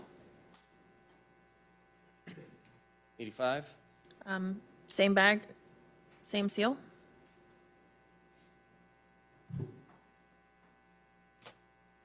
86? Appears to be the second bag with the Prison Break Investigations chain of custody sheet. 87? Close-up of just the chain of custody sheet for that bag. 88? The information written on that particular bag. 89? Back side of that bag. 90? The seal on the bag with all of the information from Billy Lane. 91? A different view. 92? Same bag, different view. 93? Opposite side of the bag, same bag. 94? It's going to be the contents of one of the bags. 95? Overall view of the contents of the bag. Now, are you doing this where? This is back in my lab. 96? Another view of the white item. Madam Clerk, can we cut the lights again for the lighting? Thank you. 97? This is the item spread out onto paper, and then we were marking areas of discoloration. Who's we? Myself and Detective Sprague helped me initially. 98? Additional stains marked with scales. 99? A close-up of stain number 1. 100? Medium view of stain number 2. 101? Additional stains marked with scales. 102? Close-up of stain number 3. 103? Image 103? Close-up of stain number 4. Image 104? Overall of additional applied scales to other stains. 105? Close-up to labeled stain number 5. 106? Close-up of stain number 6. 107? Overall of multiple scales. 108? Closer view of multiple scales. 109? Close view of stain number 7. 110? Up close view of stain number 8. 111? Overall view of multiple labeled stains. 112? Close-up of stain number 9. 113? Close-up of stain number 10. 114? Close-up of stain number 11. 115? Close-up of stain number 12. 116? Close-up of stain number 13. 117? Overall of multiple applied scales. 118? Another image including multiple labeled areas with scales. 119? More areas labeled with scales. 120? Close-up view of stain number 14. 121? Close-up view of stain number 15. 122? Close-up view of stain number 16. 123? Close-up view of stain number 17. 124, Close-up view of stain number 18. 125, Close-up of stain number 19. 126, Close-up of stain number 20. 127, Close-up of stain number 21. 128, Close-up of stain number 22. 129, Close-up of stain number 23. 130, Close-up of stain number 24. 131, Overall image with multiple applied scales. 132, Close-up of stain number 25. 133, Close-up of stain number 26. 134, Close-up of stain number 27. 135, Overall image again with multiple scales. 136, It's going to be close-up of stain number 28.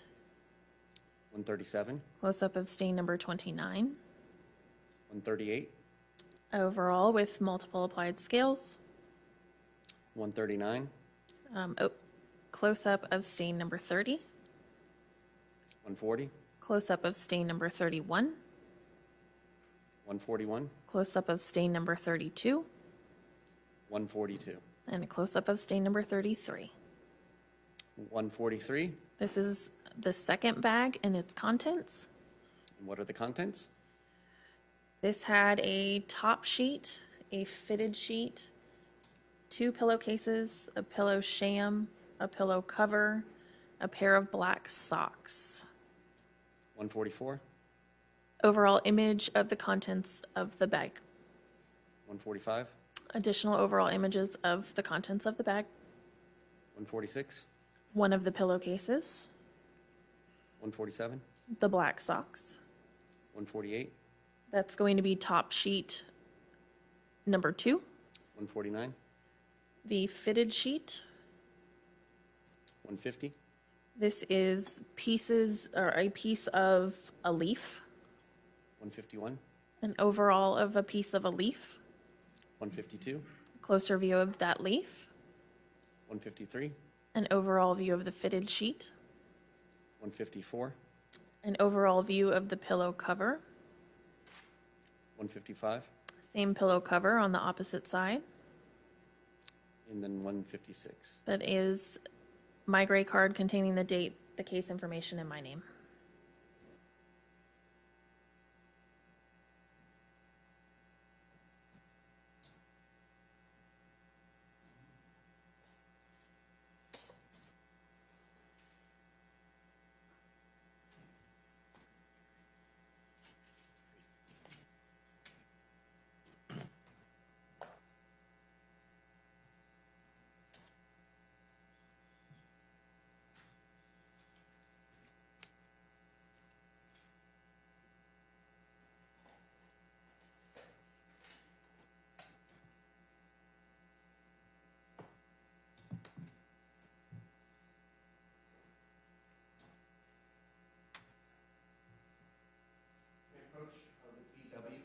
May? B as in boy, W as in Will.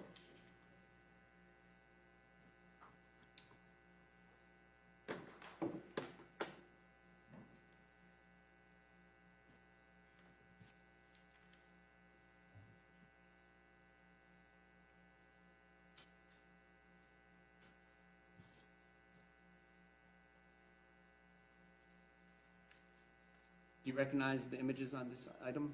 I do. What do you recognize them as? These are going to be the contents of bag number 2. All right, at this time, the state would move BW for identification and evidence. Any objection? Number 32.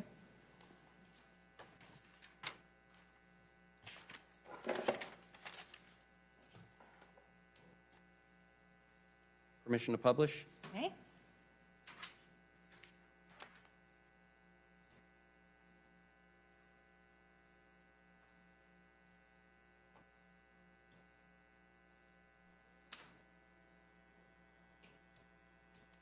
Starting with the last image, 38, what are we looking at?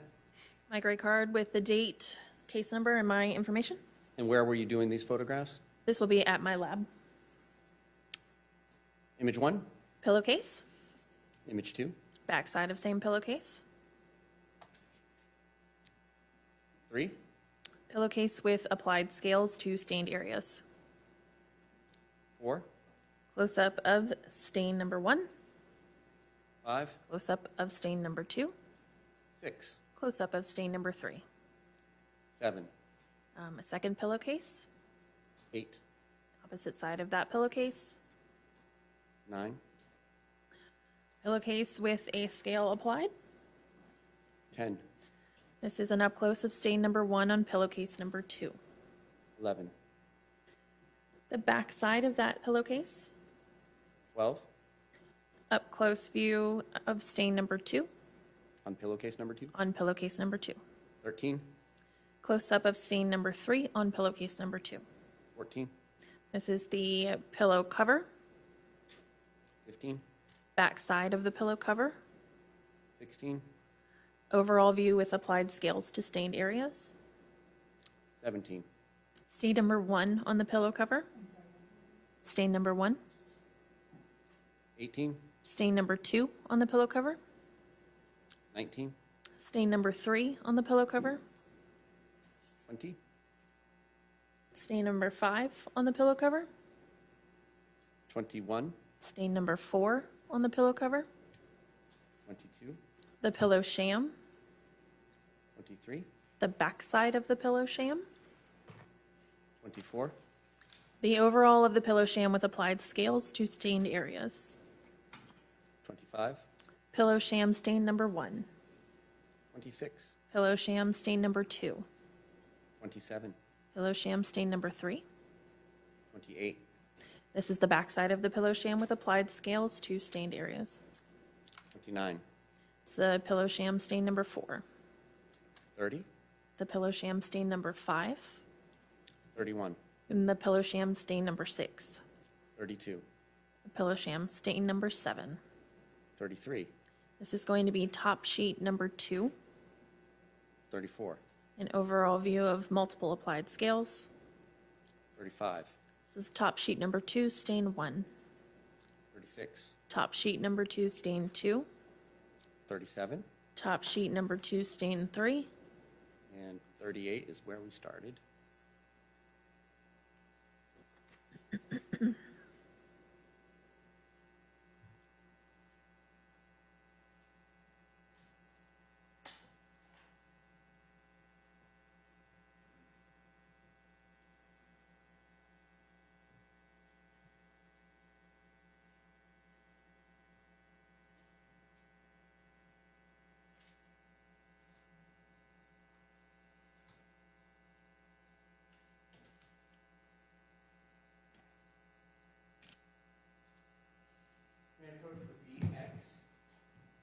You may.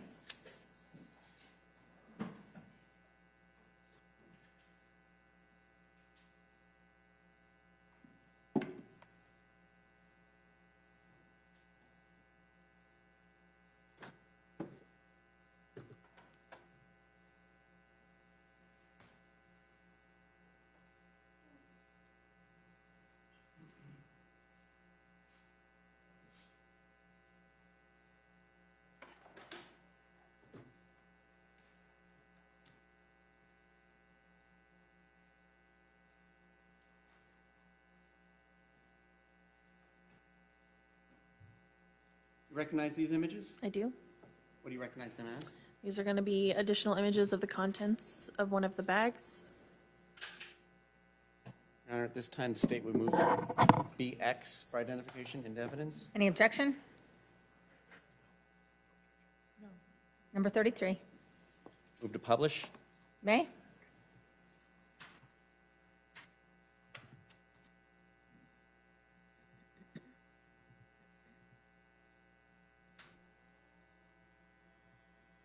Image 32, what are we looking at? My gray card with the date, case number, and my information. And this is at the Orlando Police Department's evidence section. It's in my lab, yes. Image number 1. This is the fitted sheet. Image 2. This is the fitted sheet spread out in an up-close view of stain number 1. Image 3. An overall of multiple applied scales. 4. Close-up of fitted sheet stain 2. 5, Close-up of fitted sheet stain 3. 6, A close-up of fitted sheet stain 4. 7, Close-up of fitted sheet stain 5. 8, Overall of multiple applied scales. 9, Fitted sheet stain 6. 10, Fitted sheet stain 7. 11, Fitted sheet stain 8.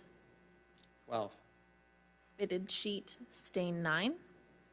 13, Closer view of the fitted sheet stain 9. 14, The fitted sheet stain 10. 15, Closer view of stain 10. 16, Overall view of multiple applied scales. 17, Close-up of fitted sheet stain 11. 18, Close-up of fitted sheet stain 12. 19, Applied scales. 20, Close-up of fitted sheet stain 13. 22, It's going to be a close-up of fitted sheet stain 15. if we skip 21, is that 14? It is. Image 23, Close-up of 2 applied scales to stained areas. 24, Close-up of fitted sheet stain 16. image 25, Overall of multiple applied scales. 6, Closer view of stain 18, I believe. 27, Closer view yet of stain 18. 28, Overall of multiple applied scales. 29, Going to be a closer view of stain number 19. 30, Closer yet of the same stain. 31. Overall view of stained area.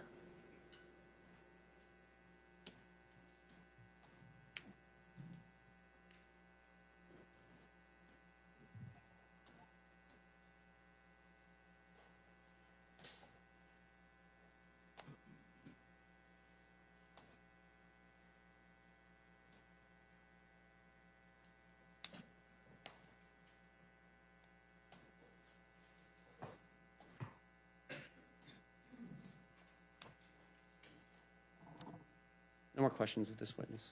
Thank you. Ross? Can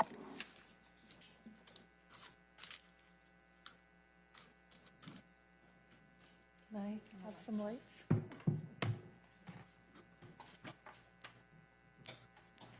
want to be able to see Investigator Monroe. Good afternoon. Good afternoon. Now, going back to April 30th of 2018, you went to the scene at 218 East Copeland, correct? Correct. I think you testified that you went with Detective Sprague? Detective Sprague and Detective McClelland. Was anybody else there? No. Do you recall whether there were any dogs present? I do not believe there were.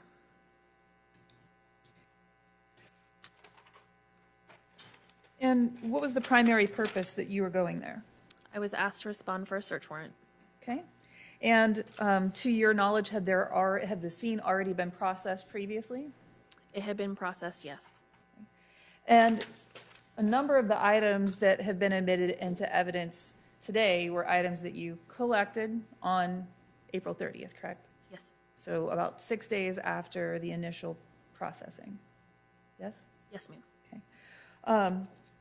You collected a number of items that were left behind after that first scene process, correct? Shower curtain, yes? Don't believe I collected the shower curtain. Okay, but you took some photographs that may not have been initially taken, correct? Yes. Okay. Bath mat? I collected a bath mat. What about a white towel? I did collect a white towel. I thought we saw a white towel there hanging in some of the photographs you took. Some sheets, some pillowcases were also collected by you? Not from the initial scene, no, ma'am. Right, but you collected those? That collected those items that weren't initially collected during the first processing of the scene. You collected those, correct? I'm not asking you about what date. Just in general collection of sheets, yes, Yes. I did collect sheets. Okay. On April 30th, you did some other things at the scene also, didn't you? You took some photographs of the main residence? I did, yes, ma'am. Okay.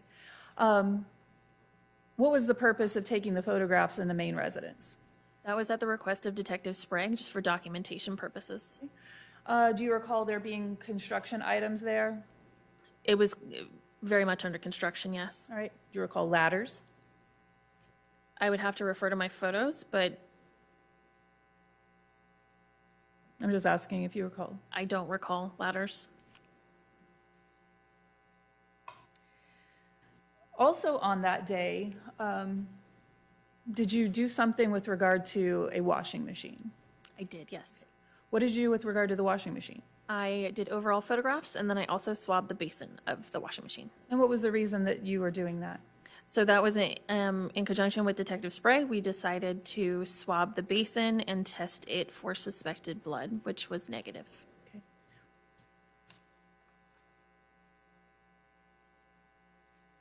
Now, turning to the sheets, looks like you spent quite a bit of time processing the sheets, looking for areas where there might have been stains on the sheets. Yes, ma'am.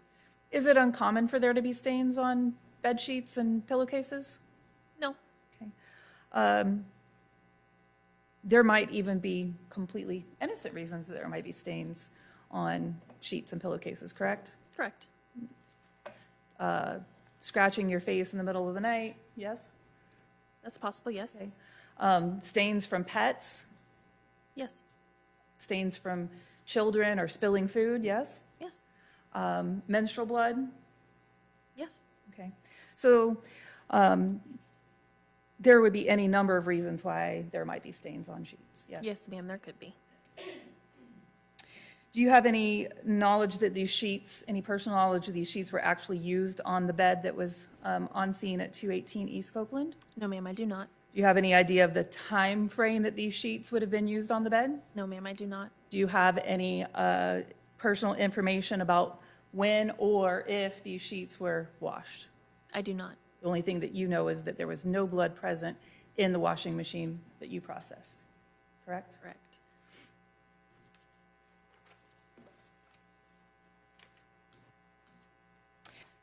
Turning to the nightstand that we saw the photographs of, that was directly next to the bed. Yes, ma'am.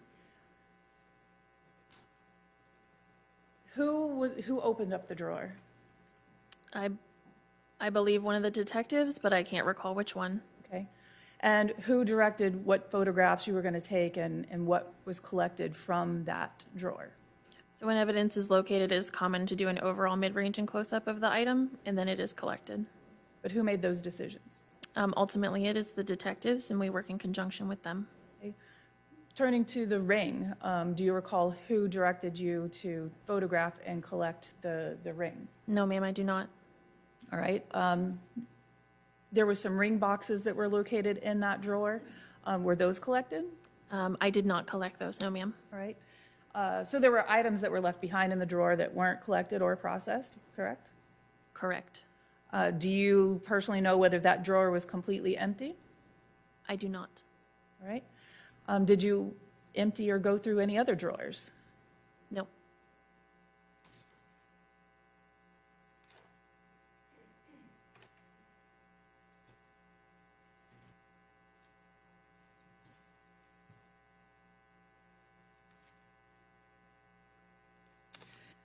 When you went back to the scene on April 30th of 2018, had the scene already been turned back over to the owner of the property? I don't have knowledge of that. And the last question that I have for you revolves around the leaf that was located in the sheets. Do you know where that came from? I don't. Do you know if it was turned over to anyone for processing or identification?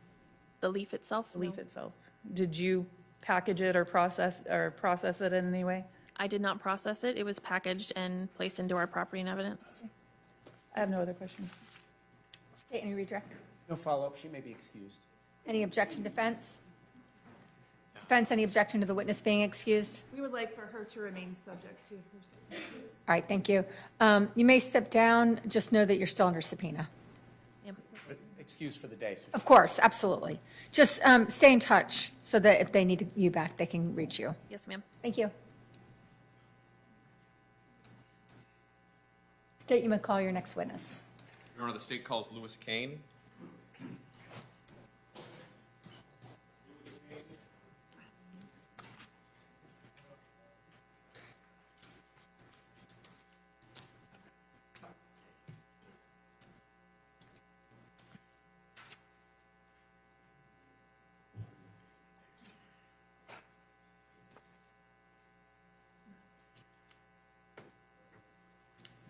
Do you solemnly swear and affirm the testimony you're going to give will be the truth, the whole truth, and nothing but the truth?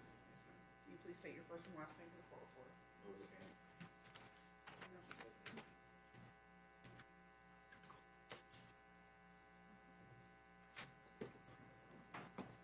Thank you, Your Honor. Good afternoon, sir. Good afternoon. Could you introduce yourself to the jury and spell your last name for the record? Lewis Kane, C-A-I-N. And where are you currently employed?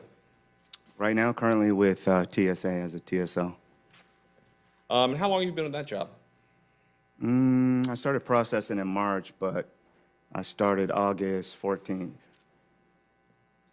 At some point prior to working as a TSA agent, did you work as a CSI? Yes, sir. What agency did you work for a CSI for? Orlando Police Department. And if you could just give the jury a brief idea of what you had to do to hold that position. I was a crime scene investigator for 20 years. But what I'm saying, what sort of training you had in order to... Oh, I'm sorry, I beg your pardon. I went through photography training, then 3 phases of training with a field training officer, which consisted of a month. So approximately 3-4 months, including the photography. And then once you reach that capacity, you are on your own and you're a certified crime scene investigator. And then you take the necessary steps, practical tests as well as written tests to get promoted from crime scene investigator 1 to crime scene investigator 2, and then crime scene investigator 3. Were you working in your capacity as a CSI for the Orlando Police Department back in April of 2018? Yes, sir. And did you have occasion to respond to Orlando Police Headquarters on April 24th of 2018 around 17:15 hours? Yes, sir. And at that time, were you tasked with taking photographs of a suspect by the name of David Tronnes? Yes, sir. Have you had an opportunity to review those photographs before testifying here today? Yes, sir. Let the record reflect, I'm showing opposing counsel the mark of identification as states BK. Got it.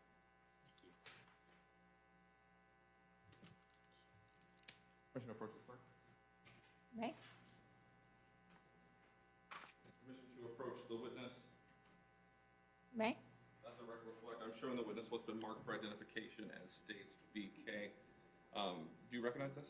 Yes, sir. How do you recognize it? They're my initials in today's date, the CD with the photographs on it. Okay. And is this the photos of David Tronnes that you took? Yes, sir. They have fair and accurate depiction. Yes, sir. At this time, the state offers into evidence what's been previously marked for identification purposes as states BK. Any objection? None. Read number 34.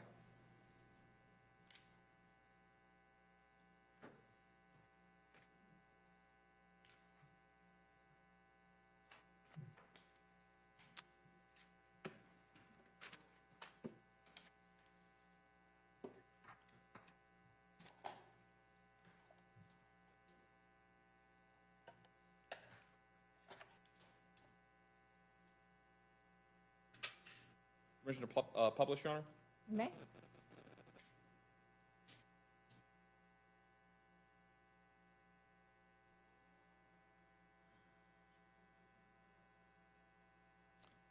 Yeah, if you could dim the lights, that would be great.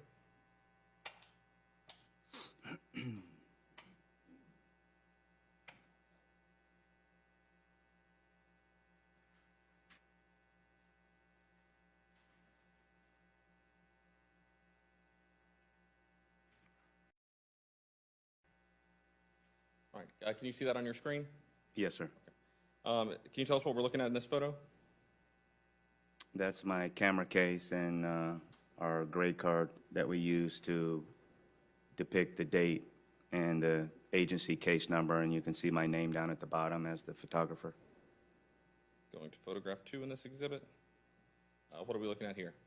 That's the interview room number 6 at Orlando Police Headquarters up in CID. And what are we looking at in photograph 3 of this exhibit? That's the defendant I photographed. Is this just a closer view of the defendant you photographed? Yes, sir.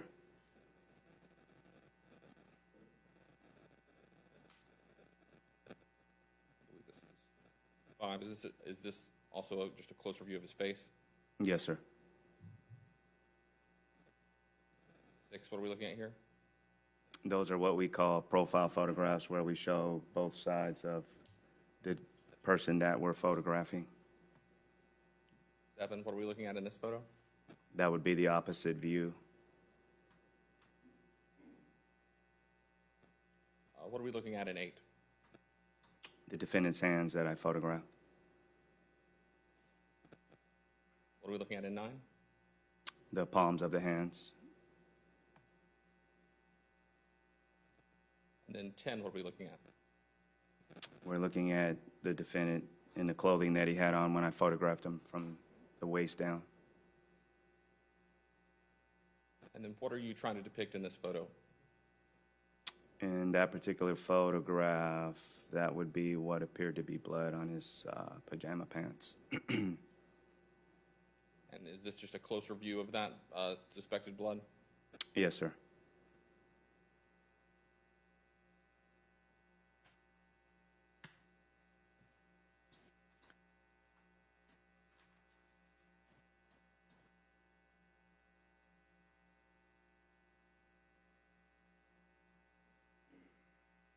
And is this the suspected blood with measuring? Yes, sir. We use a scale to depict the area that we're photographing for a one-to-one comparison to see how big it is. Just another angle. Yes, sir.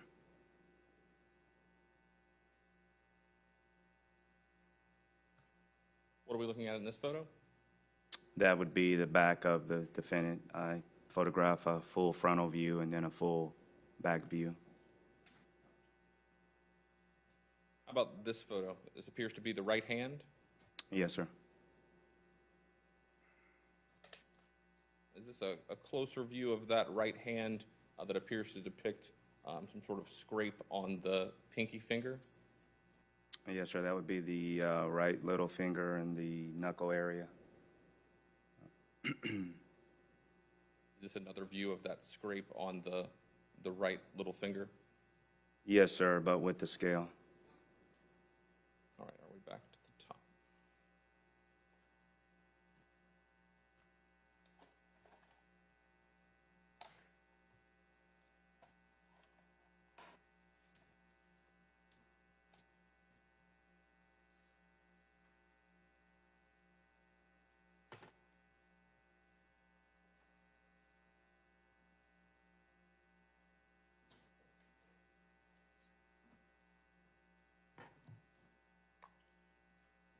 Oh, we can turn the lights.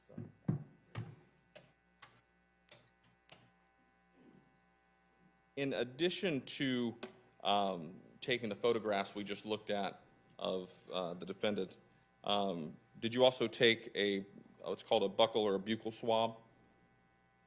Yes, sir. Okay. And can you just explain to the jury what that is, how you do that? It's a procedure that we do for obtaining a standard for DNA analysis. We take a sterile swab, and it's got a cotton tip, and we insert it inside the mouth. And what we're looking for are the cells from the cheeks. It's not the saliva, it's the cheek cells that they use to obtain the DNA analysis. So we just insert it in the mouth and, vigorously rub it in the cheeks, both sides. And that's what our DNA standard is. And did you do that related to the defendant in this case? Yes, sir. Okay. In addition to taking the buccal swab, did you also take fingernail clippings and hand swabs of the defendant? Yes, sir.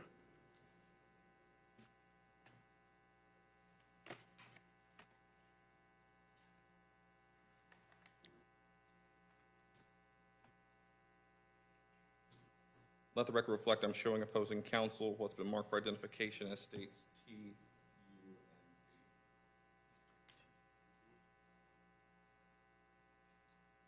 V. Commissioner, approach the witness. You may.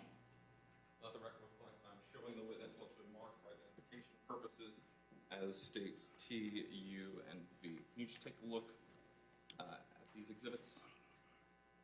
Let me know once you've had a chance to look at them.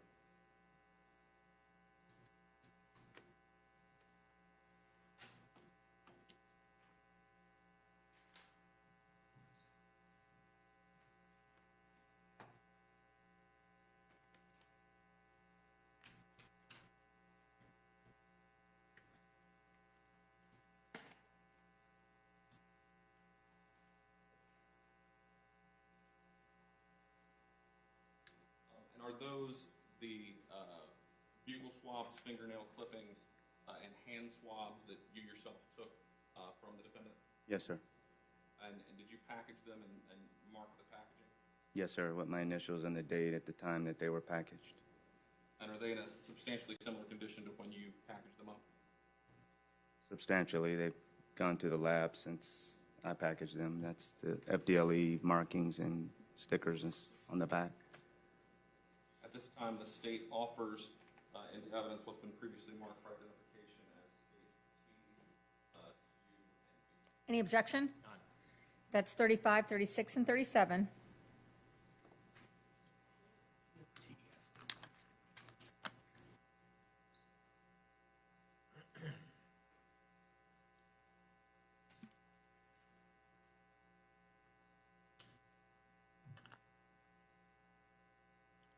In addition to those items, were clothing items collected from the defendant? Yes, sir. And was that a tank top and those pajama pants that we saw him wearing in those photos? I collected red tank top, the gray Stafford pajamas, pajama pants, and he had on a pair of sneakers and a pair of socks.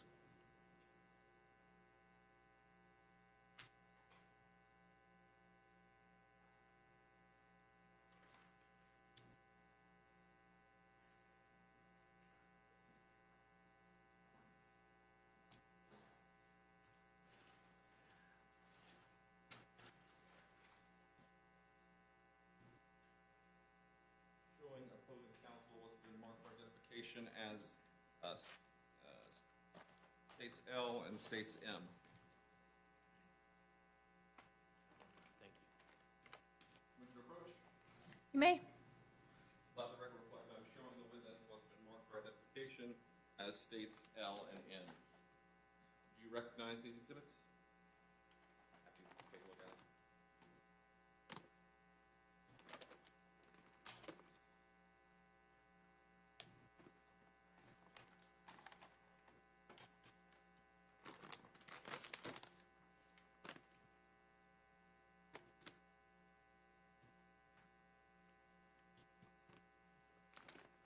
Yes, sir.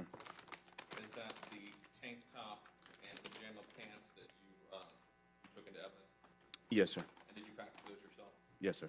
And other than potentially being sent off, is the same substantially similar to when you packaged it up? Yes, sir. At this time, the state offers into evidence what's been previously marked for identification as states L and states M. Any objection? None. 38, 39.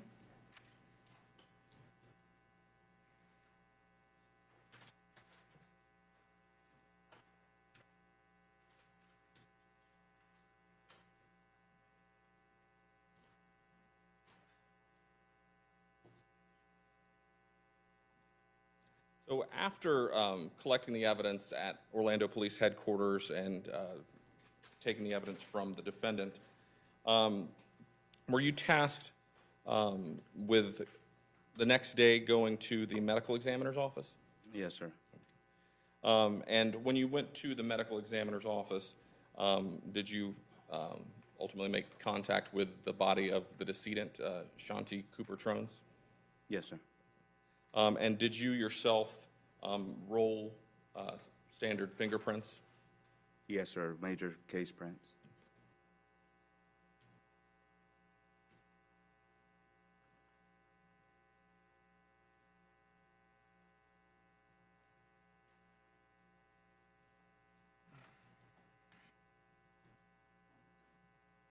Let the record reflect I'm showing opposing counsel what's been marked for identification as states BB. Permission to approach? May? Let the record reflect I'm showing the witness what's been marked for identification as states BB.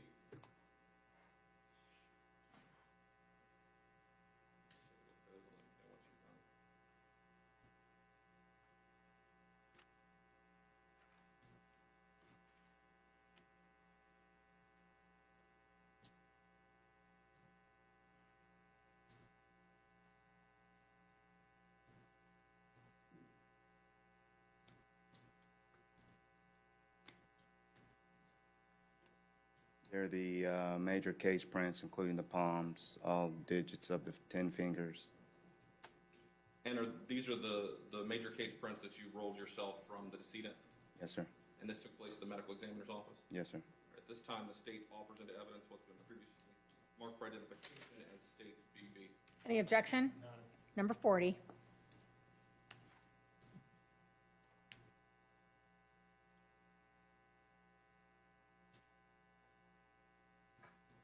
In addition to rolling yourself the major case prints, did you collect other items from the medical examiner? Yes, sir. Did you collect an earring? I collected it, yes. Maybe 2 pair of earrings, but I know at least an earring. Did you collect the decedent's shorts and shirt? I collected her clothing that she had on. Did you collect anal, hand, and neck swabs from the decedent? I collected all of the swabs that were conducted during the autopsy that they took, yes. Did that also include vaginal and oral swabs? Yes, sir. Did you collect a DNA card of the decedent? Yes, sir. And did you collect some pulled hair and fingernail clippings from the decedent? Yes, sir. When you say a DNA card, can you just explain to the jury what that is?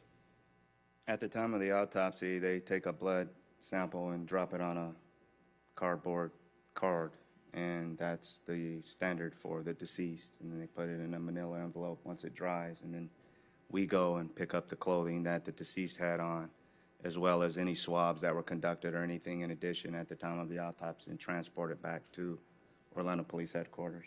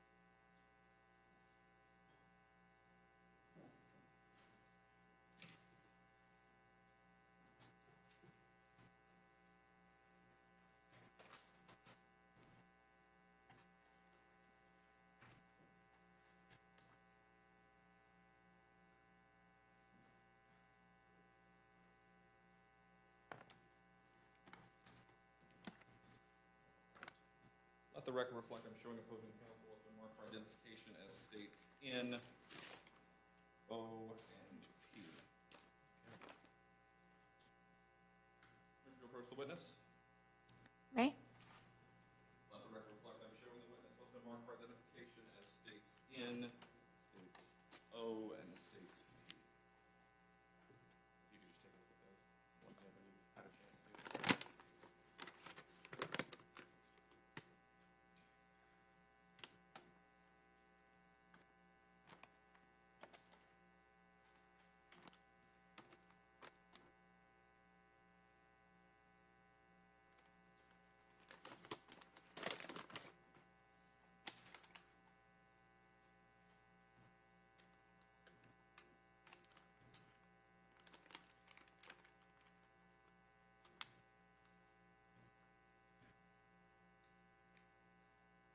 Have you had a chance to look at those? Yes, sir.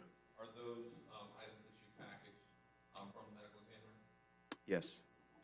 And are they substantially similar to when you packaged them? Yes, sir, they are. At this time, the state offers states N, states O, and states P into evidence. Any objection? 41, 42, 43.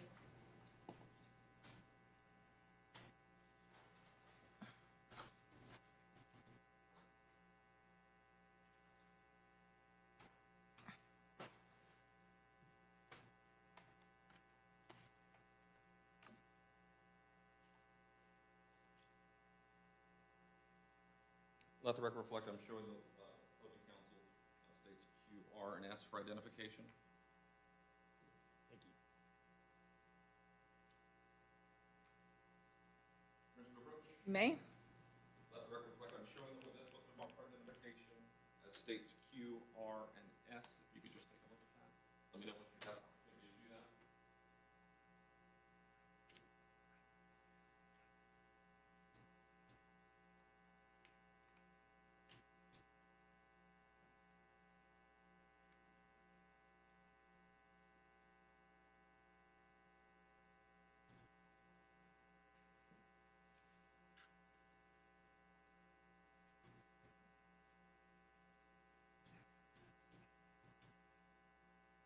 Did you have a chance to look at those exhibits? Yes, sir. And did you yourself package those? Yes. And are they substantially in a similar condition to when you packaged them? Yes. This time, this is swabs from hands, swabs from neck, and DNA card from Shanti Cooper. Yes, sir. At this time, the state offers into evidence what's been marked for identification as states Q, states R, and states S. Any objection? 44, 45, 46.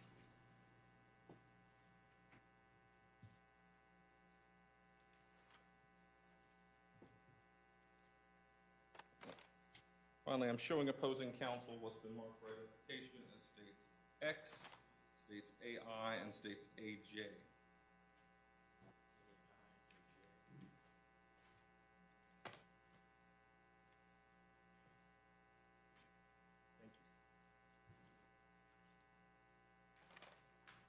Commissioner Roach? May? Let the record reflect, I'm showing the witness what's been marked for identification as states X, states AI, and states AJ. You can just take a look at these and let me know once you've had an opportunity to do that.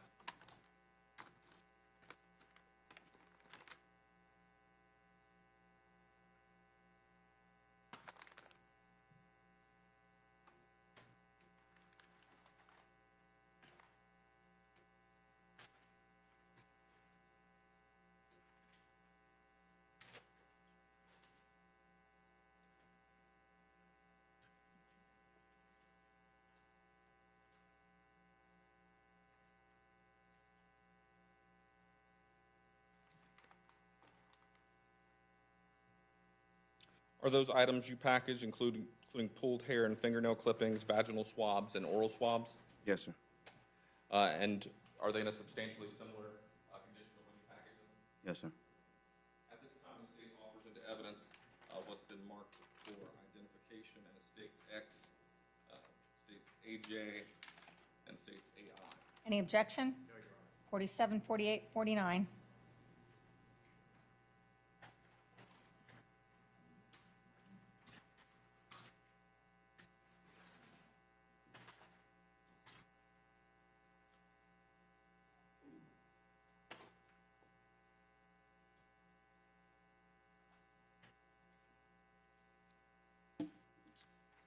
No further questions. Thank you. Defense, cross? Good evening.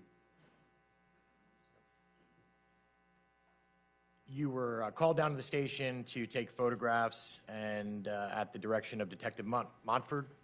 Yes, sir. All right. And you arrived at the police station around 5:15 p.m.? Yes, sir. Was Mr. Tronnes under arrest as far as you're aware? I'm not aware of that. He was there voluntarily, wasn't he? I'm not aware of that, sir. Are you aware if there was a warrant or anything of that kind? I'm not privy to that knowledge. I was assigned to take photographs, and those are issues that, as a civilian, I'm not involved in, sir. Okay, did you observe an attorney present with Mr. Tronnes? Not at the time that I was photographing him, sir, no. You collected all of his clothing. Yes, sir. We saw photographs of them. Yes, sir. You collected some pants. Yes, sir. You describe them as pajama pants. Yes, sir. You see the picture of them. They look like jogging pants, casual wear, don't they? Is that a question, sir? Yes. No, they appear to be pajama pants. The material on those pants to you resembles something that somebody would wear as sleeping wear? The brand name Stafford is a pajama men's. So Stafford, Stafford, yes, sir. as far as you're concerned, Stafford doesn't make anything but pajamas. I'm not saying that. I'm saying, I'm answering your question, sir. It appeared to be pajama pants to me. That's the way I described them. And you don't walk around in this day and age and see people wearing clothes like that out and about, at exercising or at the grocery store or such? Objection, relevance, calls for speculation. Sustained? You did collect the clothes. Yes, sir. You swabbed his mouth. Yes, sir. This was all voluntary, wasn't it? Did he cooperate? Yes, sir. You clipped his nails Yes, sir. without issue? Yes, sir. Did you photograph them before his nails were clipped?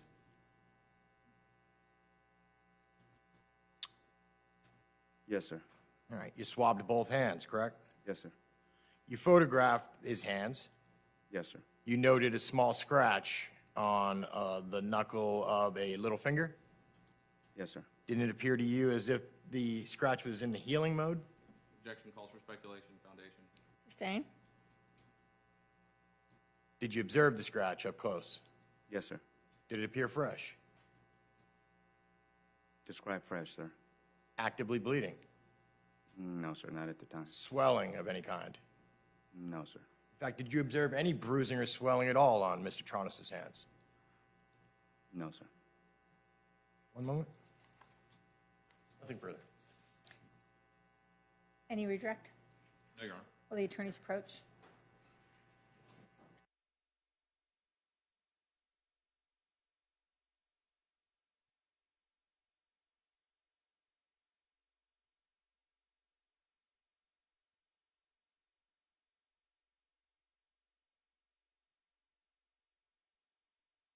Thank you. We're going to go ahead and be in recess. We're going to be in recess until 9:30 tomorrow. Again, I want to remind you not to talk with anyone about the case. Don't let anyone say anything to you. Don't let anyone say anything to you in your presence. If they try to, tell them that you're on the jury trying the case. Ask them to stop. If he or she persists, leave them at once. Report the matter to the court deputy. And again, you may not speak with anyone about, anyone, even each other, about this case until you've heard all the evidence, the argument by the lawyers, and the instructions on the law given by myself. In addition, I remind you that you're not to do any research of any kind, and that includes any kind of watching news, looking at newspapers. So just be very cautious about making sure to avoid any live TV and or any kind of newspapers. Make sure if you're, it didn't sound like it on jury selection, but if you're an Orlando Sentinel junkie or anything such as that, make sure that you have a partner cut it out for you before you read the paper so you don't inadvertently hit something. And with that state, anything further? Nothing from the state. Defense, anything further? Then we'll be in recess until 9:30 tomorrow, and you can follow the deputy out. May this witness be excused from subpoena? Yes, Your Honor. Any objection, defense? And sir, you may step down. You are excused. Thank you, ma'am. Attorneys, will you approach one more time before we recess? Will you approach again?